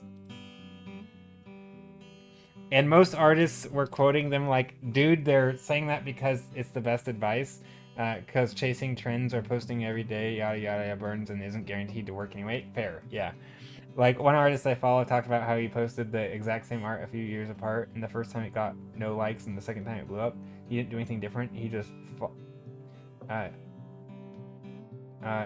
shared art. Yeah, I mean, that's another thing that I think probably even bigger on Twitter, right? Because Twitter is, well, arguably more social, and that like retweets are a thing, more of a thing than on Instagram. This idea that like your follow like a lot of the stuff that blows up is just because one, you have more people who can potentially retweet it, and also you've just grown a following over time. Like yeah, absolutely repost old stuff. But yeah, no, I think there is a lot of like, yeah, people have some bad Instagram or bad social media takes.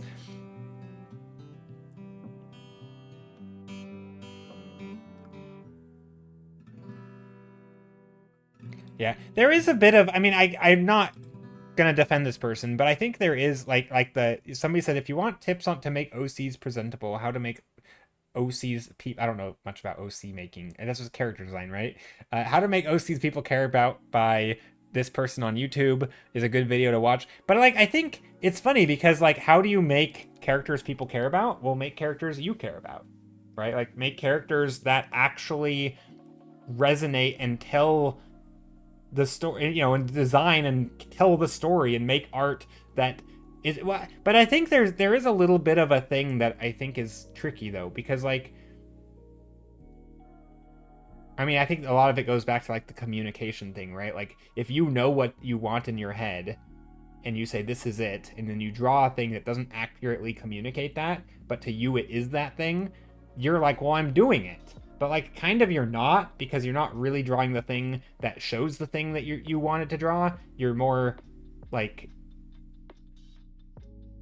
I mean, I kind of feel for them in some ways, because I don't think it's all like, on one hand, the good advice that people are saying, you know, draw for yourself, is true, right? You draw the things that actually make you happy, but at the same time, it's also communicating it, so in sense it is for other people for them to understand, but like the underlying goal is still the same and the advice is sound. But I think I kind of get how it could be confusing for some people.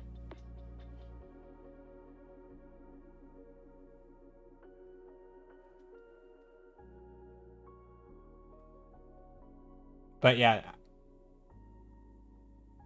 I should be petty and like, I have thousands of followers and all I draw is backgrounds. LOL. Yeah. I mean, that's, yeah. And also, like, whining on social media doesn't typically get you followers. Just saying. Not to, you know, that could be another snappy response, is like, you know, most people with big followings aren't. Actually, that's not true. Maybe whining does get you followers. I don't know. I think if you have a legitimate claim or legitimate complaint, then it can get you followers. But in general, you don't know what's legitimate, because you're gonna feel it's legitimate either way, right? If you're gonna post it, so that's not really valid.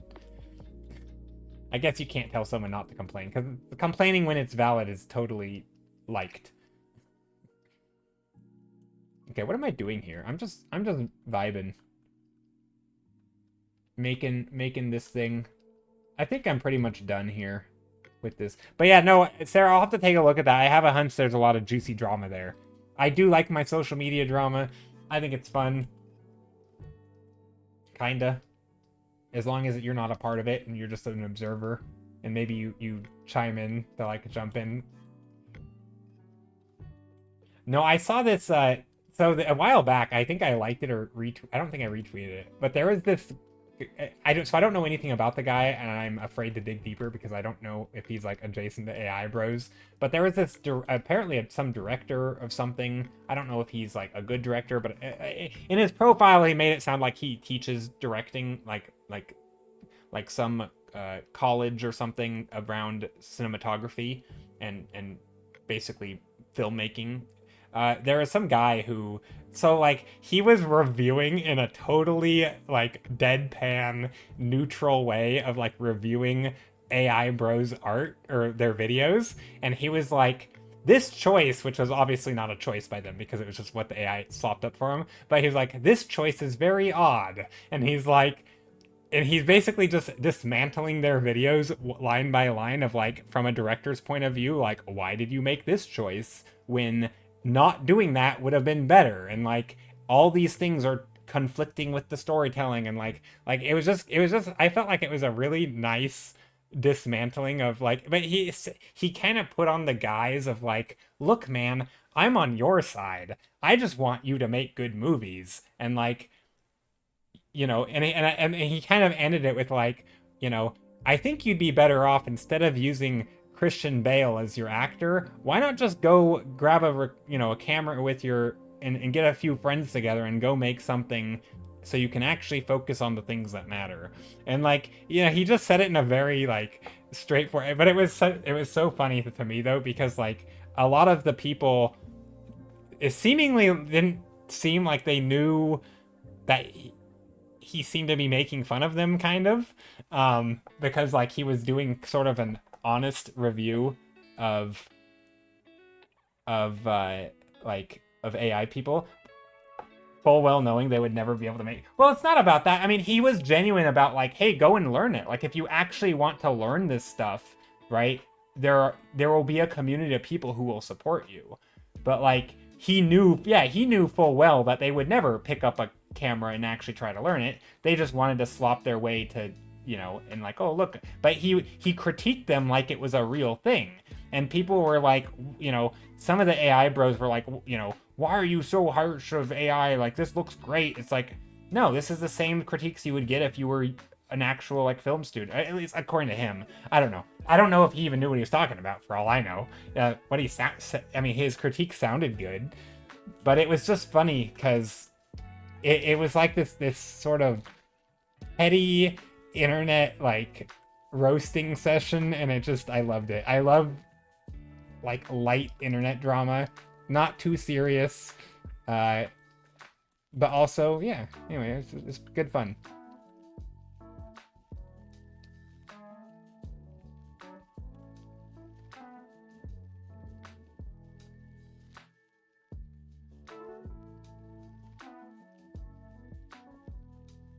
Yeah, they have no experience with critique or creative intent in how you actually make storytelling work. Yeah, I am on the forever lookout of, there is, so the whole so okay, how do I preface this? Because this is kind of a question or a request also of everyone listening.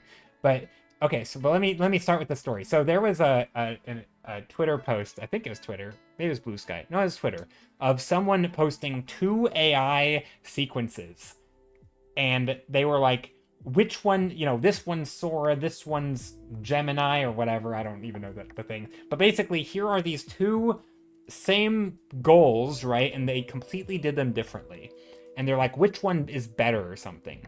And people were used that as like, look man, like, you clearly have no control over your output when they're so different, right? If you can have 2 AIs make different things, you clearly have no idea what you're doing, because they're like, your story isn't even being told in the same way, right? It's like, maybe it's vaguely the same story, but it's not like, there's clearly no directing. And so someone called them out on that and basically said like here's a good example where we can see that you aren't in control of the output. And they're like, well, how do you know that this wasn't what I intended? We're like, well, because the other one isn't. Like, they would have been the same, right? Like, they would have been nearly the same, and they weren't. So it clearly tells me that like but like, how do you, I don't know how to explain this concept in a succinct way, because I think from the viewer's perspective, you never know. right? You never know exactly what the person was intending. So if it looks kind of cool and they're like, that's what I intended, you can't really argue with them, right? Like how do you argue with someone who says this is what I meant when you know it's not what they meant because they didn't have control, right? But here's the thing. I think they truly think that that is what they wanted, right? And I'm not like I truly believe this because I've seen it so many times where will say things, even other artists will be like, this artist made the thing I was imagining better than I could imagine, right? Like, or they made it better, they made exactly what I imagined. No, they did. They didn't do it. That's not what you imagined. You think you're convincing yourself it was, but I'm pretty sure it's not. And they truly do think that they were in control because they don't realize how little control they actually are in when they're using AI, right? They like because they didn't have to consider, the set, every single object on the set. They didn't have to consider, the exact design of every little thing. It was offered up to them and they're like, oh, that's good enough, right? But they didn't have to actually design it. They didn't have to actually do that work, and so they don't actually know what goes into it. And so so here's my request. I am looking for some video or example with visuals or some like argument that very clearly lays out that sort of that disconnect between like actually having control, and that breaks down fairly succinctly like the process of making something versus having it served up to you, but from a perspective that the AI bro would get. Because it's never from the perspective of where an AI bro would understand. That's really hard to do. It's like it's like guiding someone through a complex process without having to like sit them in front of a screen for 2 hours. Like, if there is a video out there or something that can explain that disconnect, I would love it, because it would be such a good reply so often to a lot of these like just AI slop things where it's like, look at this thing, industry is in shambles, and they post some garbage sequence of like poorly scrapped together fight sequence where nothing is consistent, nothing makes sense. It's like, look, Hollywood's not fearing for their lives now. And people, the problem is that people are buying it, right? There are people with money and the companies who think, oh wow, look at this thing, it's doing a great job, not realizing that like they're not in control of it. Like, all they're seeing is the output, right? They're seeing the shiny result and being told a story of how that's exactly what they wanted, but it's not. Have I seen the AI floor plan? Oh, I did. I saw something about that, but I didn't actually look into it. I saw it popped up on my feed somewhere at some point. But anyway, so I'm looking for an example that like really takes the opposite perspective of like not the artist, but puts the artist's perspective into a language that the non-artist AI bro can understand, and that clearly lays out that like there's more. It's because normally it's just told in like, look man, there's a lot more to it that you aren't getting, and they're like, nuh-uh man, and it's like, that's it, that's the conversation, right? But like, how do you, because like you can't explain everything about like filmmaking to someone who doesn't. I mean, I don't know crap about filmmaking, to be honest, but like I at least know that there's decisions. Yeah, maybe there's a good analogy. I don't know. I'm looking for it. I'm looking for the thing that will make the person go, oh, I get where you're coming from. And I just haven't found one, and it's hard because like, well, one, in Twitter you can't, you can only type like so many characters unless you pay, but I'm not going to pay for Twitter. At least I don't want to pay for Twitter. Actually, that's not true. I kind of want to pay for Twitter. I'm tempted sometimes, but I don't want to pay for Twitter because it's Twitter. And I'd rather spend my money on literally anything else. But I'm tempted because it's like, I want to be able to like type up a thing, and I can't even type it in that number of characters because I'm too wordy. My ranting is like, yeah. Anyway, I just think it's a really hard thing to like really get people on board with. Because most of the time it'd be like sitting them down and explaining. I don't know. Maybe I'm the one that's wrong. I just don't know what they don't know.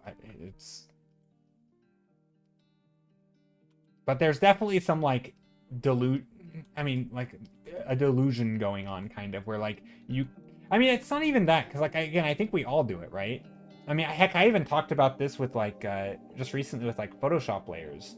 There are times where like you can end up thinking that you're in control, but you are actually using that thing as a crutch until you're forced to do it without the thing, and you're like, oh, I actually don't know the theory around it, right? And like you can convince yourself that you are in total control of your process, and yet you don't understand the theory to actually make those choices on your own because it's making it for you, and you feel like you are, right? I mean, I'm kind of this way, or to some degree, with like, you know, certain layer modes where I would have a really hard time doing certain things like color dodging or glow dodging like exactly the way it is. I mean, I could maybe pull it off, but like it's doing some stuff I'm not quite sure. Like there's some funkiness happening, and I just yeah, whatever, I'm using it. And like I'm not totally in that control of that choice. I'd like to think I have a pretty good understanding of what needs to be done to make those choices, but anyway. I'm rambling again. I don't think they care. It's a simulator, but I guess it's still important to talk about. Well, I think that's the thing, though. I don't know. You say you don't think they care. I mean, you might be right, but I think there's more just like you don't know what you don't know kind of thing. And so it's falling on deaf ears because it's sort of like it's like telling a kid, oh, trust me, this thing will matter to you when you're older. And you're like, whatever. They don't really care. But like they would, right? They would care if once they experience it and they're like, oh, now I get it, right? Like, now I understand why this thing was told to me. But like, how do you make the child, like, how do you put them in a situation, not the child, but like the AI bro, how do you put them in a situation where they're smacked over the face with the reality and like, oh, okay, I get it now, right? Because it's one thing to be told something, but if you don't understand what you're being told, you're never gonna like actually heed the warning. You have to either really respect the person to like well enough to trust them on it, which again is tricky with AI bros, because when your entire culture is grifters, do they actually trust anyone well enough to, I don't know. It's tricky. Yeah, you'll never be 100% in control of your process, even Bob Ross leans in a happy accent. But generally, you should be in like 90% control. That's why people just start out can make what they can't make what they envision, because they don't have the skill set to be in control yet. Yeah. That's fair. And yeah, I mean, I don't claim to be 100% in control, and but I think it's more of like, especially with like the thing that I was ranting about, not rambling. I don't know if I was ranting about it, but let's just say the word ranting. I was ranting about it on Twitter or a little bit, or I made a post or a comment. But yeah, it was like on the movie directing side of things, which again, I'm not my area of expertise, but like this person was, like it was a whole sequence, and there was, different sets. There was like literally, I mean, it's hard because like I even asked them, like, you're it's doing things that you're not in control of, that you didn't intend. And I even told them, I'm like, I can only tell you the obvious stuff when it messes up, that clearly that's not what you meant. But even for the things that look good, I'm confident that you didn't intend for it to, like, you didn't choose exactly that specific, like, I don't know what that's the thing. I can't call you out on it because I don't know, right? Maybe you did specify a 1956 Cadillac whatever type of car in this color. They probably did, right? They probably specified the type of car in the scene. But I don't know, did they decide exactly how much dirt and mud was on the tires, or like, did they decide at the speed the car was driving down the road, or did they just say drive down the road, right? Like, I don't know. Maybe they did, but maybe the things that it got right, they didn't specify. In theory, only they can know that, but they're convincing themselves that they do know, that they were in control. except all the parts where they obviously weren't, like the inconsistencies of like, you know, different shirts being rolled up in one scene and rolled down in the next. And I'm like, okay, you obviously didn't intend that. So it clearly made stuff up and did it dumb. So why do I think that you also, like, I know, because I understand enough of how it works, that like it also did good stuff, or decent looking stuff that you didn't specify, right? They probably said something and it did a pretty okay job in some stuff. But even those things are the things that I think are important to point out, that like you had a million options and you just took the first one that was served to you, right? Like, and you need to know, I mean, maybe it's part of like a visual library thing, I don't know what it is, but like allowing someone to know what they don't know, right? Like, here are some options and you had a choice, but you didn't even know you had a choice because the AI did it for you. I guess it reminds me of like when a boss, I'm gonna say my boss, when my boss at my day job does stupid stuff like scheduling wrong or making problems that cause bigger problems for other people, and then the people just take it upon themselves to solve it. And at the end of the day, he's like, look how good of a job I did, tap myself on the back. And it's like, he's not even aware that he sucked because other people just fixed his mistakes for him. And I feel like they don't know what they don't know because the AI is just making stuff up, and it's like, oh look, it decided on random set design choices for me that I didn't have any control over, and I didn't even have to think about that it mattered. And like that lack of control is astounding. I don't know, it boggles my mind, but also I kind of get it. Okay, anyway, that was my ramble.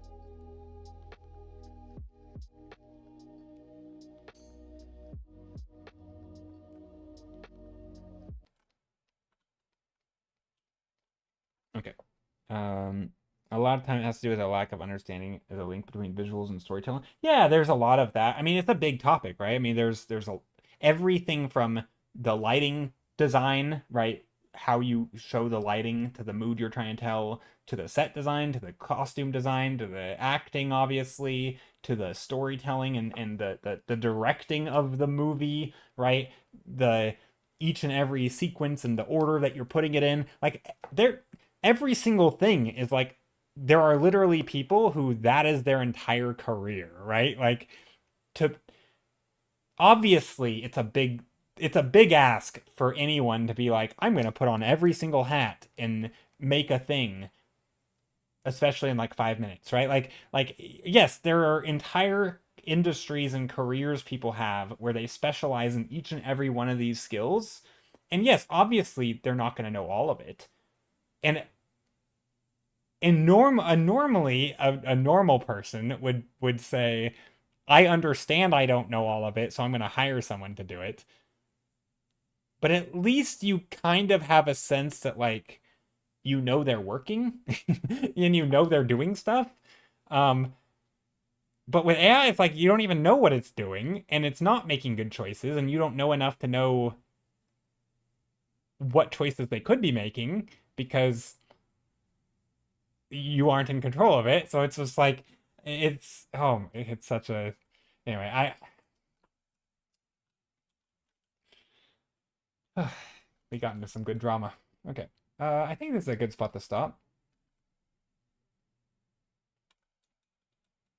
I feel like today has been more ranty than normal, just a bit. Is it because I'm tired? Is that why? Do I rant more when I'm tired?